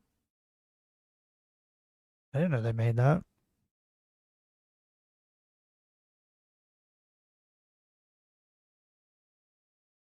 Or, like, this just feels like you're very desperate to be a friend as well, and it feels a bit weird. Silver to interact with her during that said stream. 10 days later, on Silver's birthday, which is on the 12th of August 2022, Cinder would repost the fan art she drew for her back in 2021, wishing her a happy birthday and tagging her in the post. Again, no acknowledgement by Silver. Next thing you know, we are in October 2022 during...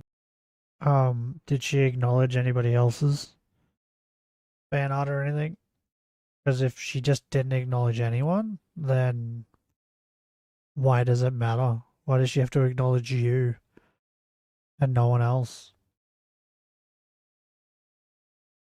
Like, it's a different story if she went around acknowledging like a bunch of people who did fan art and just didn't acknowledge you, but like, if it's just that she didn't acknowledge anyone, then who fucking cares? TwitchCon of that same year. Cinder would have multiple impromptu meet and greets, and during one in particular, she had someone bold enough to confront her to ask her about copying Silvervale's model and artist. She had to clarify to them that Silver got her model after she did. Cinder would then say, "I went to Silver's meet and greet with Aru and Red. This was the first time I spoke with her directly since my DMs with her on Twitter at the end of 2021. While we were waiting in line, or right after the meet and greet, Aru suggested the idea of a K9 collab between us two and Silver. This is the image of us meeting Silver that Aru posted later that day. I did not make my own tweet about meeting Silver." So this was of course a virtual meet and greet, and you can see both Cinder and Aru holding up their phones with their models on them, smiling. Silvervale would reply to this message on Twitter and say it was so adorable. Aru would then propose to Cinder that all three of them should have a collab together. While driving back home from TwitchCon, Cinder would ask Aru if she was still planning to message Silvervale about that, and Aru would say yes. Silvervale's reply to Aru's message would come quickly, with her saying that would be a ton of fun,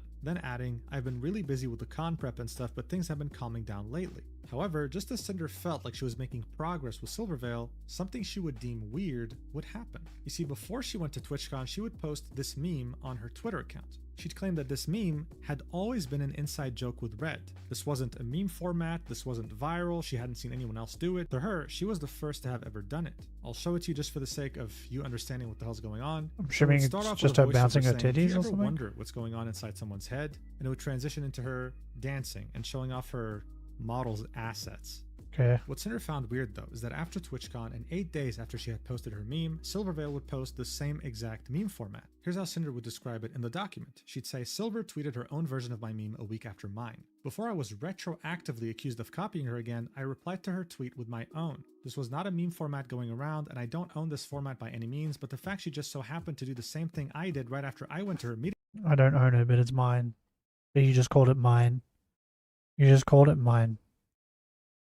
And by the way, the meme was like, it started with the dude from like, what's the movie called? Inside Out? Right? Where he's like eating. It's like, I wonder what's going on inside their head.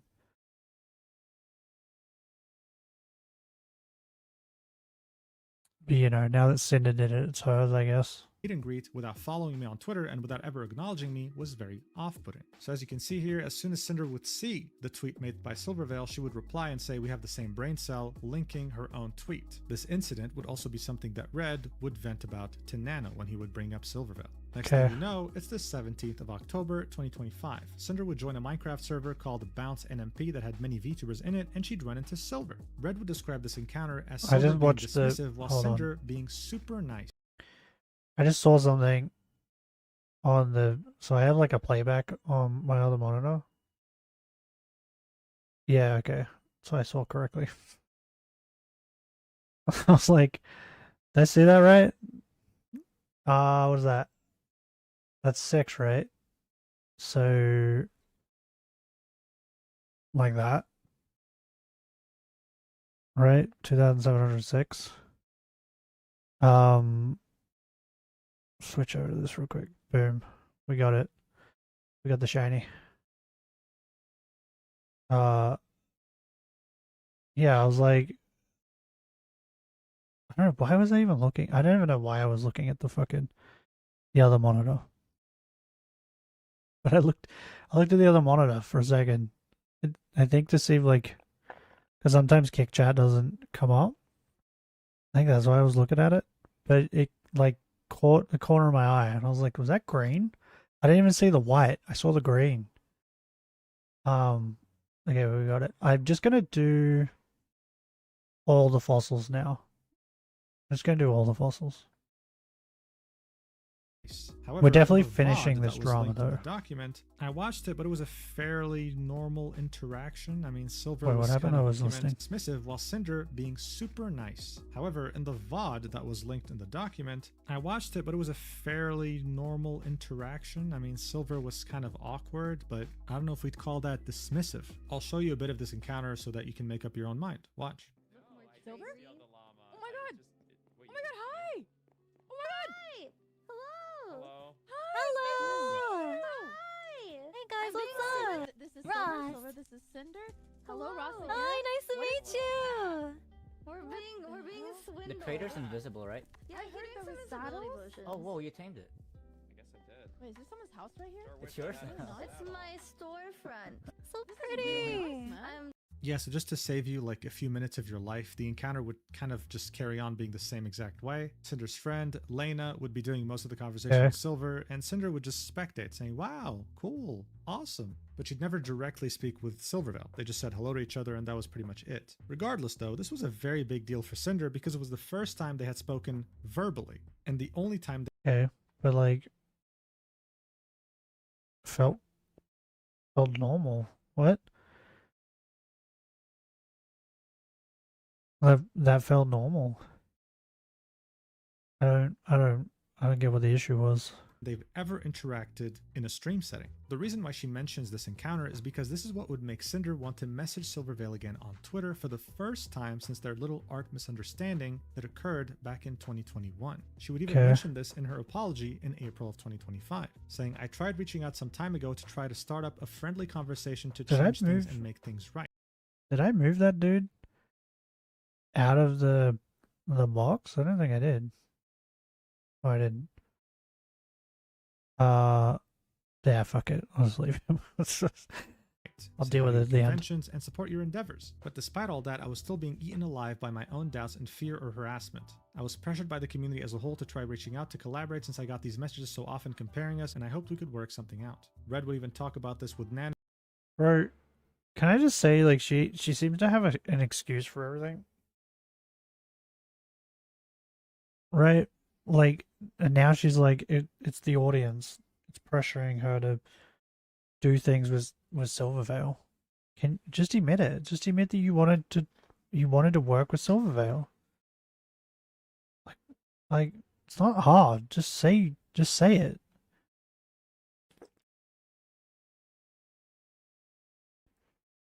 It was right there, even like that. If Silvervale reads that, she's going to be like, okay, well, then it's a good thing I didn't work with her because she only wanted to work with me because her audience wanted me to work with her. It makes it look like you didn't want to work with her. You're only doing it because your audience. Like, you know what I mean? Like, just be honest. As he was spilling the beans. saying Cinder DM'd Silver on Twitter before asking to play Minecraft together since they were both really into it and was never answered, and they're not Discord friends. Just so we're clear here, Silver didn't follow her, right? And you couldn't message Silver unless she followed you. So the only reason Cinder was able to message her was because back in 2021, Silver had messaged her first about the whole art misunderstanding. Cinder would say, "Hi Silver, I was wondering if you'd be down to hang out off stream sometime. Maybe we could play Minecraft together. I think the Bounce SMP Christmas update is coming soon, and they just released cards to everyone. I'd love to get to know you." This will be on November 30th, 2022. Silver, by the way, like, look at this on Silver's point of view, right? Like, Silver hasn't reached out, like, at all. I don't think. Maybe when she did the art thing, it was the art thing, right? She reached out first for that, right? But that was just to explain why her mother, like, unliked it and that. But you've, like, been constantly doing these things, and like, so to her, it's like this woman won't leave me alone. Like, how do you not get the hint? 11 months later, on October 23rd. Like, I don't understand. If you speak to someone or you send a message to someone and then they don't really respond, that's usually a hint that they don't really want to talk to you. 2023. She'd apologized for missing Cinder's message, saying, "I really prefer not to do collabs. It's nothing against you at all. I'm just more of a solo game streamer. I was really flattered that you were interested, though. I'm still always down if you want to message or anything, though." Yeah, by the way, like, it seems like that's what Lily does, right? Wait, can we go? I'm gonna go back to Cinder's, Silver's thing. What? Did you decide your sisters freak out? Mint, punished, bow, backlash. Okay, I'll watch that off after stream. I don't think you guys care about that. What was it doing? Oh, Silver Veil, Silver Prize. What? Video. Okay, she doesn't stream on here.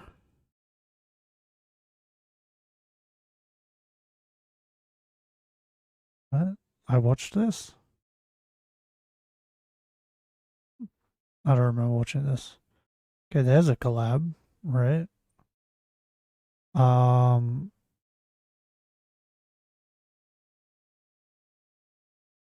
I guess maybe she's right. She doesn't really collab. This looks like she really does just do a lot of solo stuff. Okay.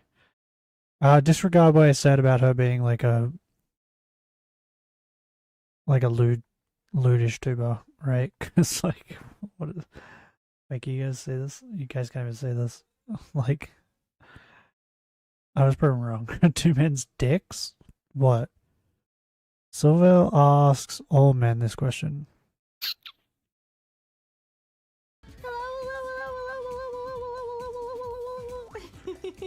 I did a super. Bro, wait, what? Her, like, eyeshadow stuff is dope. What? Super hard raid last night. Did EX1. Oh my Like, look at that. It's so pretty. God.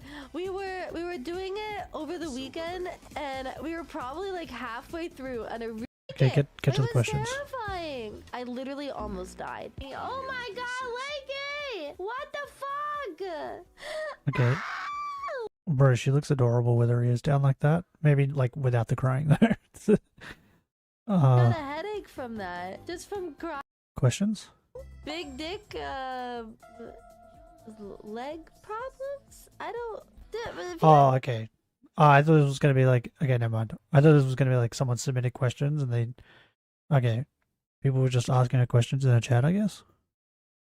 Back to this. Primarily on Twitter, so messaging on Discord works too if you prefer that. But that's like almost a year later. Let's ignore the fact that Silver replied to her, okay? We're still in 2022, and Silver hadn't replied yet. A couple days would pass by after she would send a Twitter message, and Cinder would remember about Aru's proposition. She'd message her again to see if she heard from Silvervale regarding the K9 collab, and Aru would say that she'd message Silver right now, and that would be the final time this collab would ever be mentioned from Cinder's perspective. Now, the next subsection is about people comparing her community name to Silvervale's community name. Silvervale called her community members Petal Pals, and Cinder would call them Pyropups. Yes, people have said that they sound similar, and that's... What? They don't... Petal Pals? Pyropup. It's just because they're PP? Wait, my community's also called PP. Oh no, I'm not original. Did you hear that, PPs? There's other PPs out there. Cinder copied her. Man, VTuber drama is actually so cringe. What am I doing with my life? Yes, In any case, just so like with dumb. her design, Cinder would take the time here to show us that this was an original idea. She had come up with it herself, designing how her community members would. I'm not gonna lie, the blue popper there looks fucking cool. I don't really care about the orange one, but the blue one, he's fucking cool. Can we get that as a plushie? I wouldn't mind that as a plushie. Look like these little puppies, and would even link a YouTube VOD of a stream in which a viewer would donate, hey, you should call your community Pyropups, which is where she got the idea to call them that. Anyway, Okay. Next thing you know, we're in April 2023, one hell of a time skip. And here we'd see how Cinder would rate Silvervale multiple times. By the way, can I just say, like, she's like framing this as if she's the only one that gets compared to Silvervale?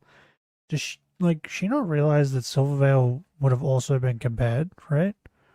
On Twitch, and according to Cinder, Silver would never thank her by name. She even links a VOD with a timestamp in which she rates her. Okay, so you need to show both instances though. You can't just say she never, and then just show one instance of it.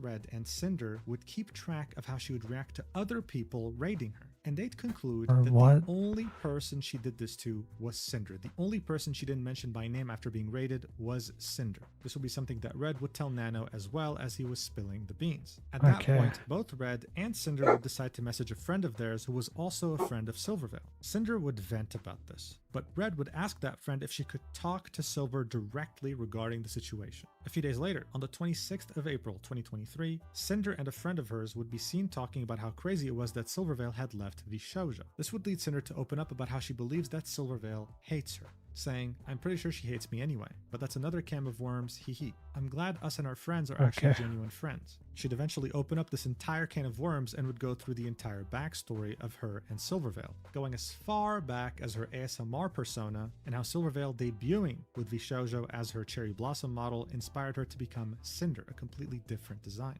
At some point, her friend would say, I've never understood why people would assume that. Like, why would you be silly enough to spend thousands on copying a big streamer? Cinder would reply to this message and say, somebody did that to me. And here she was referencing Spite, who has been a VTuber Yeah, Spite was before Cinder. for longer than Cinder, and who has her own section in this document. Cinder would then say this about the So situation with dumb. Silver. It's just like a shadow over me all the time that unless I try to resolve it with her directly, it'll never go away. This was the motivation behind her wanting to announce her VTuber collectible figure before Silver does, so that people don't think she's copying her. She would explain that to her friend. Overall, this was definitely an important conversation to look at, because it helps us further understand Cinder's thought process in regards to her desire to be friends with Silvervale. She saw this as the key to clear her name and get rid of all the haters who compared them, as if they would vanish overnight. This made her want this to happen very badly, almost to an obsessive degree. Yeah. Now, Or- the next 24 Just leave her pages alone. would be a copy-paste repetition of DMs between Red and Nano,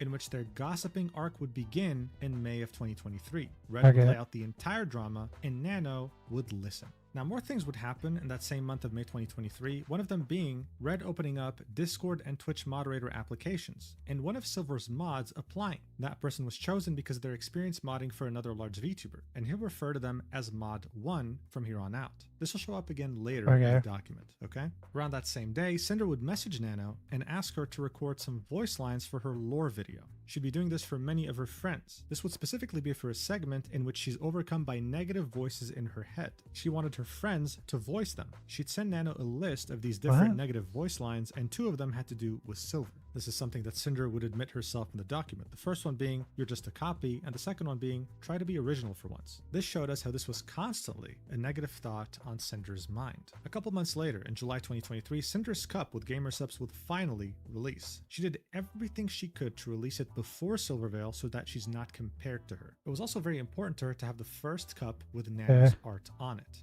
Cinder would show us what Silverveil's full color cup would look like, and then would show us her old cup design that she felt looked too similar to Silverveil. As you might remember, in Nano's section, she would make it a point to ask Nano to change her pose so that people don't compare her to Silver. And yeah, one could definitely see that almost to a worrying degree.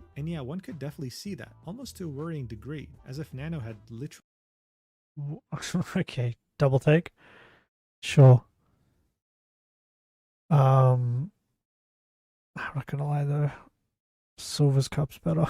I just like the pink and blue, bro. recycled Silverveil's pose. Anyway, the next 6 pages would be another copy-paste repetition of DMs between Red and Nano. This is where Nano would mention that she'd be getting more commissions thanks to Cinder's popularity. Red would tell her about Silverveil being competition against his and Cinder's will, and Nano's eventual request to stop mentioning Silverveil. The next subsection would be about TwitchCon 2023 and the infamous picture of Cinder and Silverveil. If you remember, Silverveil in her document would pretty much say that this picture was taken without her consent, that Cinder had posted it to make it appear like they were friends, when Silver wanted nothing to do with her. Here's how Cinder would describe it in the document. Silver and I had back-to-back meet and greets at the Mythic Talent booth at TwitchCon. When mine ended, I saw her line wasn't busy, so I hopped into it to say hi to her. The last time I tried talking to her was my Twitter message about Minecraft almost a year earlier. Another friend of ours happened to be there to see... And you didn't get the hint that she like maybe doesn't want anything to do with you? Like that's the thing, right? It's all me. She's just like, I'm being compared to Silverveil. Right? But I don't think even for a second she stopped to think that maybe Silverveil was being compared to Cinder. And that all the messages that Cinder was getting, Silver was also getting. Just in the reverse. And like you constantly like trying to do things with Silver, and that just fans that flame even more. Silver too, so I went in line with them. When I saw her, I congratulated her on her Novel Horizons figure and Starforge PC that were both displayed at Mythic's booth. Told her she should be proud of all the cool things she was doing recently, and I wished her luck on whatever she was planning next. Silver nodded along, thanking me, and I left. Red took a picture of me talking with her in the moment, which is not something either of us planned to do beforehand. Later in the day, I posted it on Twitter. I didn't see the harm in posting a cute picture of us together. We were both with Mythic Talent. Everyone wanted to see us interact, and joining us on friendly terms could stop the harassment. Cinder would then reference her apology from April 2025, in which she said, the photo of me at the meet and greet was taken candidly and I thought it looked so cute, and I posted it without asking you which was wrong. Oh, I think I ran out of fossils.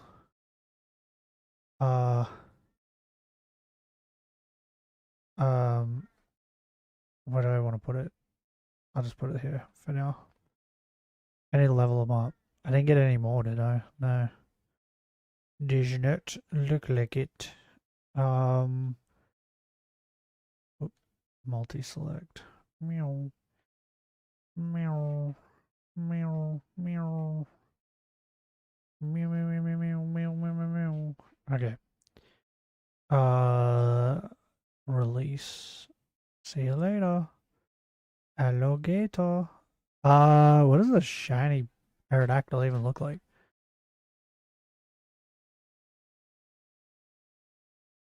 Oop, an alpha.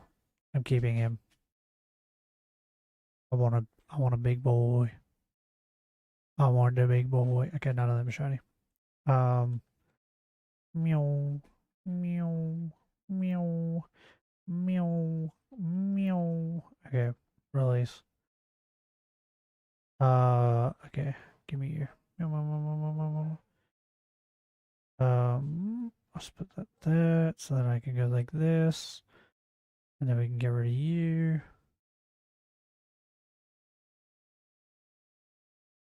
Okay. Wait, I can release you too. Do not need you. 70? What the fuck? Oh, yeah, that's right, because there was a mission where I had to fight a Tyrantrum. That confused the shit out of me. I was like, what?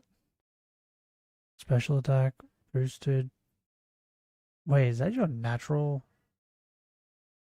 Was that your? Yeah, it was modest. You were naturally modest. Okay. I might evolve you then. What are you? Yeah, you're not as good. He's not as good. It's just not as good. He's medium. How do I look at stats? That's not it. What am I? Judge. Pretty good, pretty good, pretty good, pretty good, very good, decent. Okay. Wait, what? Is very good bad or good? I don't even know. Wait, then what is yours? Very good best? Ooh, defense is best. Everything else is decent. I think the other thing is better to be honest. Okay, I'll level you up off stream, I guess. But there we go. Now I have the shiny. So I can move on now. Tomorrow we will be doing The Walking Dead.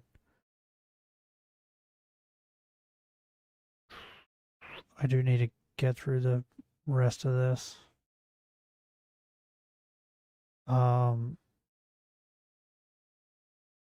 So let's play. And here we can see that tweet with an image of Cinder with Silvervale in front of her. Again, virtual meet and greet. By the way, Red knew exactly what he was doing when he took this picture.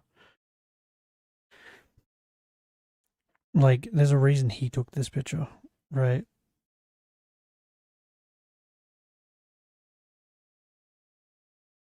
Well, like,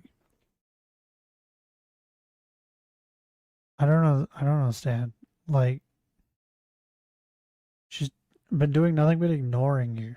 And you're like, yeah, she wants to be friends with me. I still want to be friends with her. Even though she's ignored me multiple times, I still want to be friends with her. It's like, bitch, just leave her alone.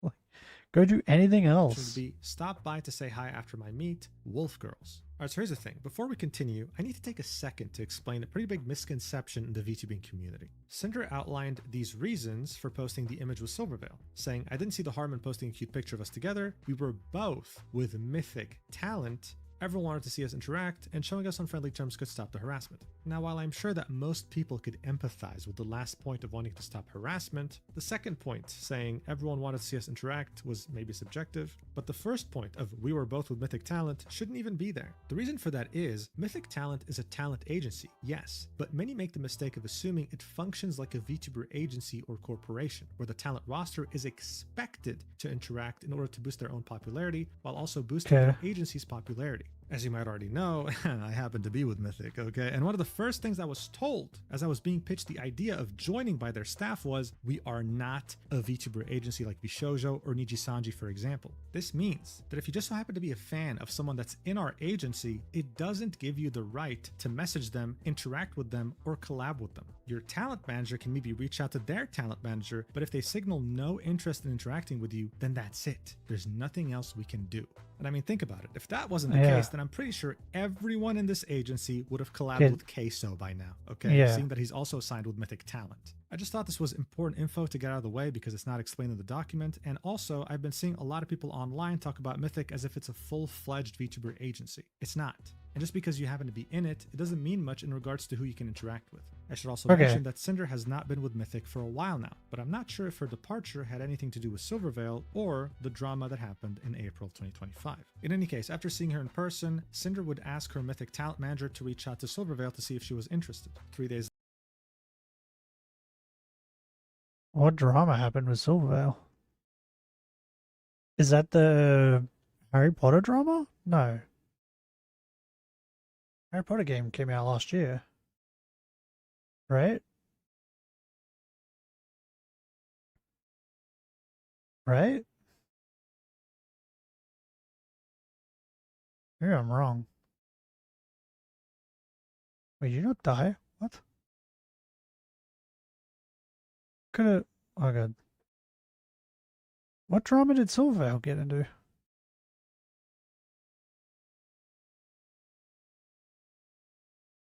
I don't remember hearing about any of it. And I'm usually keep up to date on like VTuber drama.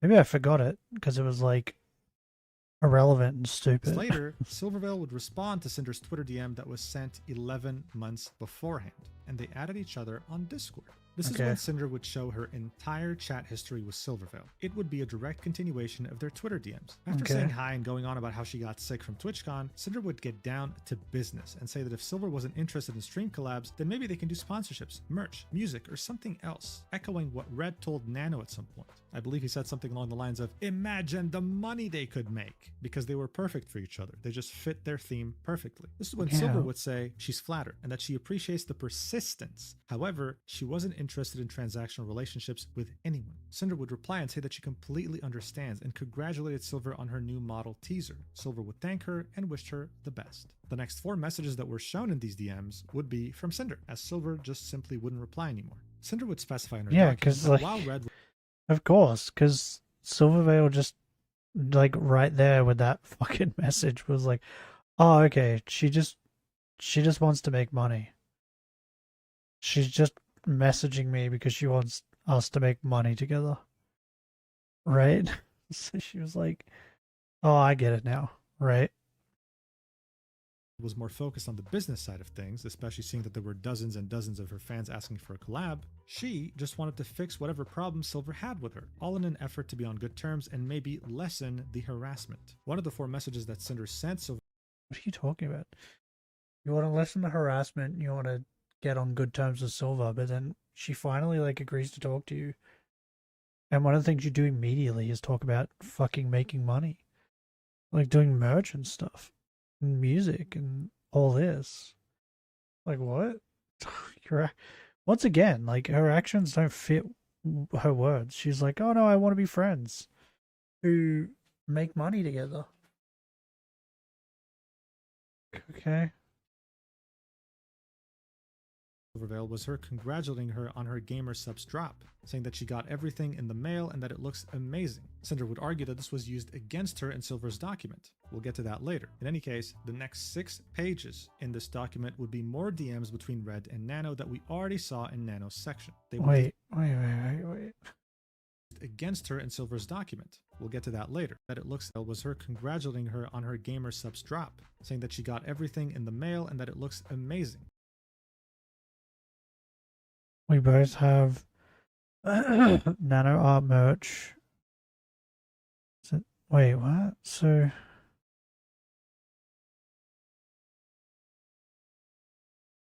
she's like, she tried to use it against us? Is it because I don't know, this tweet showing off mine and Silver's merch the next night too? So but like Silverveil's whole like complaint and argument with, well, like about Cinder was that she was like an obsessive fan who like wouldn't leave her alone. And you like saying, hey, I bought all your merch, it kind of proves that. Because like you two aren't friends. Is this another situation where she thinks like her and Silver are friends or something? Because like you're not.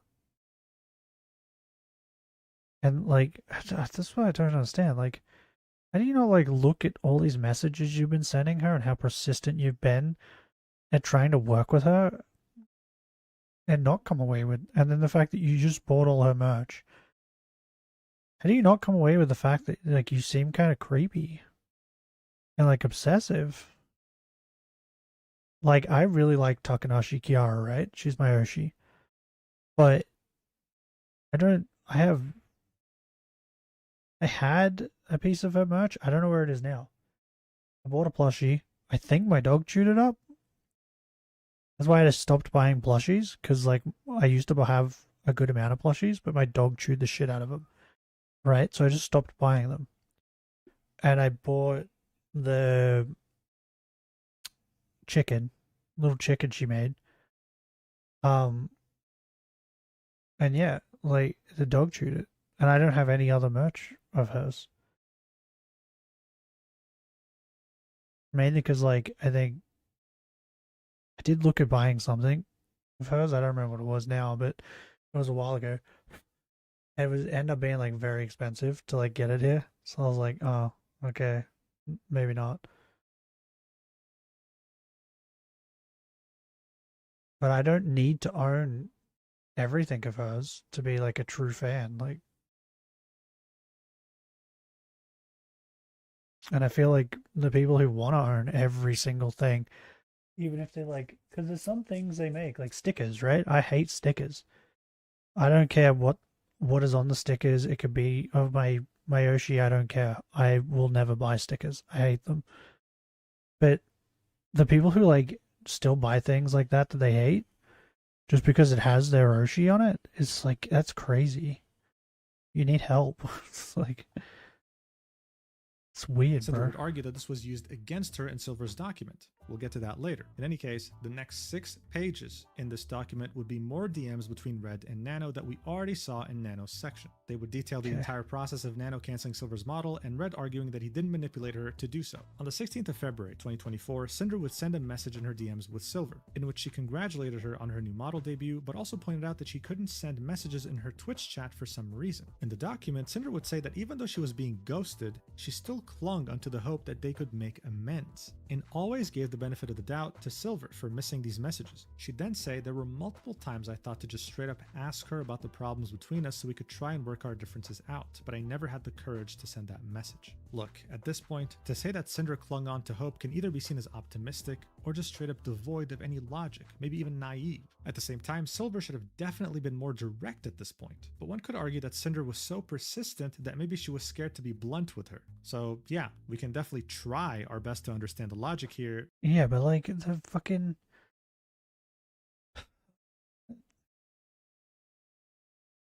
I don't understand, like if someone's not talking to you and you've had this many messages where you've sent messages and they haven't responded, I feel like it's common sense to be like, oh, okay, this person doesn't want to talk to me. Why do you need to be told? Like up to you, like straight up to your face, that, like I don't want to talk to you. That's insane. That's so stupid. And by the way, that doesn't always work. Because when someone's like delusional, they just, and you say like, hey, I don't want anything to do with you, they don't hear that when they're delusional. Which at this point, that's what this kind of feels like. Like I feel like maybe it doesn't matter what Silver said to her. Cinder would have just been like, oh no, she didn't actually mean that. Or like convince herself in a way that everything was fine when it's not. Okay, bro, what? But it won't do much at this point because things will only get worse from here. The next subsection would be on April 2024. Wait, it would start off with something similar to the GamerSupps Cup fiasco, except this time it would be about a GamerSupps flavor. In this instance, though, Cinder wouldn't be able to release her product before Silver and would claim to have received harassment because of it. Silver would release her product on April 19th, 2020. Which, like, once again, leads me back to, like, what I was saying earlier. Like, she, for some reason, thinks that Silverveil did not get harassment. Which is, like, mental. Wait, what level does this thing evolve at? Is it 49? Or is it 39? I don't remember. I do remember it's nighttime, though. It has to be nighttime. 24, my birthday, and Cinder would release it on the 26th of April 2024, so a week later. Regardless, though, Cinder would still make it a point to message Silver. On Discord congratulating her on her new flavor. However, this would be the last. Okay, Virgin, I'm gonna like. You've made a couple mistakes like this now. I'm going to disregard them because this shit is insane and is giving me a headache, so it definitely gave you a headache. Okay. and like, yeah, it's fine. Fine that you made a couple little mistakes here and there. Is what I'm trying to say. Because like this shit's crazy. And just stupid. Message she'd ever send her on Discord. All of this had happened in April 2024. This leads us to the next major event in this Silvervale section, which would take place on May 7th, 2024, during a round of new mod applications for Cinder. Here's what was written in the document. I had mod applications open again, and another 2 of Silvervale's moderators applied after being encouraged by Mod 1. Red messaged Mod 1 for their opinion on these new applicants. They've been modding for Silver for almost 2 years alongside them. Red then asked about me being restricted in her Twitch chat a few months earlier and if there were any problems her mod team had with me since Mod 1 had been around for a long time. Mod 1 had asked Red to keep their conversations private from Cinder. She'd say, I was never told about these conversations Red was having with them or what he was told by Mod 1 over the following year, until Red and I were putting this document together. By the way, like, I kind of doubt. What'd you say? Mod 1 asked Red keep private. I was never told about these conversations, Red. Yeah, I doubt that. I doubt that from everything like that's been going on. I'm assuming this mod conversation is going to be like, oh yeah, Silvervale doesn't like Cinder, right? It's going to be something like that. And anything that's like that, where it's he 100% talks to Cinder about it. Like he imagined bow sliding Cinder, and one of the first things he did was talk to Cinder about it. So there's no way in hell that I'm going to believe that he didn't go and fucking tell Cinder immediately after he found out about this crap. Like, go eat a dick.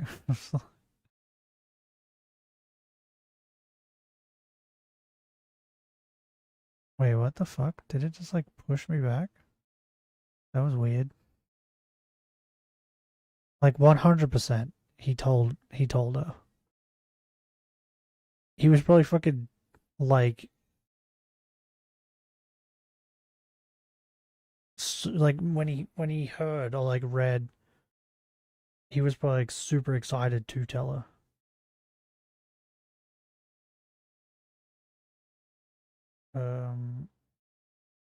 Sure.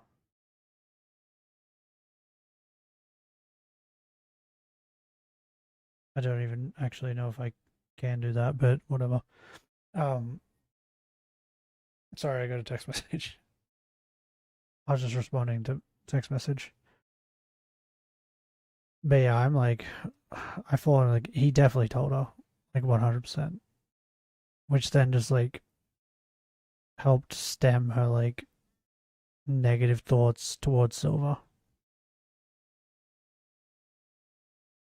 Together. So bear in mind, these conversations happened in May 2024, and Cinder would only discover this after being cancelled. Red would chime in and say, I want to apologize to Mod 1 for including our messages here. I hope you understand. So in other words, the only reason why I think, like, if he didn't tell Cinder about it, then these conversations aren't like talking about Silver being like not liking Cinder. This was Red admitting that he didn't even ask Mod 1's permission to show these DMs to the public, even though that mod had told him to keep this information private. So in these DMs, Mod 1 would say that he had encouraged a couple of Silvervale mods to apply. He'd also revealed that he had incorporated an idea in Silvervale's server that was already present in Cinder's. It worked well, but the response he claims he got from Silvervale was, well, I'm glad you like modding for Cinder more than me. A day later, Red would end up accepting the 2 Silvervale mods who applied due to their experience and recommendation from Mod 1. 16 days later, on May 24th, 2024, Silvervale would post her own version of an emote with the caption saying, hi. Cinder would reply with her own version of that emote also saying, hi. An hour later, Silvervale would delete her tweet. Cinder claims that this was the last time she had ever attempted to interact with Silvervale, and that this, after many years, would be the turning point in which she'd finally lose hope of fixing things between Silver and herself. A day later, Red would message Mod 1 about this incident, to which Mod 1 would admit that the reason why this happened was because a Silvervale subscriber had shared Cinder's post in the subscriber-only chat in her Discord. A few other subs would see that post, and would start to ask for a collab between both Cinder and Silver. This would lead Silvervale to delete her tweet and had her mods delete any mention of a collab with Cinder in her channel. So at this point, Mod 1 was like a mole for Red. He'd ask him to monitor things and he'd report whenever something would happen in Silver's server. On the 30th of May. Right.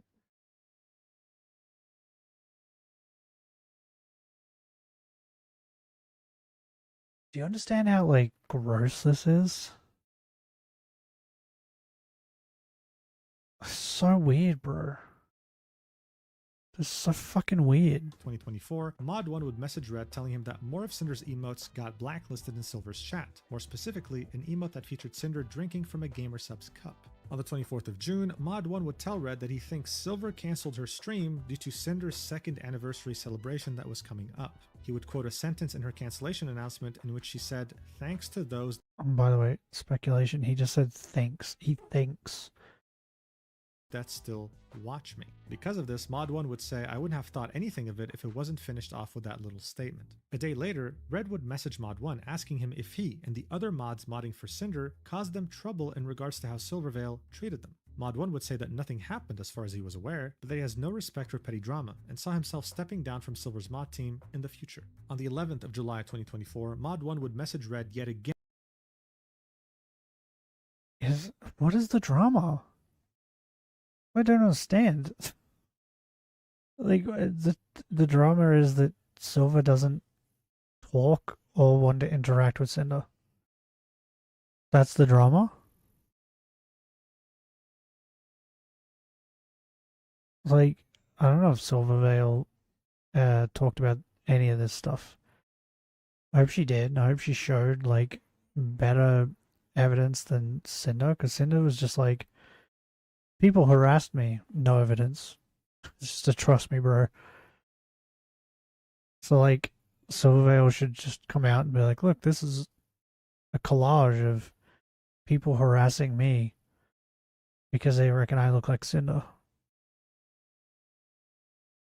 That's so stupid to, like, Cinder thinks she's the only one being harassed. About Silvervale's chat drama, showing 2 screenshots of mods talking on her server. In the first image, you can see mods talking about how the chat restriction worked. You type Cinder, and Twitch would say your message could not be sent. In the second screenshot, one of those same mods would give an analogy in order to indirectly explain why this was happening to begin with, saying, "Let's say you're my neighbor, and every morning on my way to my car, you say hello and try to draw attention towards yourself from the crowd of people that are for some reason also watching me walk to my car. I have told you in private multiple times to very nicely please leave me alone in every aspect of my life. I have never walked over to your driveway and attempted to draw attention to me from the crowd that watches you walk to your car. I have never even set foot on your property. You continue to show up in the morning in my driveway. You continue to show up in the morning in my driveway regardless." To Cinder, this didn't make any sense, right? Silver had never so explicitly expressed the desire to be left alone in DMs, instead always being friendly, which makes her speculate that she had told her mods a different story. And I'm sure if we were to look at this from Silver's perspective, she had expressed this, but in the nicest way possible. Mod 1 would continue to provide the tea. He'd send a screenshot to Red in... Yeah, because Silvervale, by the looks of it, like what I've been saying, assumed that Cinder had some form of common sense and could pick up on like context clues, right? Like, hey, I'm not talking to you and I'm been actively avoiding you and talking about you and talking to you. For some reason, like, Cinder was like sitting there going, I wonder what that means. It must mean that I did something wrong. No, it just means that she doesn't want to talk to you. Like, fucking leave her alone. It's like, hey, she's not talking to me. I must have done something wrong to upset her. I'll repeatedly keep asking her and talking to her. Or just leave her alone. Talking to another one of Silvervale's mods. In this image, he would be the one in green. The other mod was venting to Mod 1 about how Silver apparently begged for help from him, but then would ignore him when she didn't need him. He said that she offered him $500 to help her fix her Skyrim mods. He'd try, but then he'd fail, and she'd make him feel like a loser for that, even though he tried for over 10 hours. This was all used to highlight that Silvervale was unstable, mean, petty, and I guess to Red, it would be justification that in this issue, him and Cinder were the good guys. After sending this image, the conversation between Red and Mod 1 would continue, with Red So, like, the other thing too, and I know this might sound like sexist or something, but I grew up with women, around women, right? That dude probably could have just like got her on like at a time where, and he's a dude, I would assume, so he like this didn't even occur to him. But maybe she was just on her period or coming off her period, and like girls are like typically like their emotions are like all over the place. Like I would have days where with my sister I would do something for her and she'd be like so thankful. And then like the next day like her period would kick in and she would be like the meanest person you've ever met.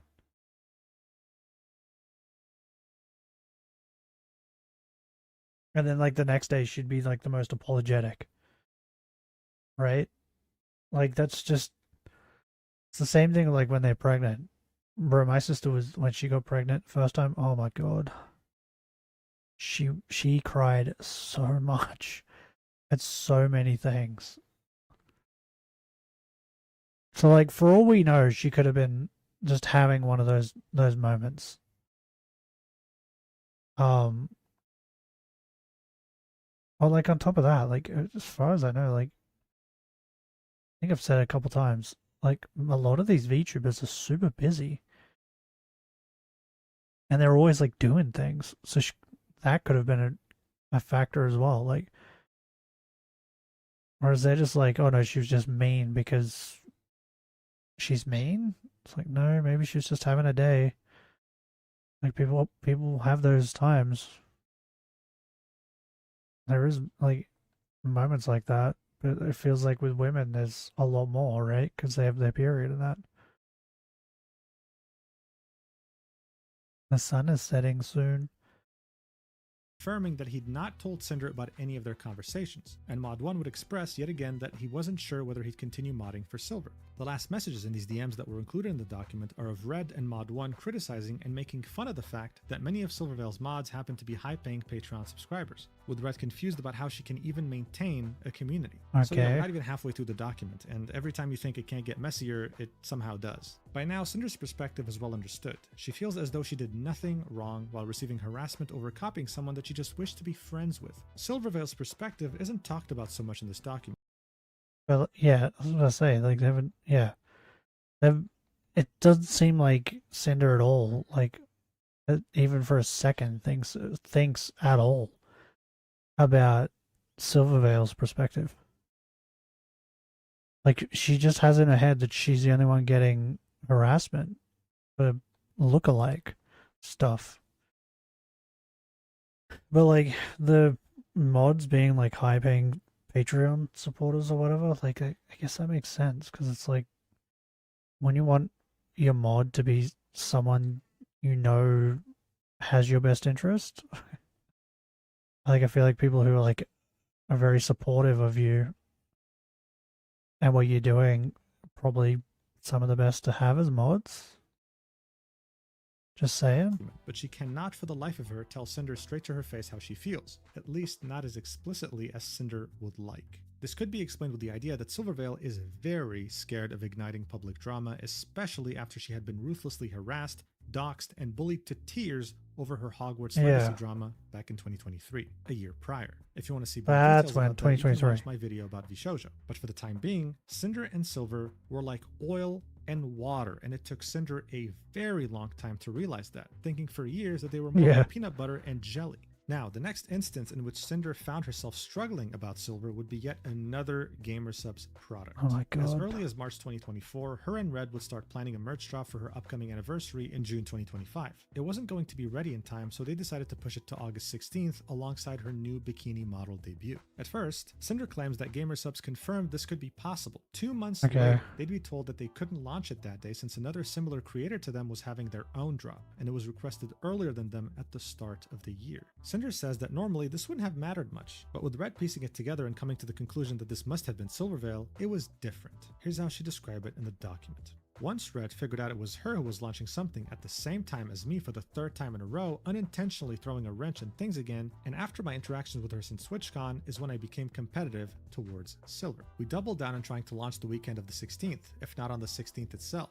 We did eventually compromise to launch the week before on August 9th, even if it wouldn't be alongside my debut. However, a couple weeks before the release, we were told the 16th was suddenly available, so we moved my drop to that day. Silver launched her birthday merch drop with her new 3D model debut on August 13th, a day after her birthday, and I launched my merch drop alongside my bikini outfit debut on August 16th. Cinder would then show us the art Silver used to showcase her new 3D models, 2 different outfits. She'd then show us the art she made by the same artist, implying that it was copied.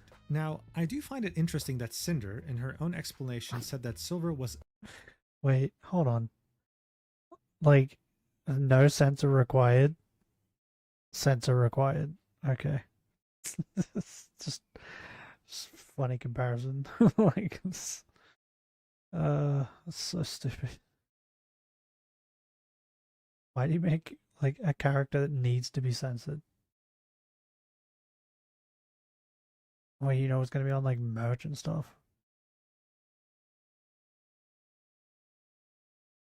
But like, by the way, like the only similarity is that they have 2 pictures, like 2 outfits. That's it. Other than that, they're different. So like, copied. Now, I do find it interesting that Cinder, in her own explanation, said that Silver was unintentionally throwing a wrench in things again, which seems to be a very reasonable conclusion. It was Silver's birthday at the time. It happens the same year every year. This is something that you can plan for. And yet Cinder decided to debut her bikini outfit around that time. In fact, Cinder's anniversary as a VTuber would be every June, 2 months before Silver's birthday. So is this constant overlap around every summer really a surprise at this point? Is there no way to plan for it beforehand? I think that's worth asking. Anyway, the next 3 pages would be the same exact pages we saw in Nano's section, where Red would talk to Artist 1 about an exclusivity deal, which would then prompt him we're to looking propose from the same point of view of idea Cinder, to so it's Nano. always Now, there would Silver's be fault. one page after that with new info about a certain Artist 2. Here, Red wouldn't be in DMs. He'd be in the project server with Cinder present, and he'd ask Artist 2 if they were interested in narrowing down their client list for being paid extra. They sounded open to the idea, but gave no final answer. The next 4 pages would be yet again be a repetition of Nano's section, in which Nano would cancel her exclusivity deal so that she could go work with Silvervale again. She'd also make sure to personally message Cinder to explain the situation. After this, the document decides to not keep a linear timeline anymore, going back in time instead of forward. We're now in March 2024.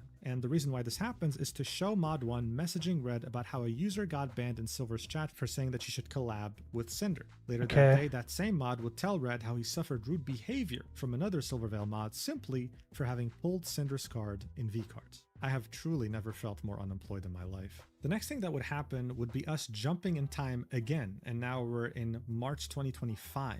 This is where, yet again, Red would choose to take matters into his own hands, and instead of messaging Artist 2 in the project server where Cinder was present, as he had done before, he would choose to DM them. He wouldn't tell Cinder about this, and in the document he'd say, I didn't have a reason for not telling Cinder about this, I just didn't. In these DMs, Red would explain the drama. It's a good thing that he's her manager again. Silvervale, and would ask him to not work with Silvervale ever again, seeing that she had been a client before in the past. It's not clear whether this deal actually ended up going through, but seeing that this was like a month before Cinder got cancelled, I'm just going to assume that it didn't. We now find ourselves in April 2025, the month of Cinder's cancellation, but in its beginning, not in its end.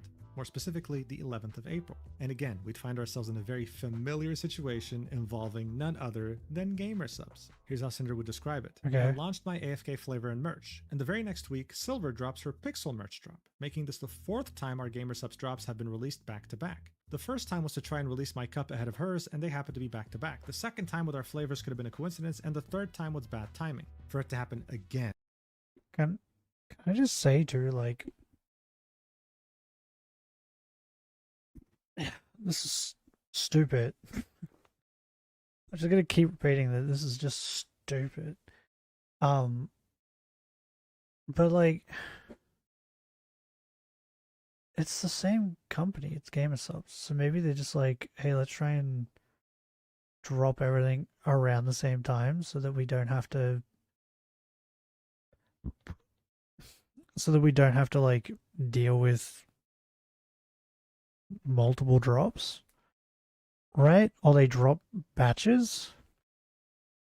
Because GameStop has like 70 creators that they work with or something, right? Around that. So maybe they're just like... Maybe they're just like... Yeah, they're like just doing it in like batches, right? Like, is there more VTubers that came around this time? Like drops? Maybe that's what they're doing. But she's just putting this all onto like silver.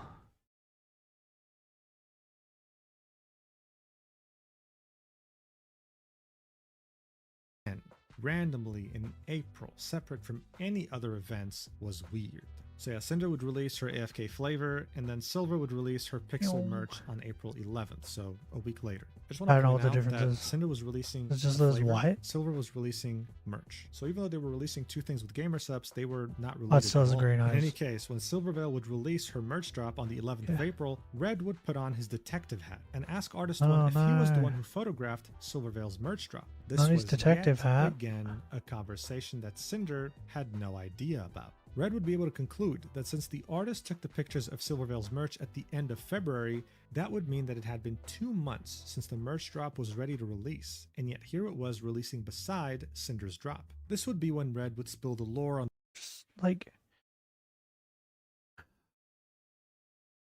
you know what's stupid about all this?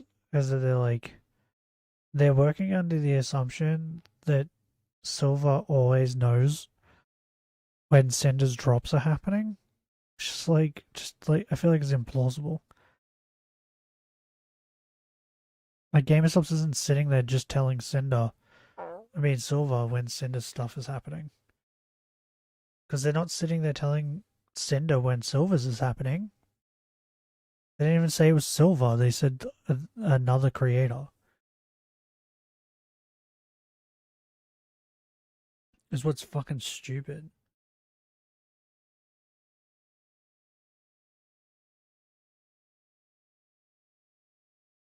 It's so dumb. I need to get another water. I drank all my water. on the drama between Cinder and Silver to Artist 1. And at some point, Bro, we Artist still got 1 another would 50 say, minutes of from my this. experience, she's always been kind to me, but communications are a bit sporadic. But I did have the opportunity to get to know her a bit better before outside of work topics, like a bit on her personal life and backstory and stuff. Like, she used to do cosplay and compete too, so I was like, damn, she'd get along well with Cinder. Red would, of course, agree wholeheartedly, saying they're very similar people. And from the start, I Bro, the only thing that they're similar with is that they're both dog VTubers and they did cosplay. That's all I've got so far. Oh, and they kind of lewd sometimes.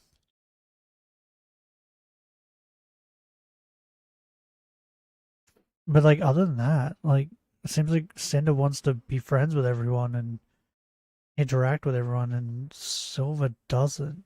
So like, one's an introvert, one's an extrovert. And you're like, no, they're like the same person. They're so similar. Are they?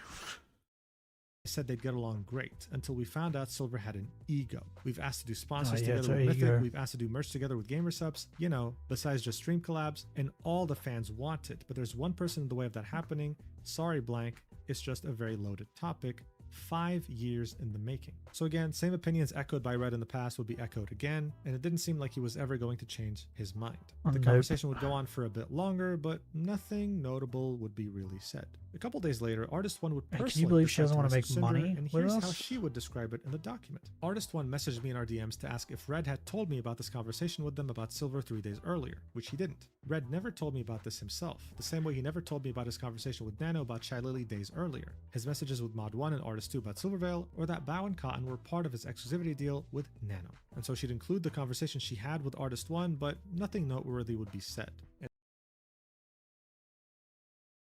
Do you understand how bad this makes you look?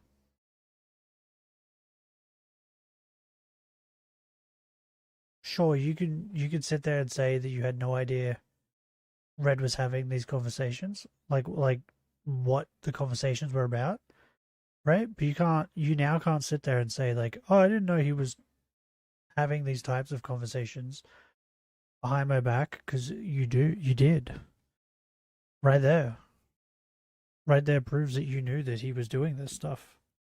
That he was having these weird conversations behind your back. And, what'd you do about it? Nothing, by the looks of it.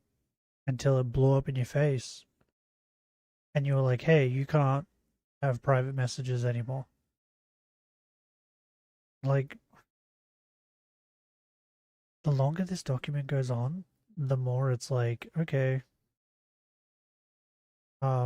maybe you should have stopped a while ago and just not continued talking.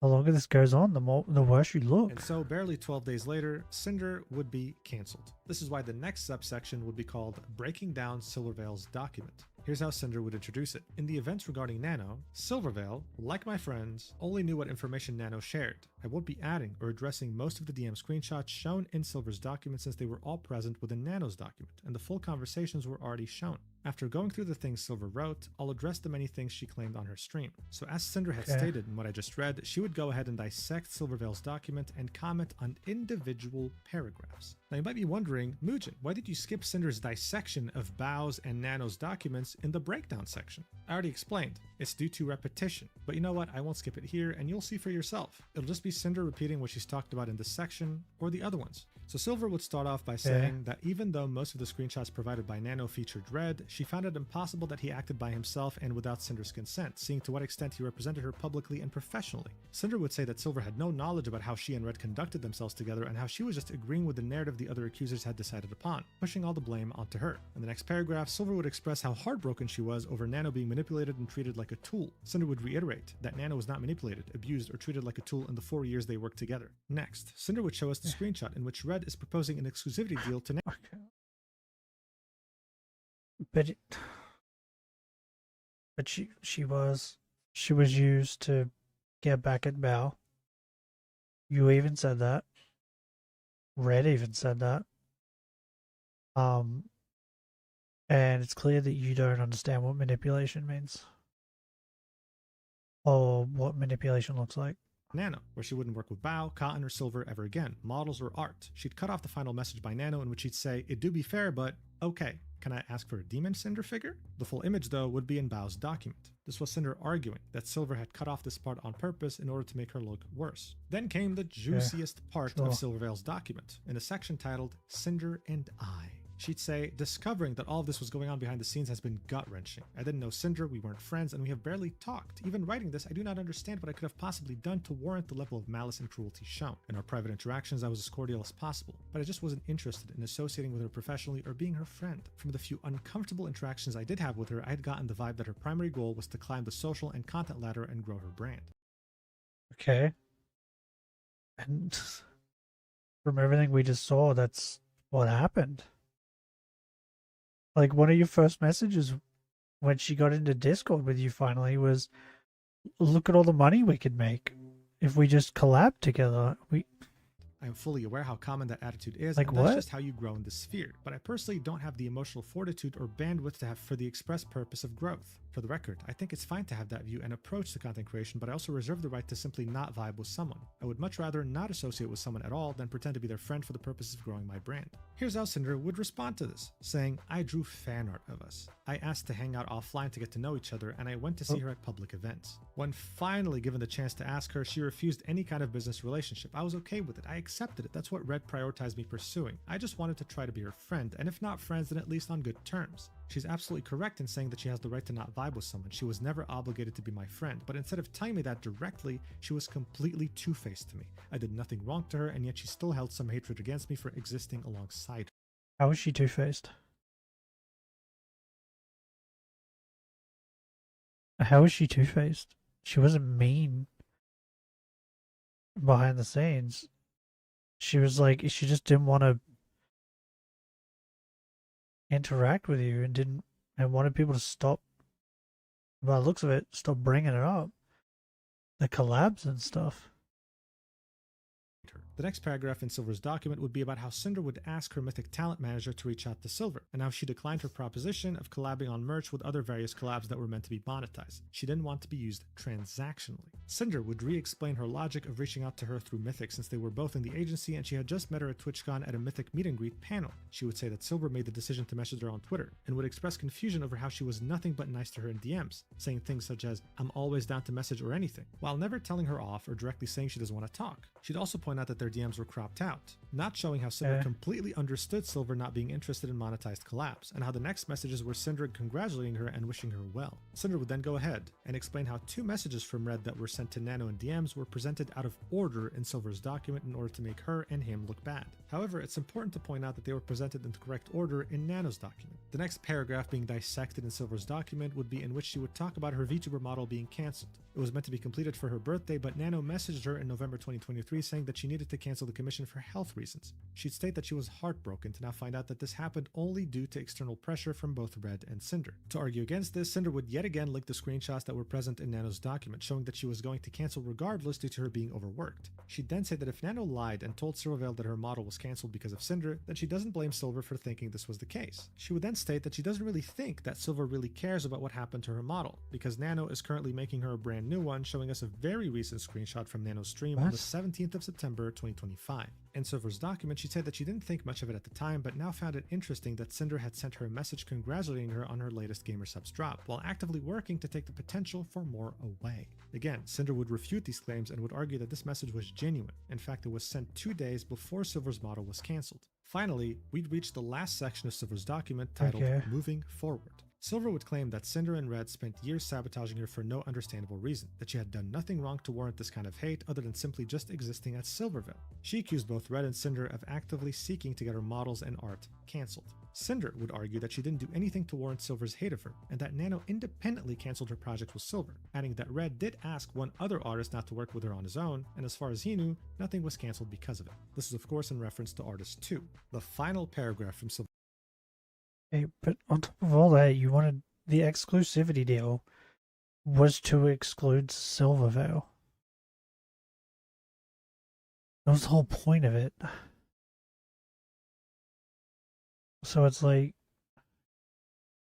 Silver's document shown here would be her saying how it was hard to express how crushing of a feeling it was to be talked about so maliciously without her knowing, while mourning all the potential opportunities and friendships that were taken away from her due to spite and insecurity from Cinder, and hoping that her document can convince its readers that she is not the person Red and Cinder claim she is. To this, Cinder would say, "The rumors expressed about Silvervale were true to our own experiences with her. There was no reason for Red or I to lie about that. The same way there wasn't a reason for Red to lie to Nano about my experience with Shy Lily. I hope this document and the evidence presented will convince you that Silvervale is the person that I've shown her to be." Alright, so now I kind of hope you understand that this is really just a repetition to everything we've seen. Yeah, there were a couple of interesting things like how Cinder thinks that Silvervale on purpose included cropped images to make her look worse, but overall, instead of writing 230 pages, she could have just talked about this, right? That could have been the Silvervale section, for all I care. But Cinder wasn't done. Because if you thought this was crazy, wait till you realize that the next 40 pages are Cinder quoting individual sentences from multiple Silvervale streams in which she talks about the situation as it was happening. Yeah, I wish I was joking. In fact, every single thing Silver said that was included in this document had a YouTube link of the yeah, she's not obsessed at all. Like, what the fuck is going on? So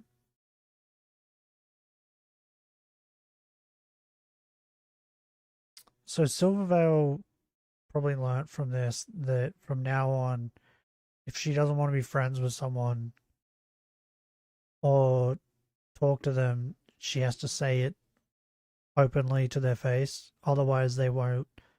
Otherwise she'll be harassed for years, and imaginary dramas will be made up behind the scenes. Right? That's what she's got from this. And Cinder's takeaway from this is that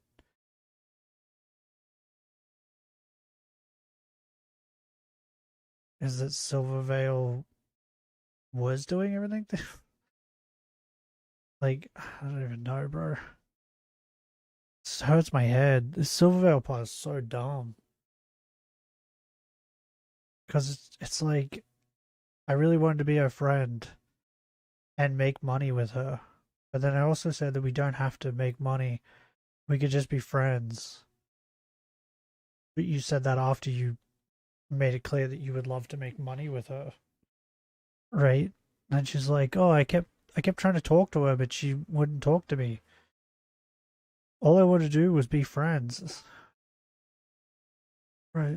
You're crazy. Like, what is wrong with you? She doesn't have common sense, clearly. Question with the exact timestamp that was referenced and then transcribed. Now look, I can't make everyone happy, and I'm sure some people won't like this, but at a certain point, I have to put my foot down, man. I do have to take some hard decisions for the sake of this video's quality and for the sake of my own sanity. I read these 40 pages and can conclude that they're nothing more than a painfully elongated version of Cinder's dissecting of Silver's document. This is the same thing as what happened in the breakdown, okay? So regardless of the opinion you hold right now about Cinder or Silver, I don't think this will change much of it. So this is why we'll be skipping to page 227, where we'll be reading Cinder's conclusion about this section. Here's what she'd say. In conclusion, Silvervale. I was not jealous of Silvervale. I did not obsess over Silvervale, and I did not copy Silvervale. For years I've been harassed for being her lesser half, and my existence was discounted. Okay, so I believe that she didn't copy Silvervale, right? I believe that.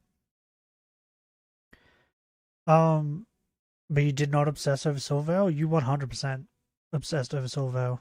100%. Like, if you did, someone who is not obsessing over something, you know, doesn't try to bring it up all the time or make it a thing. Like, I don't know about the jealousy thing, right? Because you were doing just fine, so I don't think you were jealous, but you 100% were obsessed, for sure. Like, look at how many times you messaged her. Even when she wasn't messaging you back, and like wasn't even like interacting with you or your fans, you were like stewing behind the scenes and being like, but I want to be friends with her. Like, an obsession. Do you know what obsession means? Like, you were definitely obsessed. As a poor ripoff of someone else. The lengths people went to convince themselves I did everything to copy Silvervale throughout my career, down to copying her laugh, are the same lengths my friends must have gone to convince themselves that I was somehow sabotaging them. Yeah, okay. The people who were like saying that you're trying to copy how Silvervale sounds or whatever, they're just fucking deaf, I guess, because that's used to don't sound alike at all. I don't see that. Used to being similar, I don't really see that either. The design a little bit, because you're both like wolf girls, but other than that, everything else is fucking different. So I don't understand that either. People are just stupid, I guess. But yeah, you were definitely obsessed, like to a crazy degree. Well, like, yeah, you definitely obsessed. But it's like I've been saying, I don't understand how you don't realize that all the harassment you've been getting, like, I'm sure you got some of it being a copy or whatever. It's strange to me that you just think that she wasn't getting any of that. Years. Neither was true. My insecurities about these comments ate at me for so long, I've had to go to similar lengths just to avoid getting harassed over these comparisons. And then, like, the spite's next, right? Spite part. Like,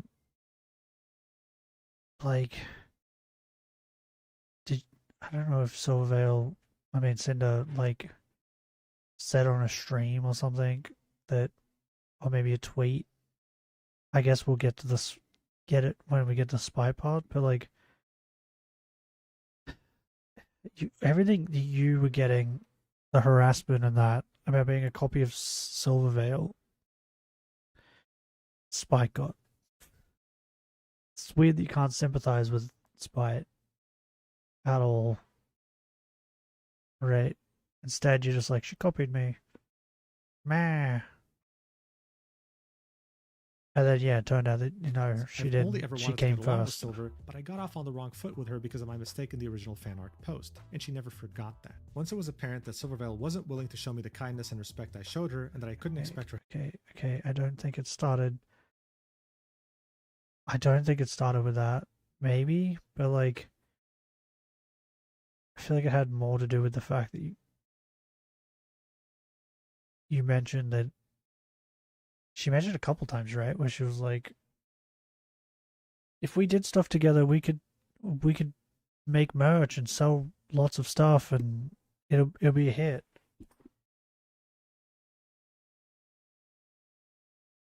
I think that's the part. That's why she's like,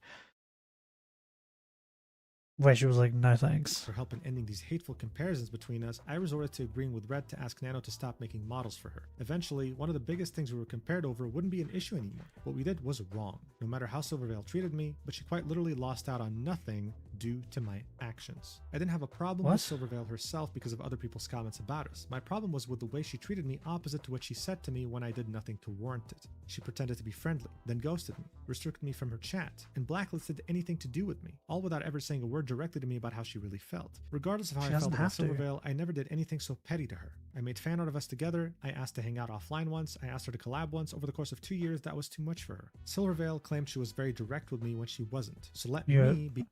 You're ignoring the fact that you also asked her to like do merch and stuff with you, music videos, all that sort of stuff. And she was direct with you when she said that she doesn't want to seek friendships just for collabs and stuff, and for business oriented things.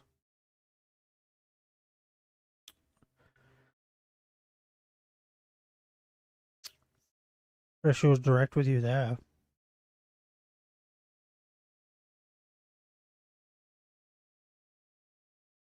I don't know. Cinder feels like the type of person that, like,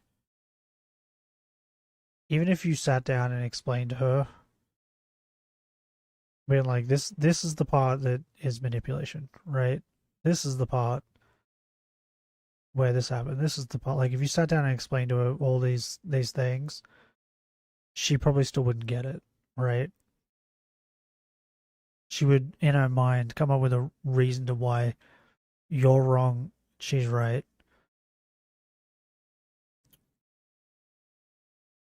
That's what it feels like. Be direct with you. Silvervale is a master emotional manipulator. If Shy Lily claimed I was a narcissistic manipulator, then I don't even know how she. And once again, I don't think you know what manipulation means.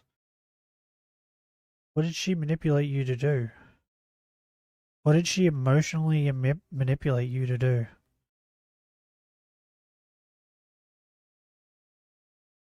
Or, like, do you have proof of her emotionally manipulating other people to do things? Because there's no evidence that she come out and made people not work with you.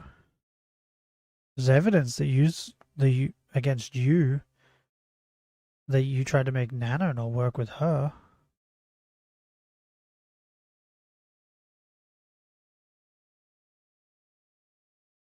Once again, we're just saying things, I guess. She described Silvervale. She effortlessly lied directly to her audience she claims to care so much about through her crocodile tears. She manipulated them into giving her the support she felt I was taking from her for years. On stream, she would lie about me, then manipulate her viewers by saying how awful and stressful everything was and how uncomfortable and anxious I made her. She repeated that exact thing over and over again, turning me into the big bad wolf I never was, ending with how much she cared about and loved her fans. She manipulated the majority of her mod team against me, and even emotionally manipulated one of her mods for the sin of trying their best to help her out with something she asked for. What? She manipulated the majority of her mod team against me?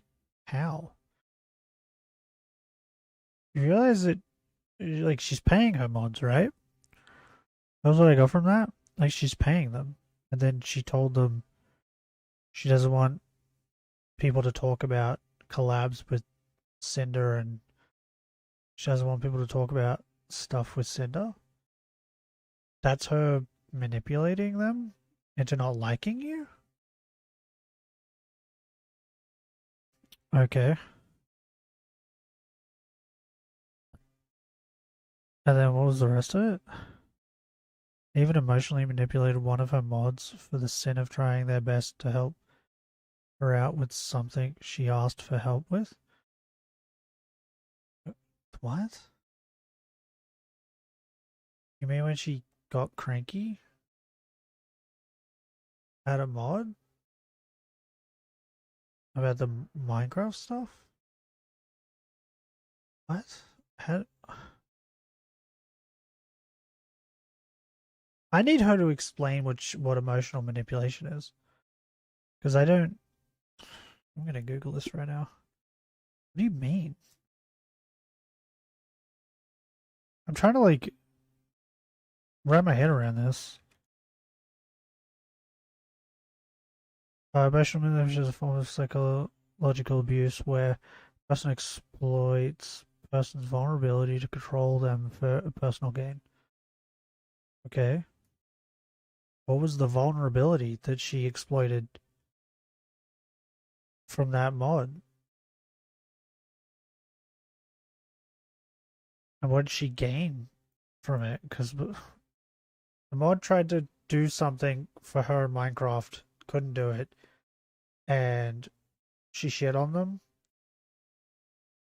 It made him feel bad about it. And that's her emotionally manipulating him? How's that work? I don't think you know what this means. I think that's become pretty evident, right? Because it's been clear manipulation, different types of it. And she's like, we didn't manipulate them at all. Everyone's lying. And it's like, okay, no. And then she goes and says this. And it's like, what? Did we both, like, read the same thing? I don't think we did. Or you read it differently somehow.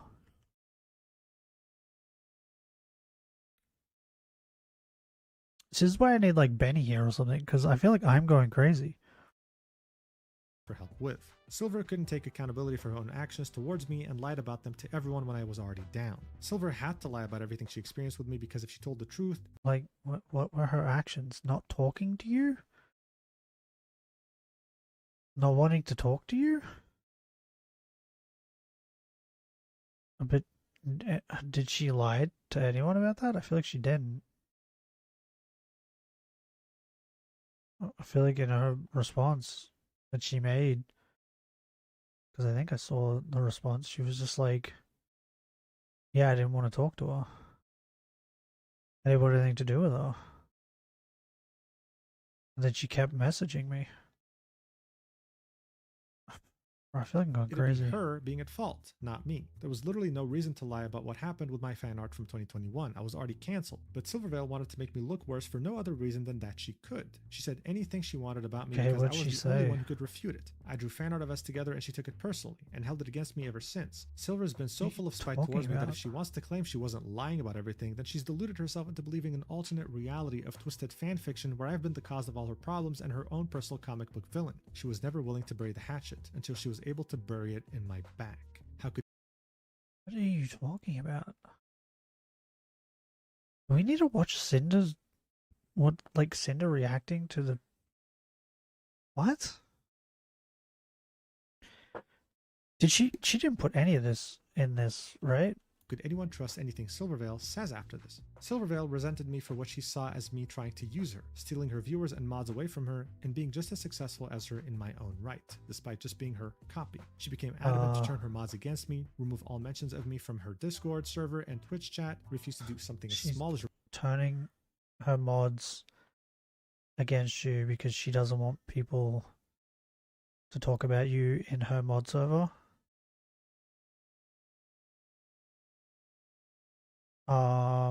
From what I saw, I don't think she mentioned to the mods why. I think she just told people that she didn't want people to talk about it. And to just block people that were trying to. Bro, I feel like I'm going insane. This is, like, insane how, like, we can both see the same thing and she's like, someone puts an apple on a table, and I'm like, oh yeah, that's an apple, and she's like, no, it's a banana. It's like, what? Hold on, what? How do you see that? And then you're like, can you please explain how you see that? And she's like, nah, trust me, bro. So, okay. Reply to each other on Twitter, and couldn't bring herself to even thank me by name when I rated her as to not give me any public validation. She could only see my words and actions in the petty, threatened way she chose to interpret them in. I was nothing but kind to her for years, and instead of just telling me to fuck off like she truly felt, she was two-faced, and then lied to her chat about her willingness to be direct. She pretended not to see my supportive messages to her for months, while she lied to her mods about me and soft-banned me in her chat for simply saying hi every now and then. She expressed she didn't like getting harassed over comparisons to me either, but she never could acknowledge that simply getting along could have helped end that for both of us. Wait. So you just acknowledged that she also got harassed. And then you're like, but I don't know why she didn't like me and didn't want to interact with me. What do you fucking... Oh my god. I never expected her to do anything with me, just to treat me like a person. She was... No, you did. You did expect her to do things with you.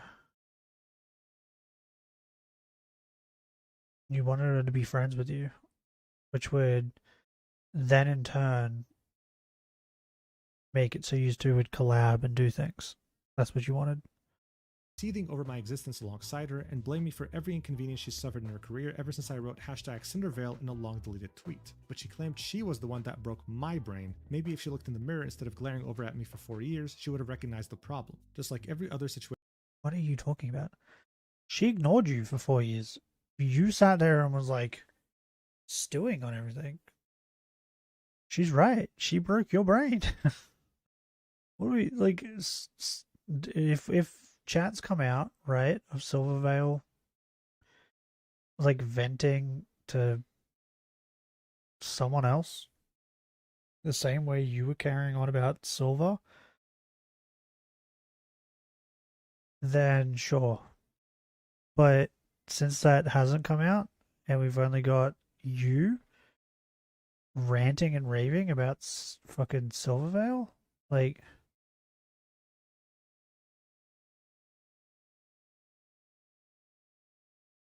I think it's pretty fair to say that, yeah, she broke your brain. I've discussed in this document, the issues with Silvervale were due to a severe lack of communication, a refusal to communicate. Silvervale didn't start my cancellation, but once it was in motion, she jumped on board to throw as much fuel into the fire as she could. Ever since her years-long abuser was taken out of the picture and Silvervale reclaimed her community from me, she's been much more active than she's ever been, now doing handcam streams and even planning to cosplay. She's been profiting off of all the lies she told about me, just like Nano, who's making a brand new model for her right now.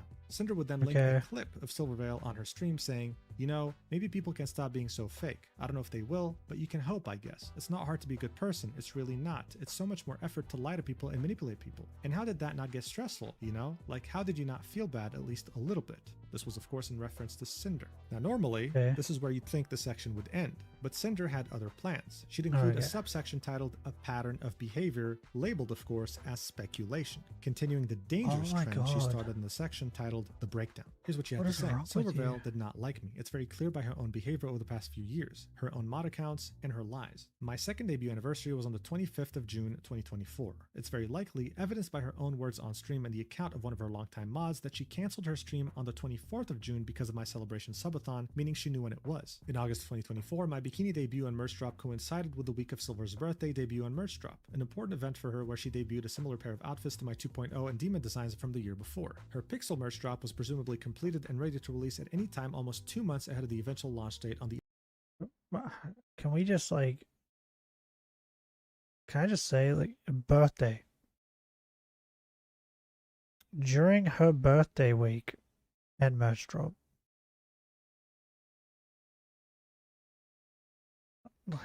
Like this is just another, like, month or day or week for you. The only thing that makes it important to you is that you're dropping some sort of merch or something. Meanwhile, for Silver, it's her birthday. Like, feel like one is a little bit more important than the other. 11th of April 2025, and just so happened to be released a week after my AFK merch drop on the 4th of April 2025. I got to be cancelled for my anniversary this year on June 25th, but I was supposed to be launching a limited edition label of Pyro Power with a promo card on that day, both with art drawn by Nano, planned as far back as February 2025. On the 26th of June 2025, Silver had the same bikini debut and merch drop I had during her birthday week and merch drop last year, a day after my anniversary this year. During her stream about me, on the 29th of April 2025, she said that we plan out our drops like the whole year. Why are you scheduling things around her birthday anyway? Like, I feel like you've had so many. This is what I don't get. Like, you've had so many like moments in this document where you're like, I've been compared to Silvervale nonstop, rah rah rah. And then, but then you're like, I'm gonna drop my thing around her birthday. It's like, why wouldn't you like? I don't get it. I think this goes back to like common sense again, right? Like if I was being compared to someone constantly, and for one, I would try and distance myself from them. I wouldn't try to like get closer to them for some fucking reason. Like she seems to want to. Which again, I feel like that's more common sense. But then, like, I would also, like, figure out when, like, big days for them are, like, their debut or their birthday, for instance, and try to work my shit around it so it doesn't coincide so that less comparisons can happen. Whereas she's just, like, fucking, like, clearly not thinking about that. Like, at all. Which is fucking weird.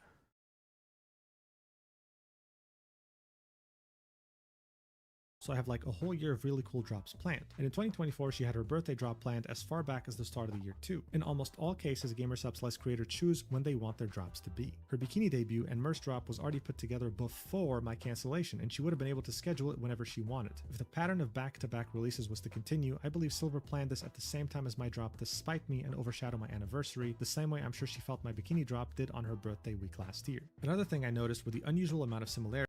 By the way, this is like going off the assumption that she like knows when all your drop dates are, or when you're planning to drop merch and stuff. In our beach like environments, that's a big which were both assumption. done by the same artist. Cinder would then go ahead and show them side by side. She'd also argue that the overlay also looked the same exact way. Then she would say, "But she broke me." Then she'd end this by saying, "And if she didn't make it way," then she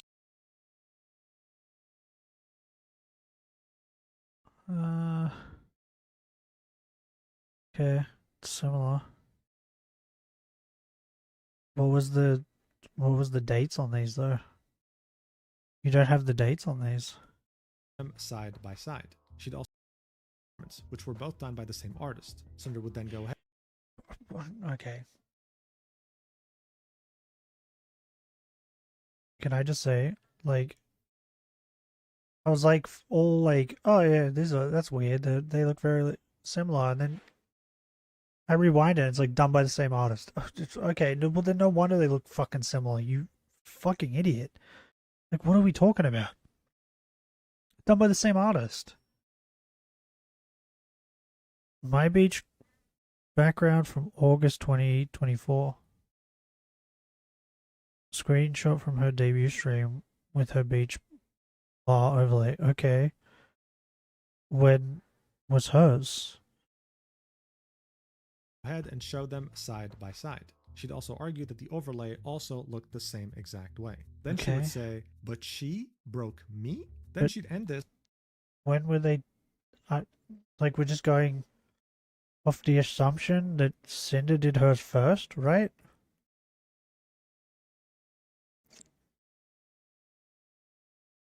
It's another trust me bro moment. Great. Love those. The person that admitted that she's a liar has another trust me bro. Okay. this by saying, and if she didn't make it clear, Silverveil prefers not to do collabs and doesn't want any transactional relationships. She would show a tweet from Shy Lily saying that she was going to collab with Silverveil to play video games with, and it turns out that they were playing this video game because it was for an advertisement. This entire section would end with an image of both Silverveil and Shy Lily playing that game together, having a good time, to which Cinder would say, "Birds of a feather." Now, of course, this wasn't a normal collab, it was a... Okay, but like, she said she dislikes them. She didn't say she never does them. Like, what are we... You just like, see, she did one. That means that she's lying. No. She's not. Like, I dislike tomato. I don't like tomato, but every now and then, if I have a salad, I have tomato. Like, cherry tomatoes aren't that bad. What are we talking about? Like, she didn't say that she never does them. Right? She just said that she dislikes them. You even said it, like, where was it? Prefer not to do collabs. It doesn't want any transactional relationships, right?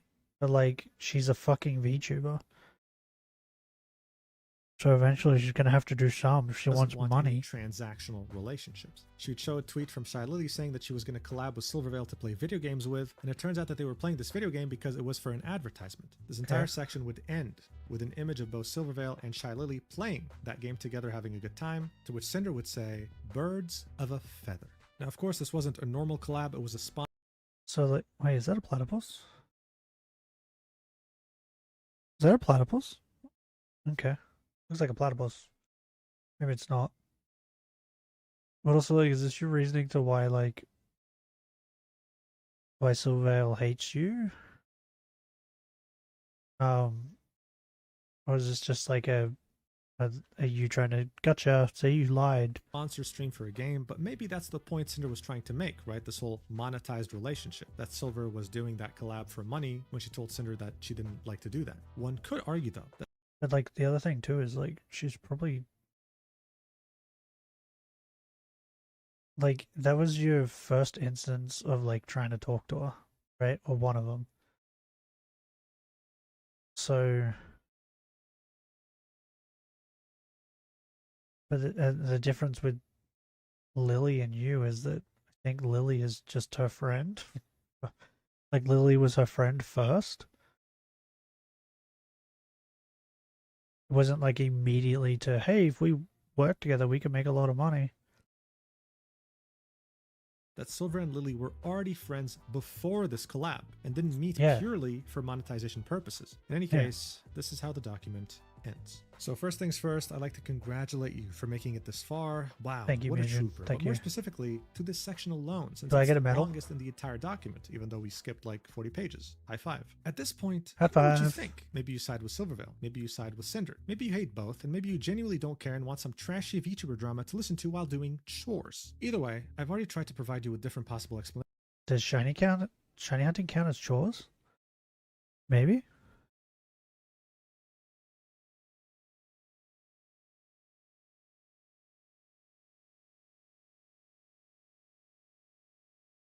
Does shiny hunting count as chores?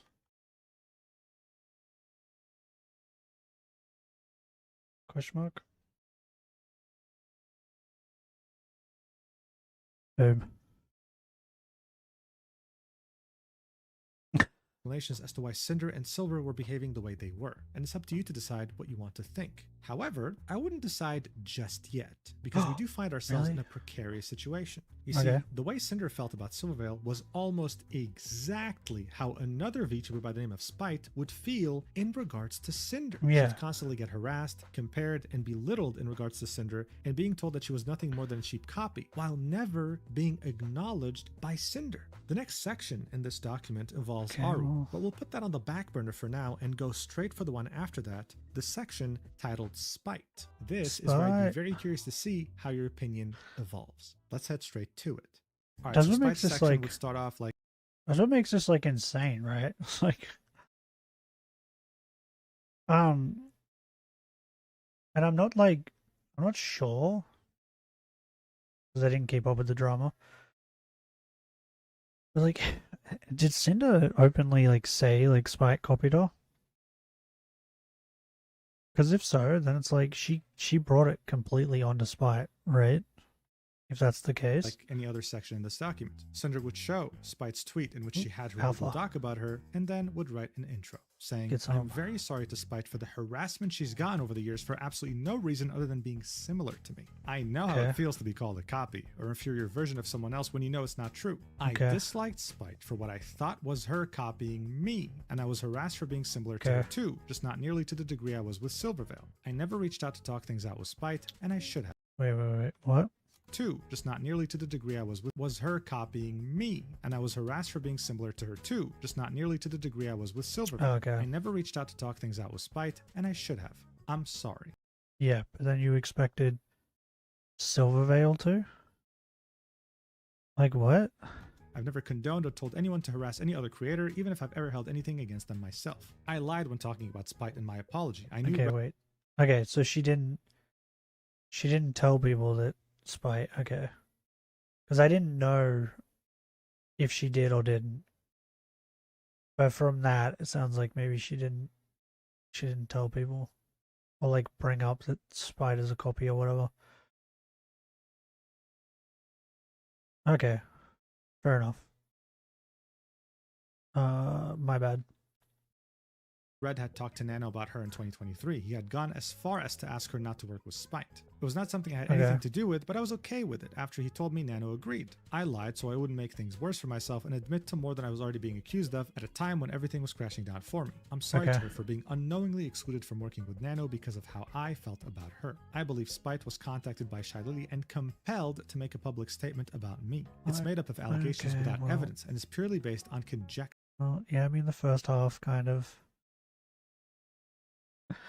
had me in the first half, and then you had to go and say that. Like, you shouldn't be saying these things unless you have proof. In this document where you're supposed to be proving that that they lied in that, just should not be bringing this stuff up. That this is your headcanon. I don't know if you noticed, but listening to your headcanon kind of got you into this situation to begin with. So, I'm just saying, maybe don't listen to what you imagine. She's profited off these baseless accusations since making them against me. If Spite was never shown in the screenshots of Red asking Nano not to work with her, which I feel Spite would have included in her document, then she made her statement over one screenshot of Red's DMs talking about her from May of 2023. At no point have I ever stolen or copied anything from Spite. Besides Red, I've only talked about my grievances with Spite to a handful of friends. Following her on Twitter is the extent Red and I have ever been watching her, and I haven't cared about what she was up to beyond mid-2023. I moved past all of this a long time ago, and I wish no ill will towards Spite. Wait, so again, it's weird, bro. Like, I don't get it. Why do you want to become friends and get close to people that you're being compared to nonstop? Like, I don't understand.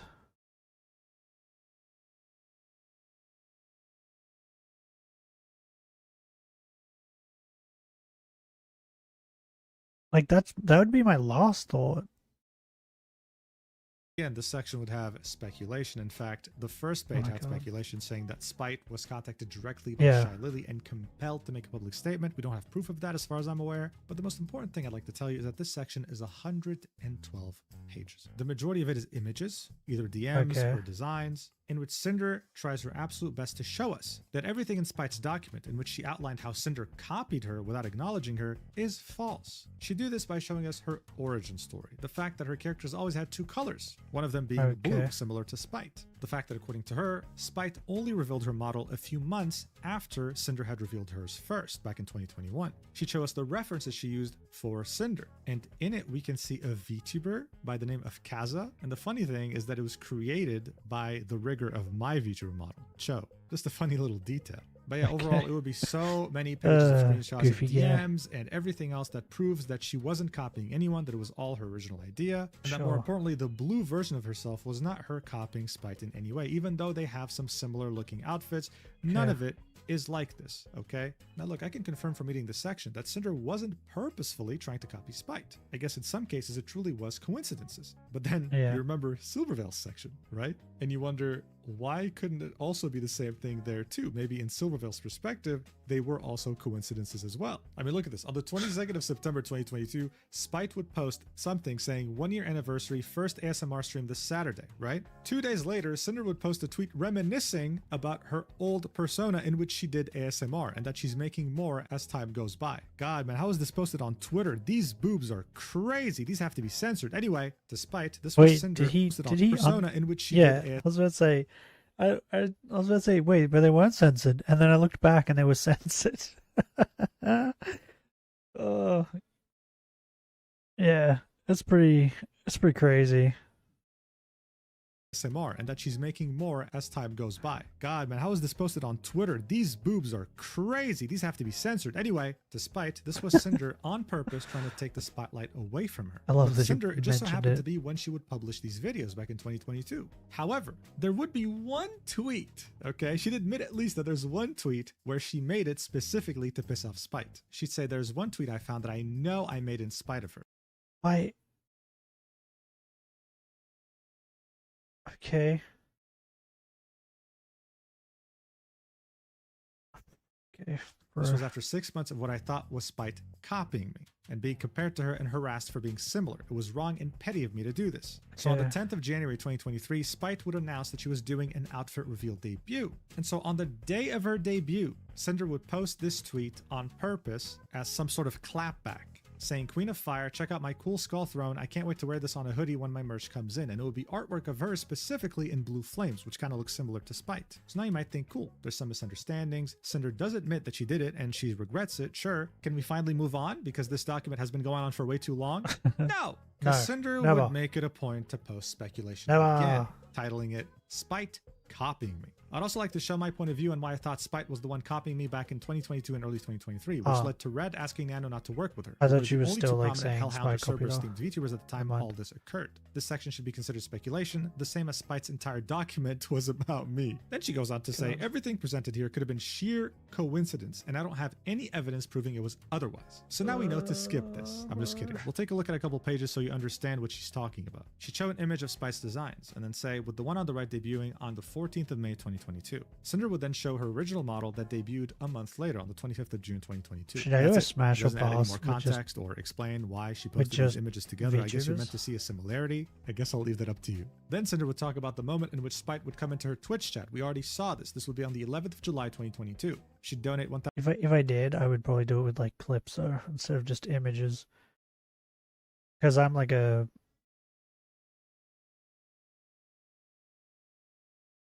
I'm like a visual person, but what's the hearing one? Sound? Hearing? Bro, I'm going crazy. This document's melting my brain. I need to hear them. I need to hear them speak. What I'm trying to say. I can't just like look at them because like some of them I might look at and be like, oh yeah, smash, but then like I'd hear them talk and be like, oh okay, no, never mind. So I would need like little clips, I think. Oh, that was so hard for me. How long have we been streaming for? Bro, we've been streaming for 7 hours. No wonder my brain is cooked.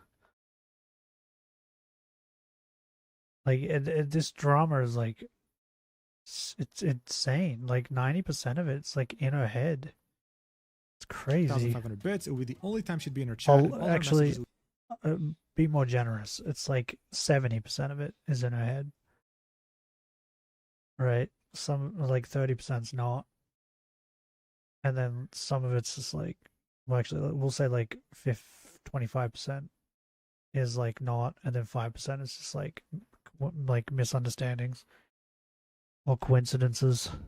Would be very supportive. In Spite's document, she would argue that one of her designs was completely stolen by Cinder. Spite would have that design done on July 20th, 2022, and Cinder would post something similar on September 14th, 2022. She'd then say that she got called off-brand Cinder and just a bunch of horrible things, confirming that she went. Which, by the way, like, before all this, you could have, like, before what you just said, you could have been like, but it was just a coincidence, I didn't know. But then, now that we know that you know about Spite, right, and all this, and you've been also getting compared to Spite, and then you deliberately made a tweet to piss her off, it kind of like, it makes you look a little worse, right? Like maybe you would steal her design or do something similar. Went through a lot of harassment, just like Cinder did in regards to Silverveil, or at least as she claims. To Cinder, though, this is disingenuous, because the model that Spite was showing in her document didn't include the final version that had ear flames. Yes, I agree. I do think VTubing was a mistake. You don't have to tell me. She'd then show a VTuber model teaser in which there were like flames and embers behind her and her model was fully black, and then would show that 3 months later, Spite would do the same thing, inspired by what she had done. Last thing I'll show you about this is that on Cinder's stream, she'd have this hellhound running to the side as one of her alerts. This would be before and after like, June. Here's the other thing too, right? Is they have to work with other people. Like, I don't know much about Spite. Clearly, Cinder can draw, right? She drew that little cute little thing of her and Silver. Which I still think is very cute. But like I don't know if Spite can draw or whatever, but if she can't, then it means that somebody else is doing this stuff, right? Spite's just giving them ideas or like a roadmap of what she wants, and someone else is doing it. So I feel like that's where a lot of these coincidences happen, right? Is that the artist or whatever, like for the Silverveil shit, the minute that he was like, they're the same artist drew both of their things, I was like, oh, okay, well, what the fuck are we talking about? Two people asked for something similar, and he drew something for both of them, and it ended up being very similar because they both asked for similar things. And because he's the same artist, of course they look alike. Like, what are we talking about? It's the same thing as when, like, if you look at like the fairy tale creator, right? Hiro Mashima, is that his name? He's like fairy tale characters. If you look at any of his other shit that he's done, they look like, they just look alike. So the minute that like an artist, it's the same artist, but two people have asked them to do something and the thing is similar, or even if it's not similar, they're going to look alike in some ways. Right? But the other thing with that is, say it's two different artists. So Cinder gets someone to draw something, and Spike gets someone to draw something. Two completely different artists. And one of them finishes first, and like, especially when like Cinder's like more popular, right? The other artist might see that and go, oh, that thing that's in that is a good idea. I might put that in mine. Like, people can get inspired by things, right? And then Cinder and all these other people are just coming and being like, oh, well, she deliberately looked at my thing and then copied it. It's like, no, maybe the artist just fucking looked at it and thought it was cool and decided to add it. Like, and then Spite later on when he showed it was like, she was probably like, oh, that's cool, yeah, and then added it, or vice versa. Cinder the same thing. Like, depends on how many fucking like cogs are in this machine. Because like it might not just be like Cinder or Spite or whoever else gets inspired by things and asks them to be in the design, but maybe the fucking person's actually drawing it's getting inspired by things. So stupid. 2022. 3 months later, Spite would post her own. The only time where I care about like the VTuber copying thing is when it's like the Shy Lily thing, right? Where I remember bits and pieces about it, but the chick was like trying to put on a similar voice, I think. But like her design was just like straight 1-for-1 of Shy Lily's, right? It was just pink or something. Like that's when it's like, okay, that's bad. Don't do that, right? But when it's just like this shit where it's like, oh, I have blue flames and now she has blue flames. She's copying me. It's like, what? What the fuck are you talking about? Who cares? She's not copying you just because she has one thing in her design that's similar to yours. Like, shut up.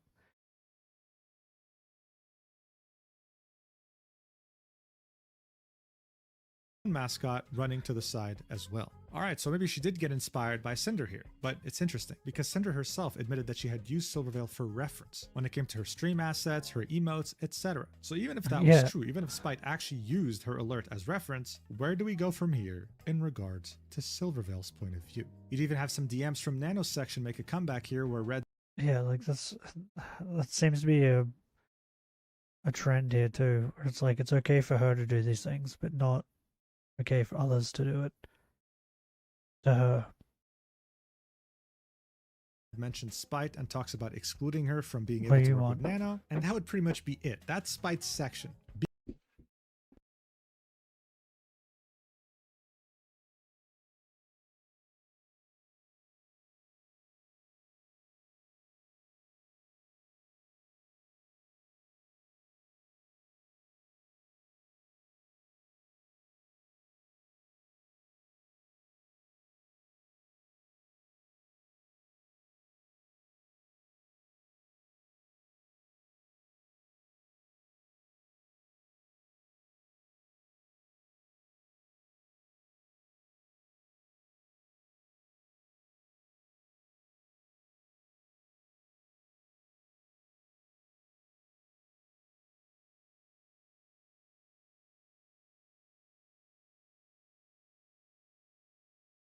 I'm back. My brother came in. He wanted to talk about wrestling.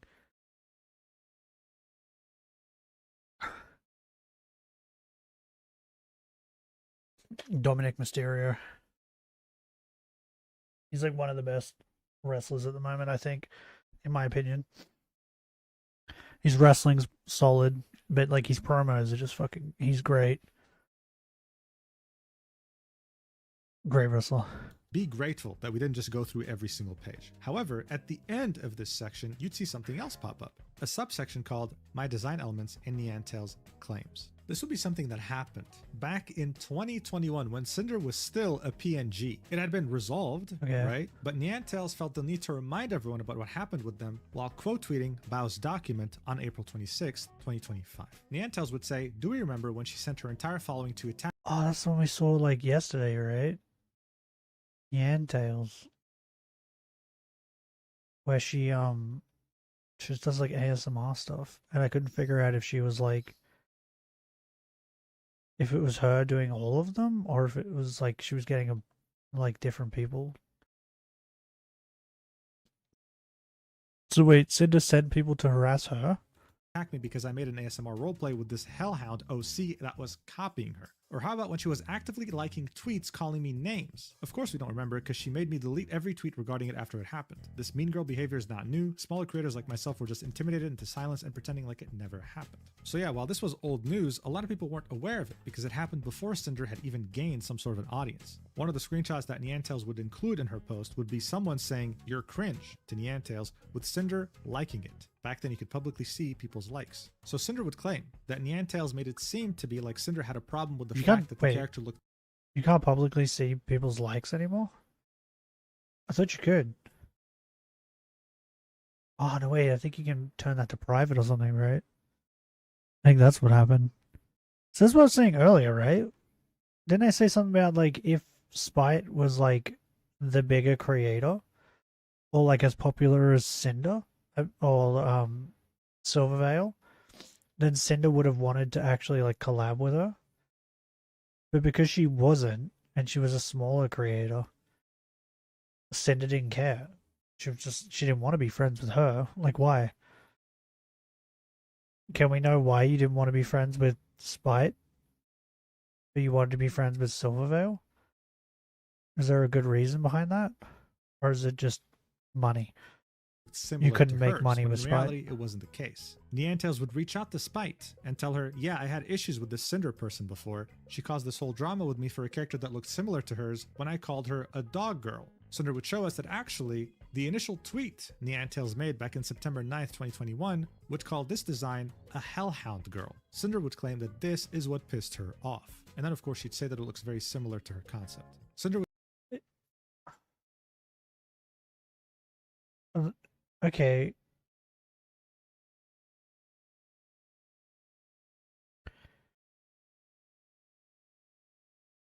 Hellhound.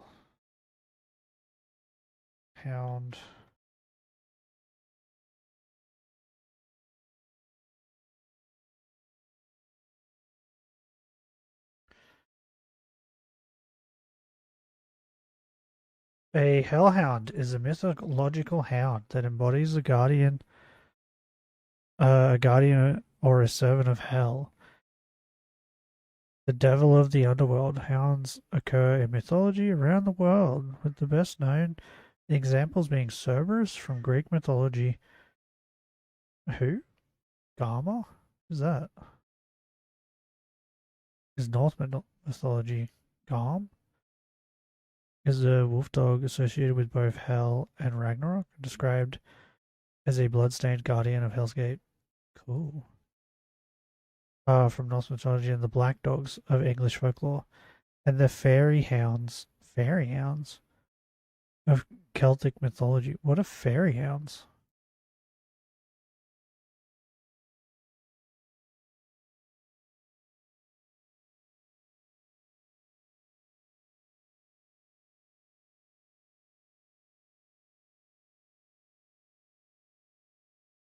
Okay. I think they're like ghostly type doohickeys. Okay, cool. Physical characteristics vary, but they are commonly black, enormously overgrown, supernaturally strong, and often have red eyes or are accompanied by flames. I don't know about you, but like, I think I'm pretty decent at reading. I don't see anywhere here where it states that Hellhound was created by Cinder. And that she has the copyright to it. And she's the only one that can be a Hellhound or talk about it or mention it. It's weird, isn't it? Weird how that is, right? Should we find the person who does own the term Hellhound and have them sue Cinder? Like, what are we talking about? You got mad because she made a Hellhound character. Like, if she had said, like, a fire dog instead, would you have been fine with that? What are we talking about? would claim that she didn't send anyone to harass Niantails and would show Red messaging an artist friend to ask for advice because they didn't know how to handle a situation like this in the VTuber sphere. He didn't know what to do. The artist was also confused, and he'd joke around and say, looks like Cinder if she worked at a strip club, shaking my head. Cinder then says it was after this. So in other words, you were trying to like copyright them or something. You were trying to find another way. So it sounds like they didn't want to come out publicly and be like, hey, this person copied me. But you were definitely trying to find a way to like do something about it. You know the best fucking advice I could give you on that? Do nothing. Do nothing. If it's not a 1-for-1 copy, then do nothing. Which clearly it was not, right?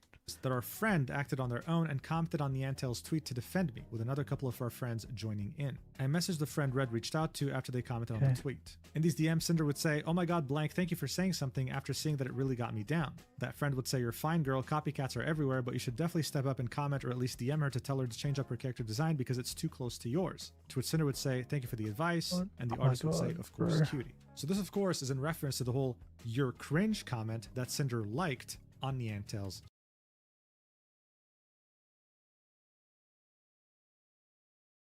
Bro, the only thing that's similar is that they have dog ears. Like fire in their ears, I guess. That's it.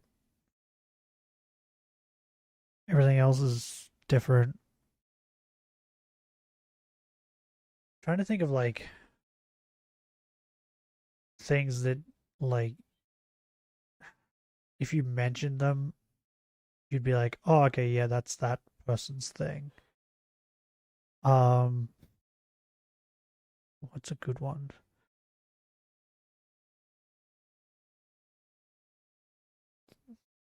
What like Guru and her shark hood? The shark hoodie, I guess. Someone else came out with a shark hoodie like that, you'd be like, okay, that's a copy, right? You're copying the hoodie. I feel like you can copy or be inspired by things on people's designs, but things that are like synonymous with that design, or I think Demi has one, right? It's like a leg, right? Demi VTuber, because she has like something wrong with her leg, right? Yeah. She has like a leg brace or something on her model. It's like if someone took this here. Can you see it? If someone like took this and put it on their design, then you'd be like I feel like then Demi might be like, okay, I'm doxing her by accident. But yeah, then she could be like, hey, don't do that, because that's like, because she has like issues with her leg or something, right? So I feel like this is something that's probably important to her design. It's like those things you like can be inspired by it. Maybe have like your own like leg thing, but don't make it a copy.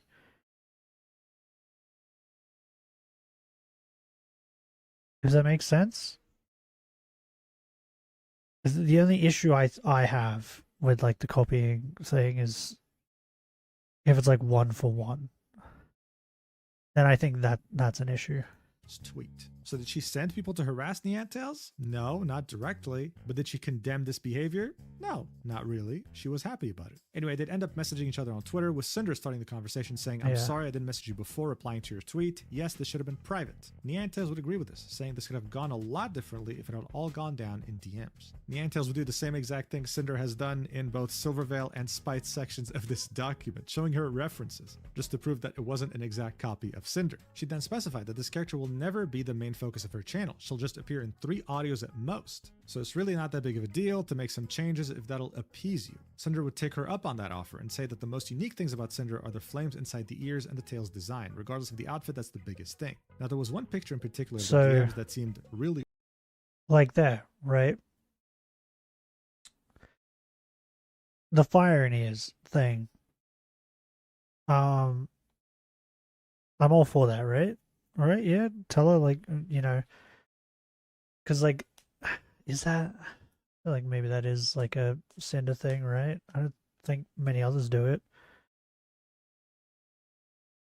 I think like that's clearly she's made it a point that is like something that's important to her is the fire in ears. So I'm all for that. But like going and like shaming people or whatever, or carrying on like a fucking idiot,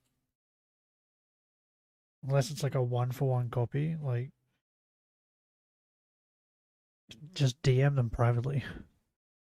with your complaints. Off. And Cinder addresses that, explaining herself. Cinder would say, below, I said you should be careful with what artists give you back in the future. It could lead to another situation like this with someone else. And it sounds a lot worse reading it back now than I meant it back then. I asked Like, yeah, I was gonna say, what are you trying to say that she needs to, if an artist gives her a drawing, she then has to go and verify every detail to see if someone else has something similar? Like, what? Shouldn't be how this, like, community is. It's crazy.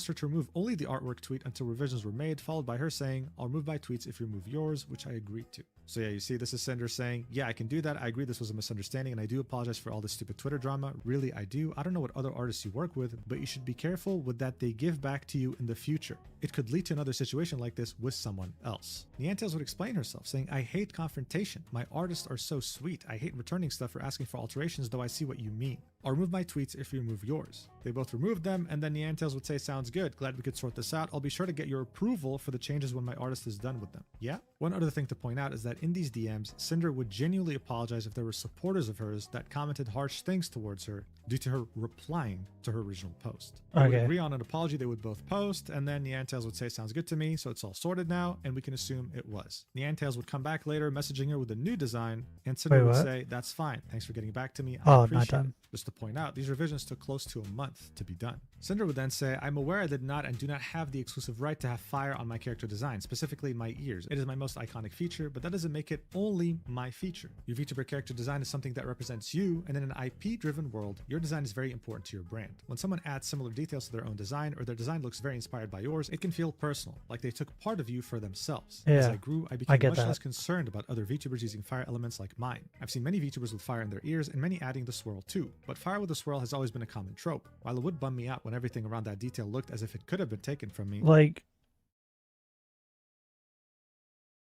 maybe out of all the things on your design, maybe don't pick the thing that's like the most generic, just like fire.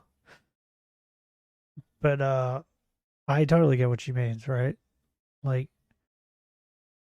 because there's probably one thing on every VTuber that exists. There's probably that one thing on their designs that they like desperately wanted to add and added and means the most to them. That when you see someone else do it, it's kind of like can make you a little sad. But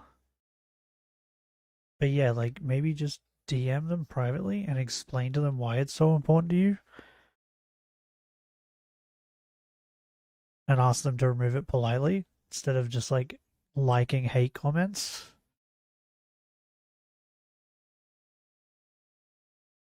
I guess she like learned from that, maybe.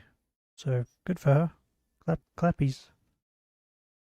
I recognize that I probably inspired a lot of people to design themselves that way. I do not and have not held it against any VTubers who have fire on them, in their ears, have it change colors, are hellhounds, or have any other design element they share with me after moving past my feelings about spite in 2023. My friends would sometimes come to me about VTubers they'd seen that they thought were copying my fire features like here, which made me feel justified in feeling bad about it, like I wasn't alone. Nobody likes to feel like someone is copying or ripping off something as personal as their VTuber design. Not me, not Spite, and I'm sure not Silverveil either. So yeah, she'd include DMs here with a friend that was telling her that someone was copying her and she'd feel bad about it, and then in the next DMs that she'd show would be her being very happy that another friend has fire ears. She'd also be excited about another friend making an outfit similar to hers. So look, by now if you've watched my channel before, you'd know that these dramas about people copying each other in the VTubing sphere happen too often. And that's because inherently, VTubers are anime characters, and there's only so much you can do to make an anime character original. Yeah. It's inevitable. However, in general, it says a lot about how someone would handle someone quote-unquote copying their design. Silverveil, Spite, and Cinder all had different reactions. It's up to you to decide who had the best one and who had the worst one. But now that we're done with this section, this leads us to the last section.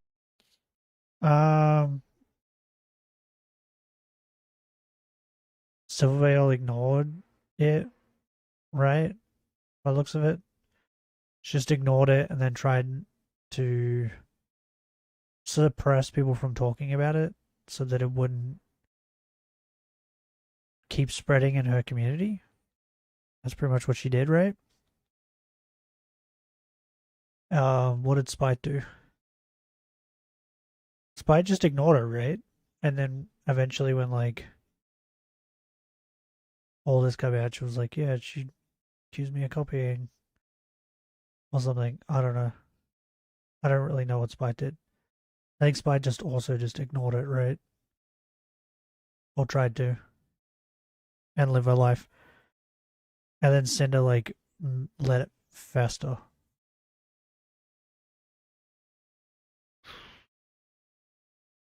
And let it affect her negatively. So,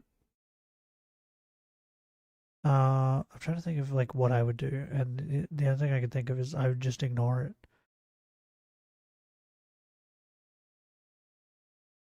Like I said, if it wasn't like a 1-for-1 copy, I would just ignore it. If they copied an aspect of my design that was, like, really personal to me, then maybe I might say something.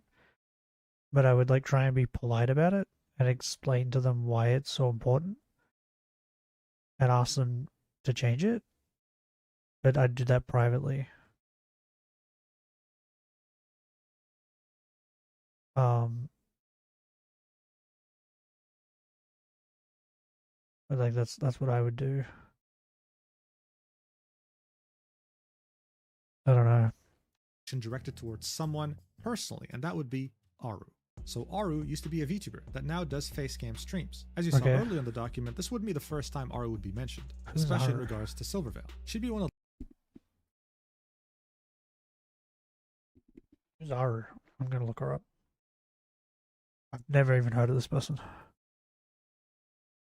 Even in this drama, I didn't hear about it. Aru. She looks a little bit like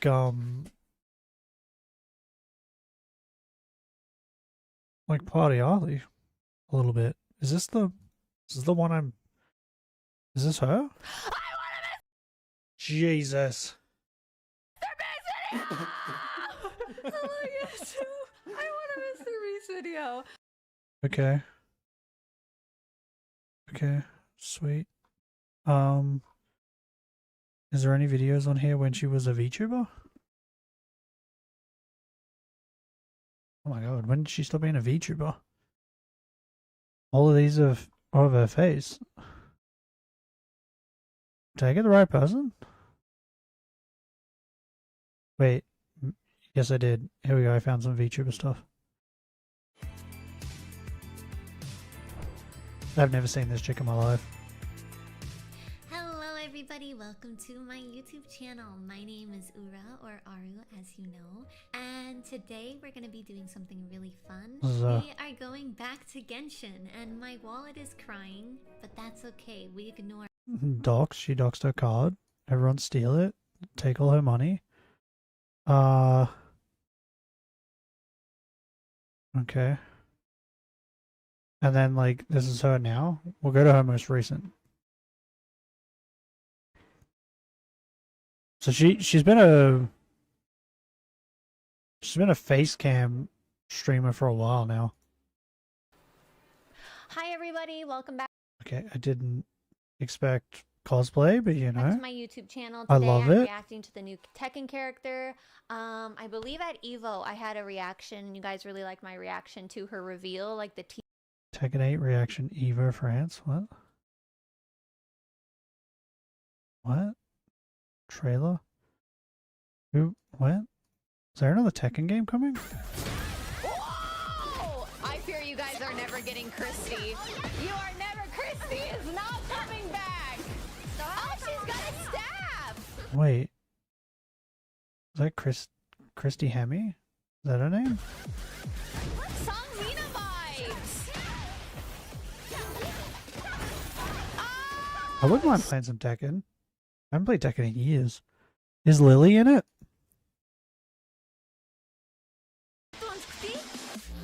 Christy used to be my favorite, and then Lily came out.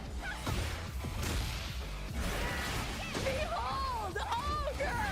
What the fuck? Oh, she's fucking what? What is this magic? Why is there more people in Tekken that's doing magic?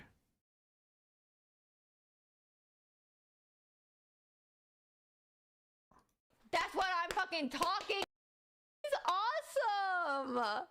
December 4th. Yeah, I Okay. can't wait. What the heck? Is Tekken 8 already out? What? They miss Tekken? And Demi.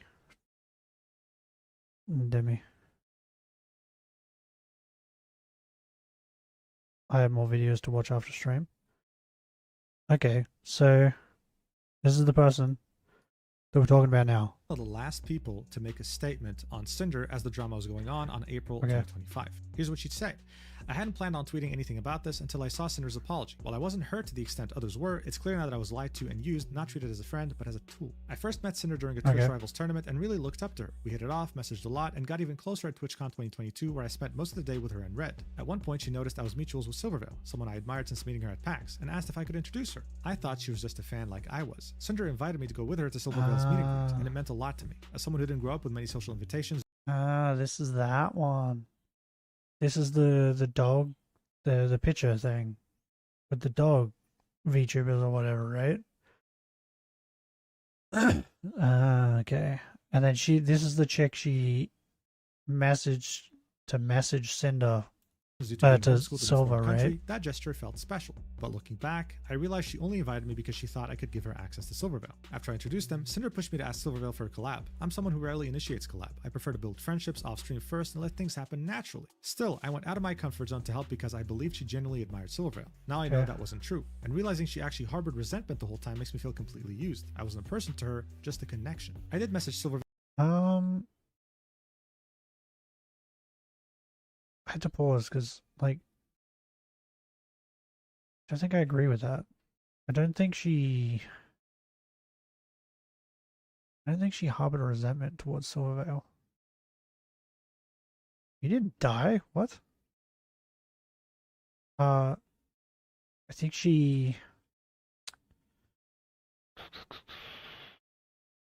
by the end, maybe. But, like, I think at the time when she asked Aru to try and, like, set up a collab, I think she was, like, still a fan of Silverveil. So, like, I don't know if I can agree with, like, yeah. I don't know. Maybe by the end, she was a little bit resentful.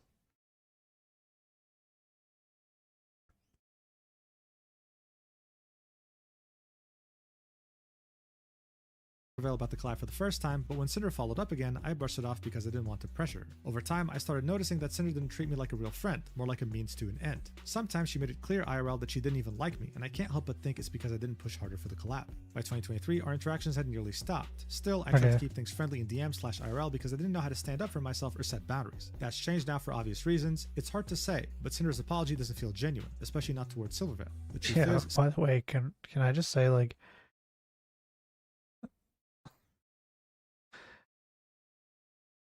you were like, why did she just tell me, like, she, like, okay, so it seems like Aru was like, okay, Cinder's not talking to me anymore, so I'm just going to move on my life and continue going, right? Which is like what a normal person does. But Silver stopped talking to Cinder, and Cinder was like, no, we have to talk. And, like, kept trying to talk to her. Like, the way Aru dealt with Cinder not talking to her anymore was how Cinder should have dealt with, like, Silver not talking to her. Samesies, right? Just move on with your life. But she didn't. She stewed on it, which is bad. But it's just funny to think that, like, she did the exact same thing to someone else that she's, like, complaining about someone doing to her. It's like, okay. Cinder isn't the only one who makes others in the space feel used or small. People like her, Yaki, and others made me feel that the best choice for myself was to step away from Okay, we just got like a fucking... Someone else just got like hit with this? What? Who the fuck is Yaki? Just like stray shots on other people. To me entirely and made me afraid to build new connections. But as I said yesterday, there are good people in this space, and they're the ones worth holding on to. Don't let the bad ones stop you from being your genuine self. She'd then end this by saying, what I went through wasn't nearly as intense as what Nanolis experienced, but I do understand how hard it is to say no to a friend, especially when they make you feel like you're the only one who can help. I truly hope everyone affected by Cinder can heal and move forward, and I'm sorry for any negativity the situation has brought up from my side as well. She'd post this as a quote tweet to Cinder's apology, and she'd include DMs between them, the same ones we saw in this document so far. On the next day, Aru would make another post, thanking everyone for the kind words, and addressing some pyro pups who thought she was putting more oil on the fire when she didn't need to. Aru would say, I want to be clear that the entire reason I spoke up in the first place was to show that it wasn't just Red behaving this way. I only understood her motive with me after Silverveil shared her document. Then, seeing her apology where she shifted all the blame onto Red, I felt it was important to step in, not just to support Silverveil's story, which honestly spoke for itself given how many people were affected, but also to point out that her apology wasn't honest, even while holding deep hatred toward. Yeah, good point. Good point. I didn't even think about it that way. But yeah, it also does like show a little bit that.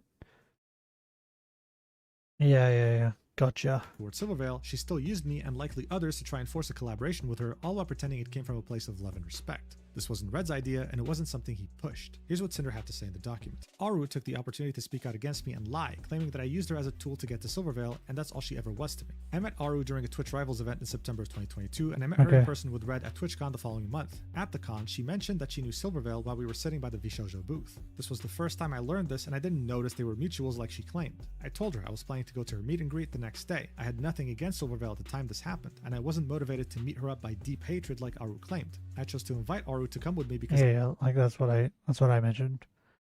Like at the time, I think she was just a huge fan, and the hatred like seeped in afterwards, right? Like later on. I was to invite Aru to come with me because I was nervous to see her for myself, but I was going either way. Red was with us. Okay. I was nervous to see her myself, but I was going either way. Red was with us, but he stepped away to the side when we saw Silver. While Aru, Red, and I were waiting in line right after the meet and greet, Aru was the one who suggested the idea of a canine collab between us two and Silver, even though she claimed I pushed it onto her in her tweet. Since it was a verbal conversation 3 years ago, I don't have any evidence of this. I think she was talking about the second time, right? Because there was 3 times in total. Like this collab thing was the first one. And then shortly after this, you were talking in DMs and said something about it, and she was like, I'll ask her now. And then there was a third time. So I think she's talking about like when you messaged her and was like, hey, what's going on with that collab after this? I think that's what she's talking about, right? Maybe wrong, but I'm pretty certain there was 2 instances in DMs where she asked about the collab. Right? I think I'm right. Other than Red and I both being able to corroborate. She'd then show us DMs between Red and Nano where Red was spilling the beans and telling Nano how even Aru wanted to ask Silver if the 2 of them and Cinder could do a Wolf Girl collab together. This was on the 10th of May 2023. Cinder would continue. After the con, I asked Aru. Yeah, because like at the time she thought you were friends. and probably actually thought it would be a good idea. Right? Whereas now she's looking back on it with like new knowledge and being like, oh, holy shit, maybe she was just using me. About the idea to see if she was serious, and she happily asked Silver about it. At the start of December, I asked Aru again about the collab to check if she'd heard anything about it. She said, let me message her right now. Wait. This is just proof what I just said. After the con, I asked Aru about the idea to see if she was serious, and she happily asked Silver about it. Boom. This is the second time. At the start of December, I asked Aru again about the collab and to check if she heard anything about it. She said, let me message her right now. What she admitted was a lie in her tweet. Okay. She didn't. That's what I'm saying. I don't think she counted. I don't think she's talking about it in like person. She's talking about these two instances where you said it in the DMs. This just proved what I said was right. There was 3 times in total. Bro, I think I'm losing my What she admitted marbles. was a lie in her tweet. Aru never said anything else about it, and I didn't ask her again. This in no way changed my friendship or view of Aru. She said by 2023 our interactions nearly stopped, but yet we continued to message each other on and off for the next 8 months. I even asked her to voice in one of my Do you have evidence of that? I'm sorry, like, you know, like, you admitted that you lied, okay? Like, we need evidence for all these things you claim. You can't just say things. The minute you're like, I lied, that's it. Like, from that point on, everything you say should come with like screenshots or evidence. It shouldn't just be like a trust me, bro. I may have lied before, but this thing that I'm talking about now, it's not a lie.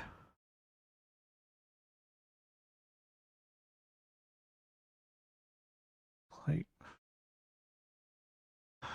that's stupid. And it's dumb how she didn't see that. Like, if you wanted people to like believe all these like trust me bro moments, then maybe you shouldn't have like said at the start of the document that you lied. lore videos in May of 2023, and when she was hesitant about being a part of it, I reassured her I still wanted her to be. It was around that time Aru fell out of VTubing and we grew apart. The last messages in our DMs were from her asking me about doing the IT escape room at TwitchCon that year, although I never replied to her. Sounds like she fell out of VTubing though, because people just kept like, wait, hold on. Hold on. This has no way changed my friendship with our view of Aru. She said by 2023, our interactions nearly stopped. Yeah, we continued to message each other on and off for the next 8 months. Wait, what? I even asked her to voice. So that's the thing. And that's what she said in her tweet, right? That people kept like these fake people that were pretending to be friends but just wanted this stuff, content. Like, this just proves a tweet, right? Like, you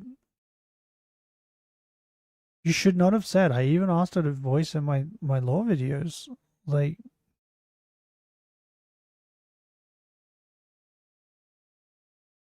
does she know what being a friend means? Like, you realize, like, I have friends. Do you see them on my streams? Or doing anything for my streams? No. But, like, we just talk and play games and mostly talk, but, like, she seems to just, like, she's like, oh, yeah, they're my friends. Don't you see us collabing on stream? I think she needs to, like, sit down and think about what friends means. Like, being friends and all that, because, like, what she thinks it is, it's not it. Directly, us and a group of friends did plan to do the Saw escape room there that year, which was organized in a separate Discord server. I have no idea what she's talking about in her tweet when saying, Cinder made it clear IRL that she didn't even like me. I would see Aru at conventions and events, and every time I've interacted with her, I always treated her as my friend. She hasn't messaged me, and I haven't messaged her. But now it's because I was always just using her to get the silver bell. I messaged her about the collab she had the idea for twice, ever, almost a year before we stopped talking. Silver had no obligation to do anything with us, and I didn't hold the fact that the collab never happened against Aru. Her suddenly thinking she'd like to come back to VTubing in the same tweet she lied about me when it was popular to do so is extremely opportunistic. So yeah, I didn't mention this when I read out Aru's second tweet on the 28th of April, but she would say, and I'm so thankful for the messages about possibly coming back to VTubing. I'm not sure if she ever did though. I'm pretty sure she didn't. From what I can see on the YouTube channel, she didn't. I don't know if she streamed it, but for the most part, she stayed a face game streamer. Cinder would then say, below are the entirety of my DMs with Aru. So look, the rest of these pages in this section would be just by the Cinder way, and Aru talking the way I on see it, normal DMs, and they were talking like they were happy to text each other every time. Cinder okay, calm down, Jesus. Video's so long, it's having hissy fits. The way I see it is if you show your face, if you're a VTuber and then you show your face, maybe I think it's don't stream, show your face. Like maybe you can take a picture or something, put it on Twitter. That's not as bad, but if you do a full stream and you show your face, and then the next stream you're like, hey, I'm a VTuber again. That doesn't work. It's awesome. You can't do that. You can't put the fucking lid back on. Right? You can't unface reveal. So if you're a VTuber and you're just gonna show your face, just commit.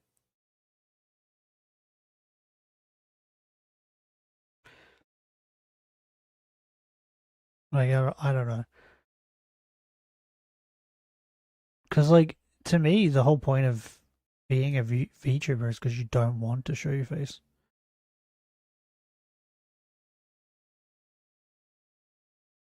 I don't know.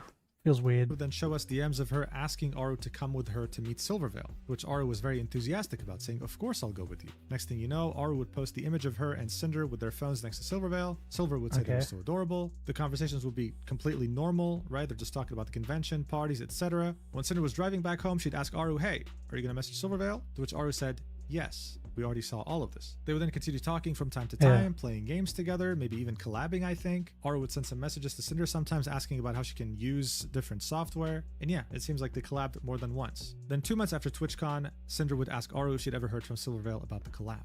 To be fair to Cinder, after asking that, she would still message Aru from time to time. At some point even saying happy birthday Aru with no response. But Aru would still keep this going, saying things like I love you so much randomly. But Aru would also keep this going, sometimes saying I love you so much. I mean, I don't know what else to say. Overall, these conversations seem very wholesome. They seem to have been good friends. At some point, Cinder would even ask if Aru wanted to voice something for her lore video like she did with Nano. And the conversation would end in October 2023 when Cinder would pretty much ghost her. When Aru would say, Cinder, would you want to do an IT escape room at TwitchCon? It's this one. Cinder did mention in this section that she was going to go to the Saw escape room, but it's not known whether Aru was even aware of this. I don't know what happened after this. So yeah, all in all, this was definitely interesting, but I don't think it deserved its own section. It's all good though, because the good news is we finally finished all the big chunky sections in this document. The last 2 sections of this document would be message to the Pyro Pups. It would be 2 pages in which she'd apologize to her Pyro Pups for just leaving them like this, that many of them must have lost faith in her, and that she's sorry she hadn't said anything sooner. She says that she accepts the fact that some Pyro Pups would never want to support her again, thanking them for their support,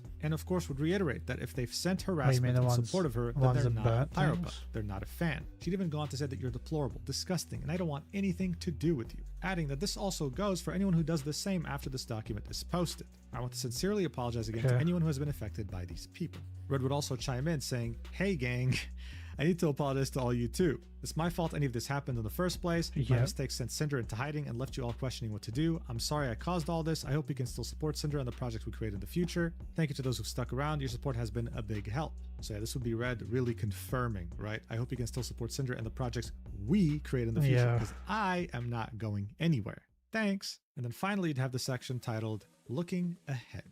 Earlier this year, my world fell apart. I lost my friends, my fans, and opportunities I could have only ever dreamed of. But sometimes things need to fall apart. God, oh my god, oh my god, oh my god, bro. I get that you lost sponsors and opportunities and stuff like that. You realize that people main complaint was that you were money hungry and too business oriented. You should not have brought up this. Earlier this year, my world fell apart, I lost my friends, and it should just, and my fans. That's it. And then continue on with the rest of this. the fact that you put and opportunities means that you were still thinking about the money you lost and the sponsors you lost. It's like, it seems like you didn't learn anything. It seems like going forward, you're still just going to be like business oriented and just all about money again. Like, I will actually be very surprised if she does collabs with people. Maybe collabs with like other people who were cancelled.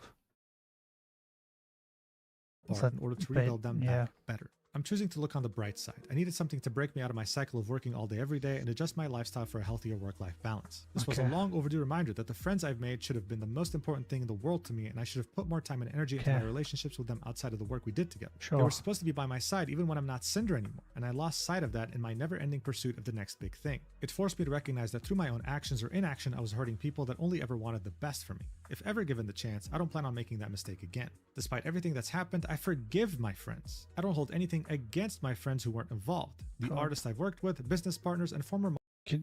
By the way, can you say ex-friends? They're not your friends anymore. Just like, did she think that she was going to write this and then Bow and all that were going to be like, oh, yeah, I read it and I agree. Let's be friends again. That's never happening. They're never going to be friends with you again. So you might as well just like say it properly, ex-friends. mods for anything they did after all this happened, and I'm sorry for how they were affected by all of this. I've had more than enough time to think everything over and over again. Obviously, the root cause of almost everything that happened was because of poor communication between Red and I, between me and my friends, and between them and me, and poor decisions made under pressure. I was under pressure from Red about his feelings about Bao that made me distance myself from her, pressure on myself that made me choose V-Card over going to Nubi's concert, and pressure from harassment and my insecurities that led to trying to cut off Silverveil from Nano's models. Red and I had plenty of time to talk things out with people, and neither of us did. Everything that was made public could have been settled privately. This has set an awful precedent for the entirety of the VTuber community, which I feel has become more divisive and drama-filled since this happened. I've always had problems communicating with people. I will do my best to be more open about what I'm thinking and feeling to them, even if it's difficult, to avoid any other situations like this from ever happening again. Red and I have both made mistakes. We aren't... For a lot of people, like, they just viewed the, not even just like the VTuber community, but like just content community, like content creator community. A lot of people just viewed them like this anyway, right? Like there was a lot of people just backstabbing and being scummy behind the scenes. So like, just kind of confirmed what they believed.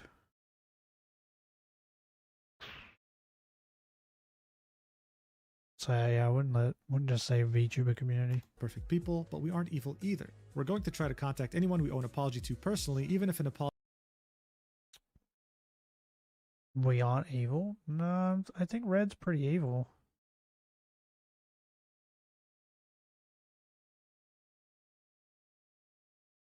Maybe not like full evil, but he's a little evil. I think went out of his way to like try and make Bao's life worse. Apology to them was in this document and hope to move on. I don't blame the internet for being the internet, making memes at my expense, and countless news and drama channels farming this for views. It's just business. And this is just another Google Docie. Actually, it's not, Cinder. It's 1,000 fucking pages. Anyway, but I didn't want to hide from this for the rest of my life. And I couldn't let my legacy be decided by anyone other this is like the fucking king of Google Docies. The Google Docie of Google Docies. Myself. Now there's nothing else for me to say, and I can finally look ahead. I'm ready to return to doing what I love, even if it's on a smaller scale. I want to stream again, I want to create again, I want to inspire people again, I want to be someone people can look up to again. I love being a VTuber, and I love being Cinder. Thank you for reading, and thank you for waiting. Oh my god, we finally made it until the end. So yeah, guys, as you saw in the earlier section, she apologized. In this section, she forgave her friends, and at the end here, she said that she was coming back, and she did exactly that. As you saw at the beginning of this video, I talked to you about this tweet where Shondo inadvertently revealed that Cinder was married to Red, and yeah, she'd end up streaming. Her comeback stream would be on the 15th of October, and it would peak at 13,800 Hey, what the fuck? Wait, this is July. What is this fucking... What is this graph?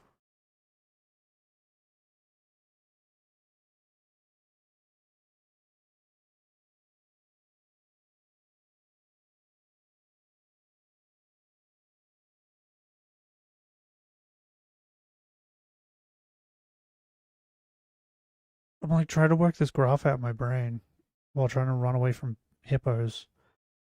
So wait, she was getting...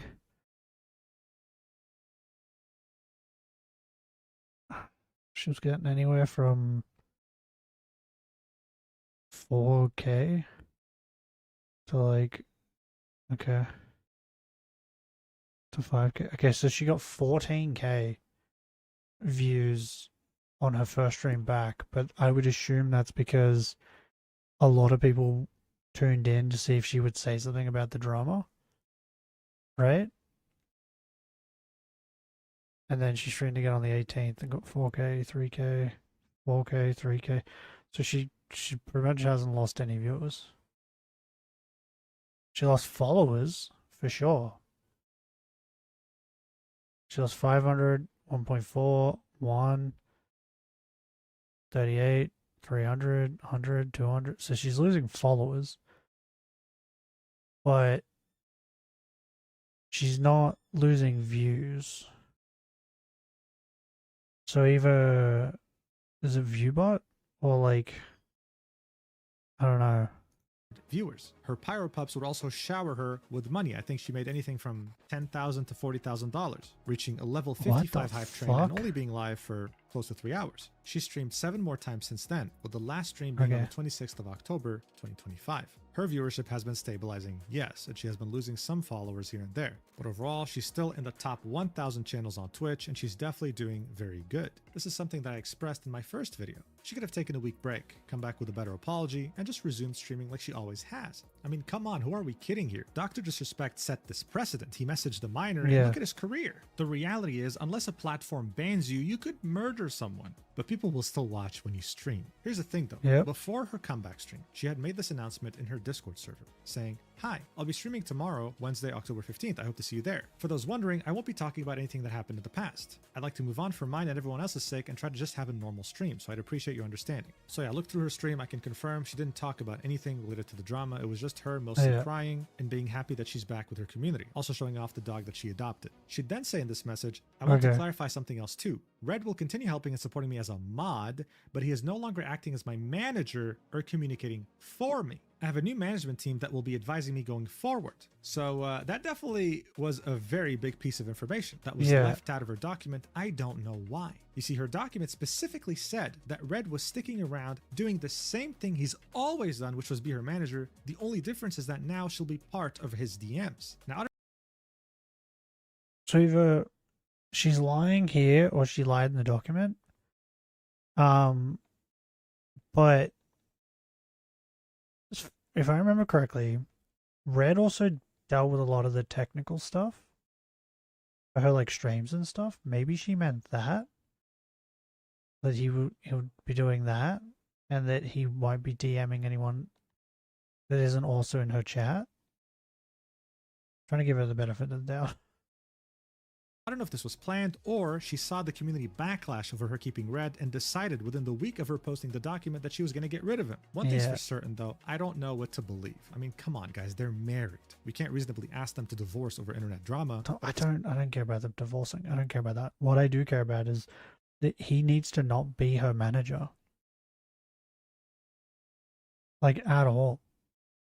Or like be DMing anyone.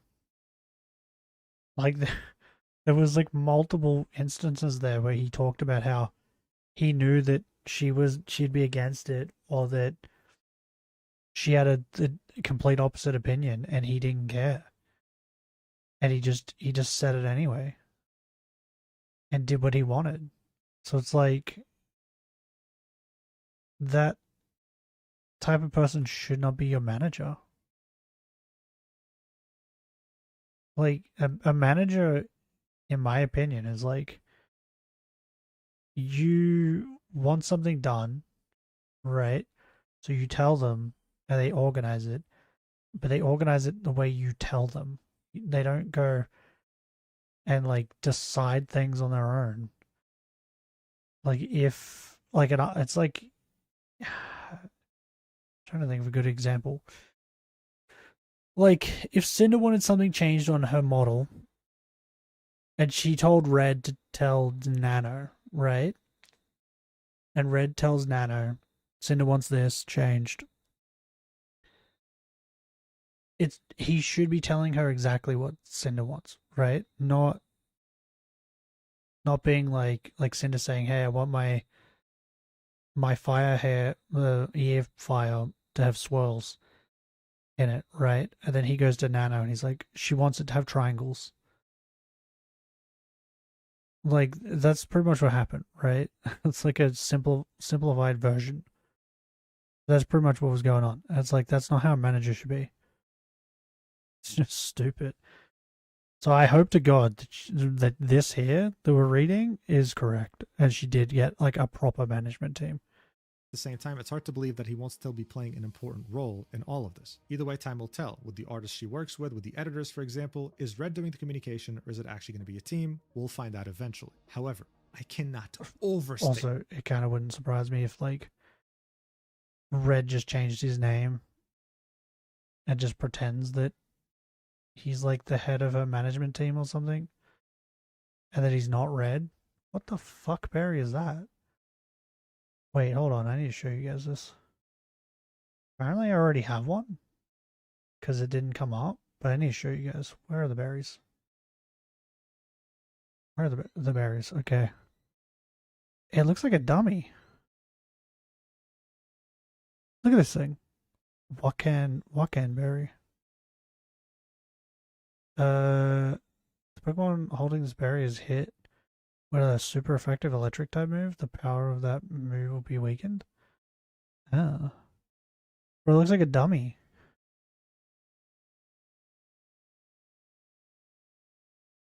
That looks like a vagina. What? So that is that? What the fuck? Bro, I haven't looked at any of these berries. There's a lot of berries that are kind of sus looking. That's a fucking strawberry. It's just a strawberry. What? Bro, that's just a pussy. Okay. Bro, I can't unsee it. That's just a dummy. Oh, wait. Pacifier? I think that's what Americans call it, right? That. Well, it's a dummy. That's what we call it. But I think they call it a pacifier.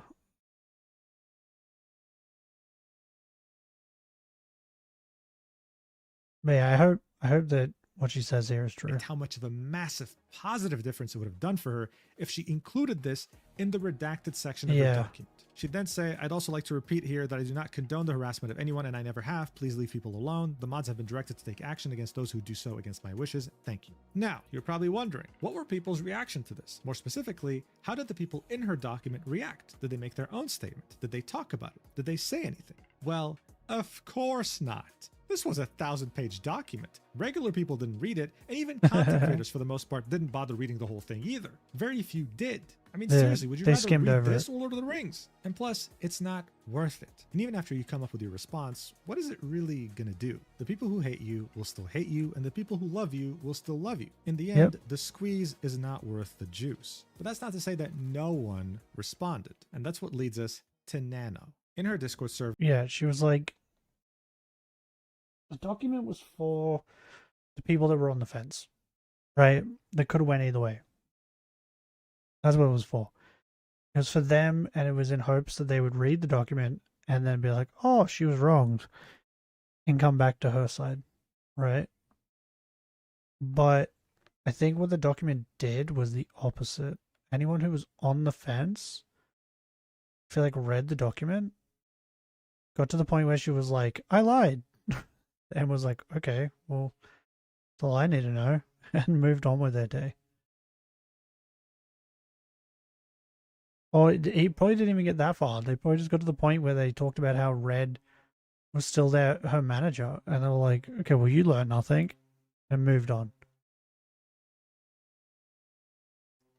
Nana would add everyone and say this. Hello, Okay. everyone. I feel like my closest community deserve a bit of information on recent happenings. First of all, I'm sorry for bringing all this mess to the community. Honestly, it's all in my hands for posting it because I felt it was the right thing to do. Mostly to show what's happening on the backstage of things. So look, before we keep going, all right, this is clear. She posted this in a panic because the English is so ridiculously broken. As we already saw, in her initial document, she said, English not being my first language and the language barrier, I discussed the situation, my feelings and thoughts with native English speakers who helped me put them into words so everything is clear without any misunderstandings due to the lack of English skills. It was clear she didn't do that here. Anyway, she continues.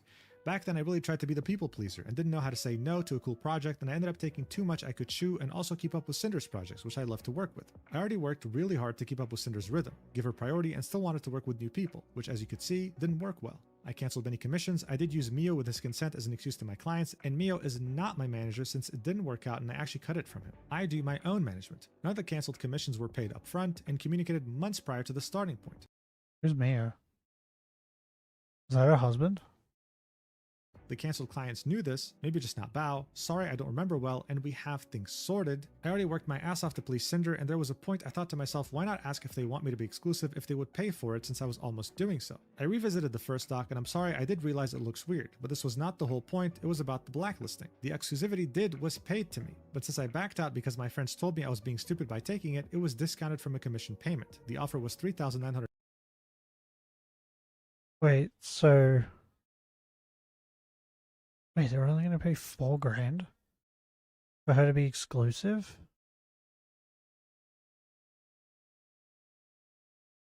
What? That doesn't feel right. $151 cost rigging and Novel's Horizon Cinder figure for my exclusivity. Thank you, friends. I also want to apologize to the people who have been mentioned with no reason at all on Cinder's doc. I needed help, but didn't think they would be included this way. They have nothing to do with the whole situation, so please don't ever bother them about this. In this case, I guess she's referring to Akira, her unofficial manager. She then ends this by saying, I have learned a lot through this whole situation I caused. Sadly, I will still be working. Yeah, you know what else? She doesn't speak English, right? It's not her native language. So maybe she got... I didn't even think of that at the time. Maybe she got Akira because she needed someone to speak English. And, like, understand properly. As much as I can because that's what I like to do. Saying no to clients still hurts me, but it's something I'm enduring in respects to them and my own limits. So again, this was really rushed. She was clearly in a panic. There was broken English. It was all over the place. It didn't help her. And to the people that were siding with Cinder based on what was available in the document, this was proof that they were right, and so was Cinder. Nana was the issue, and without her, none of this would have happened. Is that truly the case though? Well, that's up to you to decide. Another one of the people who were involved that would reply to... What do you mean?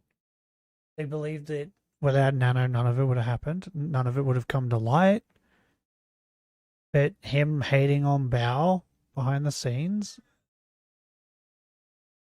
and her being like really weird about Silver,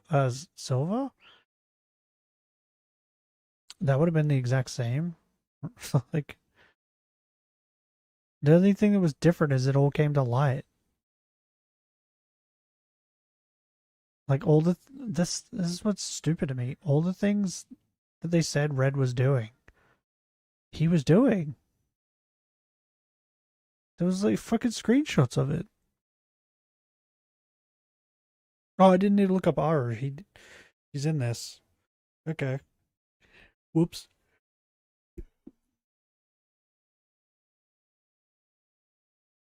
Like,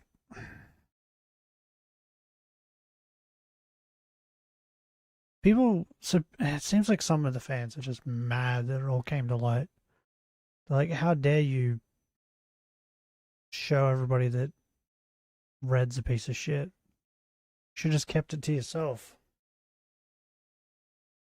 Which is stupid. Cinder would be Aru. She'd need over an hour to go through everything and explain her side of the situation. The first one would be in regards to Cinder saying that she was never the one who brought up Silvervale first. It was actually Aru. Watch. Claimed. So this completely, it's a he said, she said situation at this point, because this is not true. Cinder literally told me that Silvervale inspired her and that one of her biggest dreams was to collab with Silvervale. And that is how it came up because we were walking by the VShojo booth. So I don't know if this is how it happened in her head, but that is literally how it came up because we were. So already they both disagree on the most fundamental aspect of this, the fact that Cinder wasn't the first one to bring up Silverville, right? Now, of course, in Cinder's document, she would say, Red can confirm this, he was a witness, but come on, like, he's your husband, right? It won't. No, but on top of that, are we gonna believe the guy who was just like going around spreading lies about people? Like, what are we talking about there? Of course you're not going to believe Red. But on top of that, like, Haru's argument here is more like in a he says, she says type situation. Her argument's more like credible because of the fact that earlier on, like, didn't Cinder like say that just like, I think she said it to Cinder maybe. I mean, to Silver. I remember there was a part in this where she did say something about Cinder, her liking Silver. Give me a minute. My dad's calling me.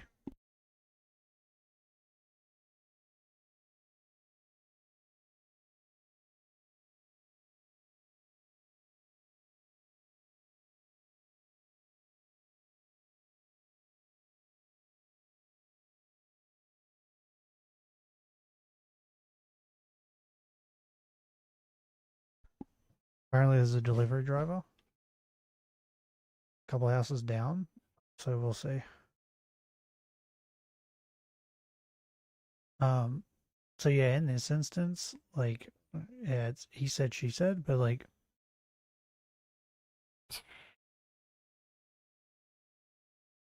I feel more inclined to believe our lead anywhere. She would then address the last message she ever sent Cinder, where she was inviting her to come to an escape room, and Cinder didn't reply to her. We did the escape room together. I remember you were feeling bad that you were shunned out. Yeah, no me not getting, and like, let me just say, me not getting the invite did make me feel shitty. I was sad. I was like, oh man, I wish I could have gone with them. I wonder why I wasn't invited. That was literally my fucking mindset. I was like, damn, I wonder why I wasn't invited. That's really sad. And the last thing I'll show you, right, again, this is an hour, but the last thing I'll show you that I think is interesting is her explaining why she thought that Cinder didn't like her. And it would be a story that Cinder hadn't talked about or mentioned in the Aru section. Watch. I have no idea what she's talking about in her tweet when saying Cinder made it clear. IRL, she didn't like me. Oh, thank God you brought this up, Cinder. So this is real, and you can choose to believe me or not. If that person wants to come out and corroborate the story, I implore them, but I don't think they will. But I was on a trip with a bunch of VTubers around the time of my birthday. You guys can go back to this trip and find it. It's... Hold on, I might have to go look to see if the delivery driver's here.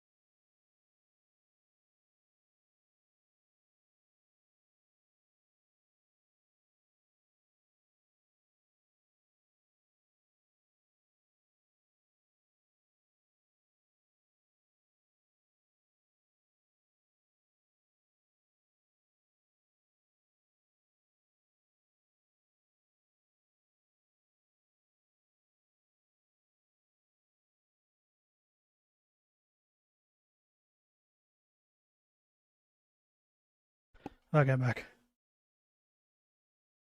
Oh, Jesus, we have way too many stairs.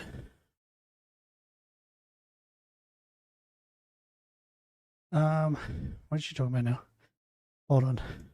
She thought that Cinder didn't like her, and it would be a story that Cinder hadn't talked about or mentioned in the Aru section. Watch. I have no idea what she's talking about in her tweet when saying Cinder made it clear. IRL, she didn't like me. Oh, thank God you brought this up, Cinder. So this is real, and you can choose to believe me or not. If that person wants to come out and corroborate the story, I implore them, but I don't think they will. But I was on a trip with a bunch of VTubers around the time of my birthday.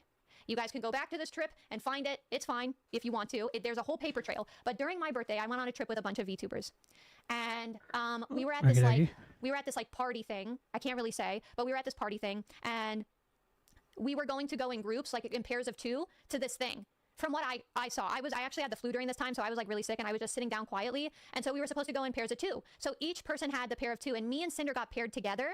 And when me and Cinder were going to go do this thing, Cinder pulled this VTuber down, whispered something in her ear. Literally, this is happening right in front of me, by the way. And I say, Wallahi, I swear on Pummel, bro, this happened. So you know I'm not a fucking liar. And she whispered in this VTuber's ear, and then the VTuber told me, actually, Aru, I think I'll go with Cinder, and then I'll come back and take you. So then that VTuber grabbed Cinder right in front of me, by the way, after Cinder and I were supposed to go in together, took Cinder to go do the thing, and then came back and took me to go do the thing. And it happened right in front of my fucking eyes. So yes, I felt like you didn't fucking like me. And that really fucking hurt my feelings, by the way.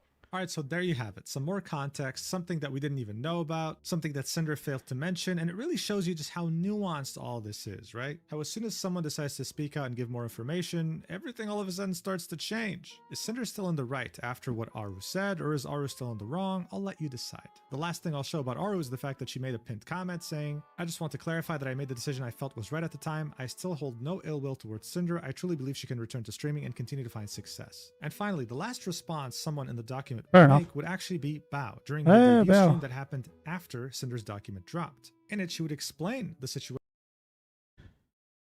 She a demon?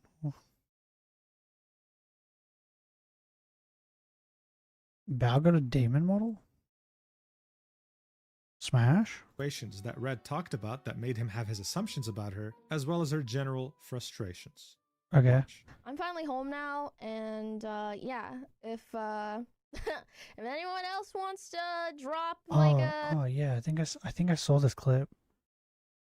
Yeah, I think I saw this. a Google Doc on me, could you guys wait? Is that like a drink in the background clapping cheeks?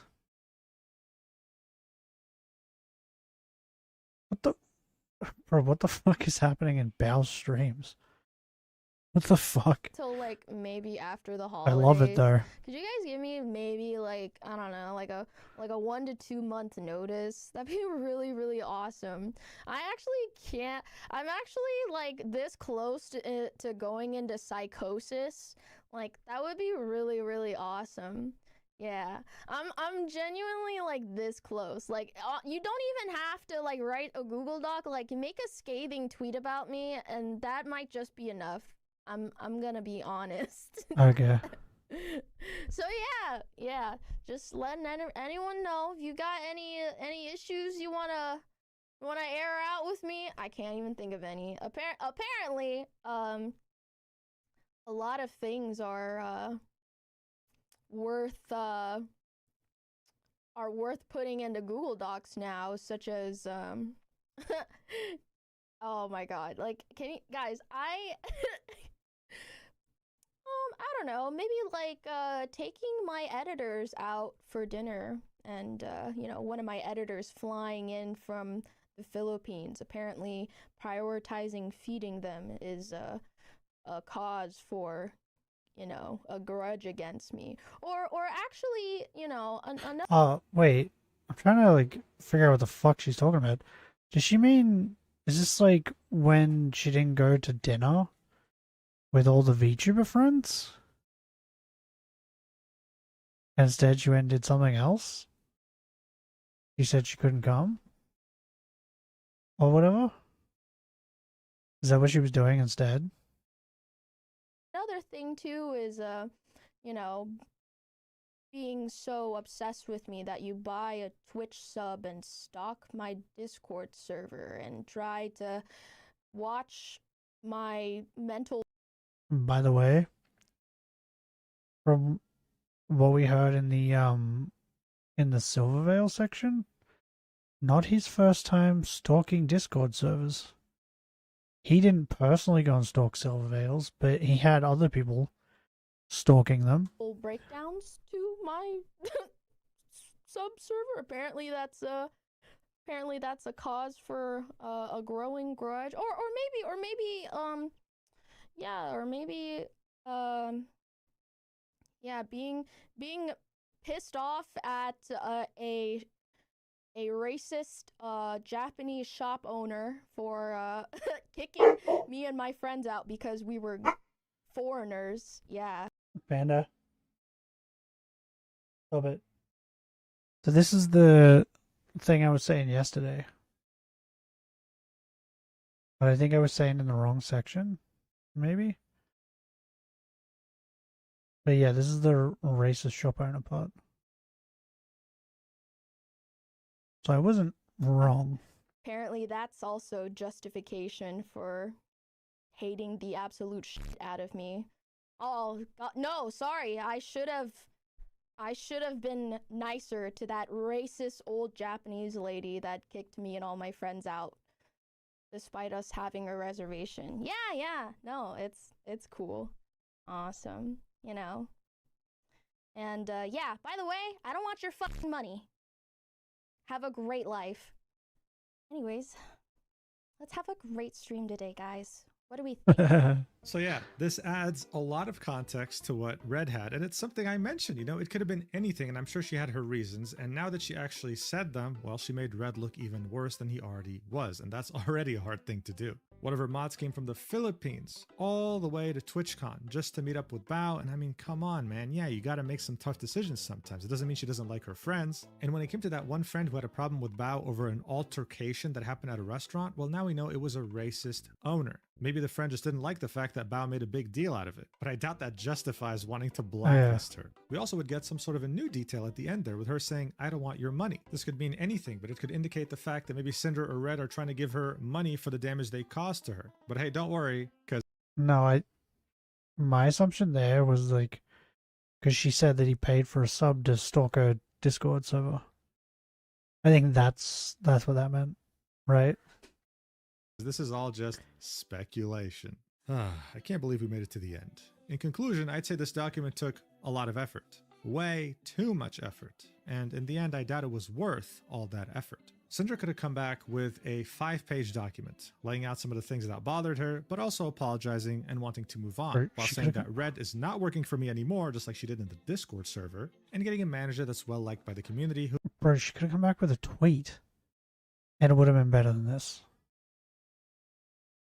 You could have just come back with a slightly longish tweet, and it would have been better.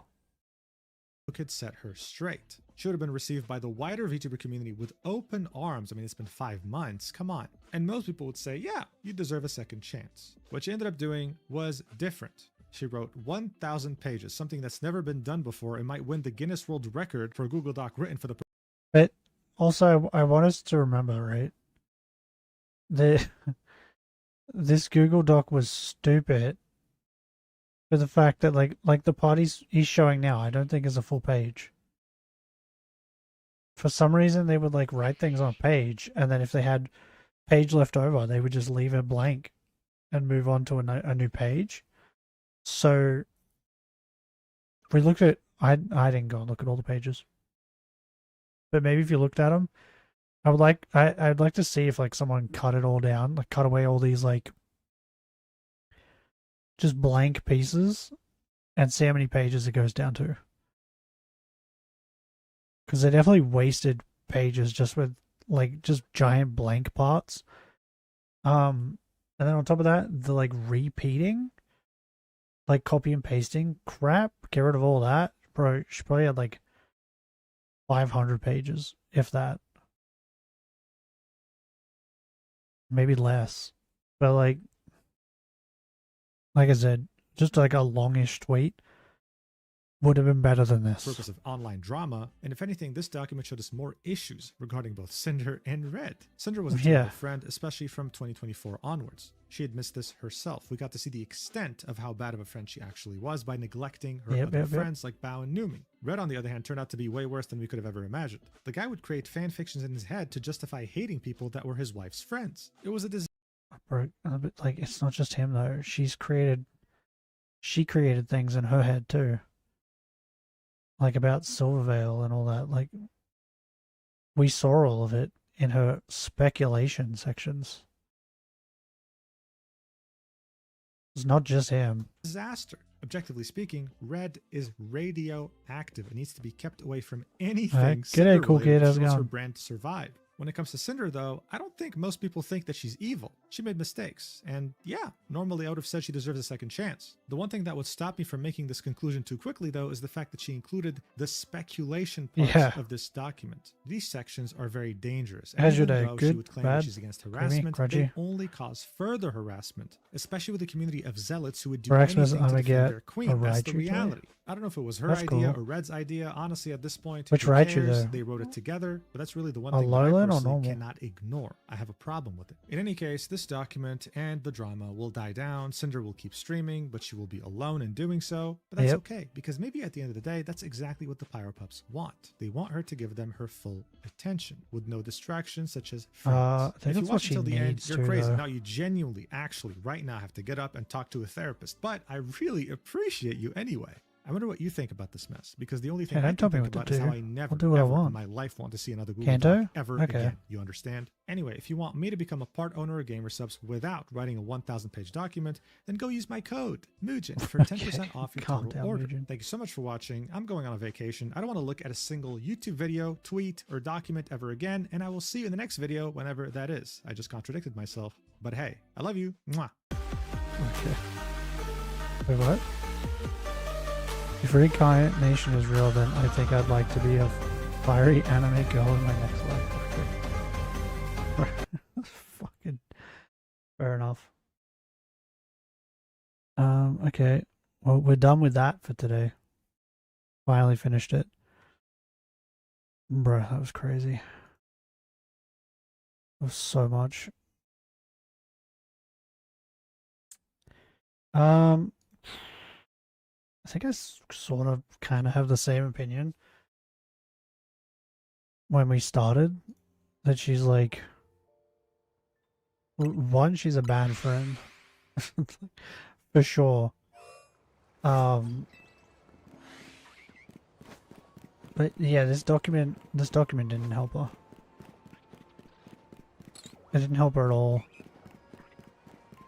I feel like it made it look a little worse, to be honest.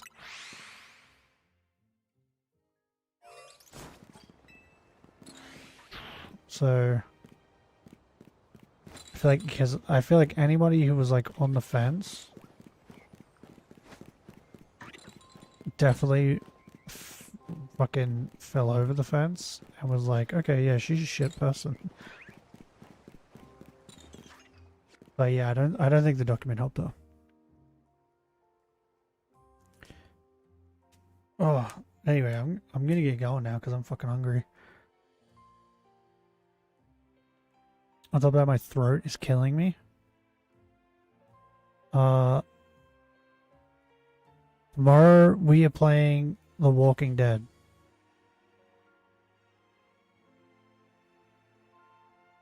Do. Yeah.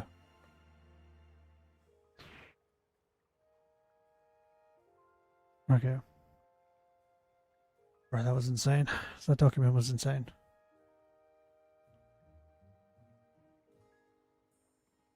Okay, everything looks good. Anyway, I'm leaving it here for today.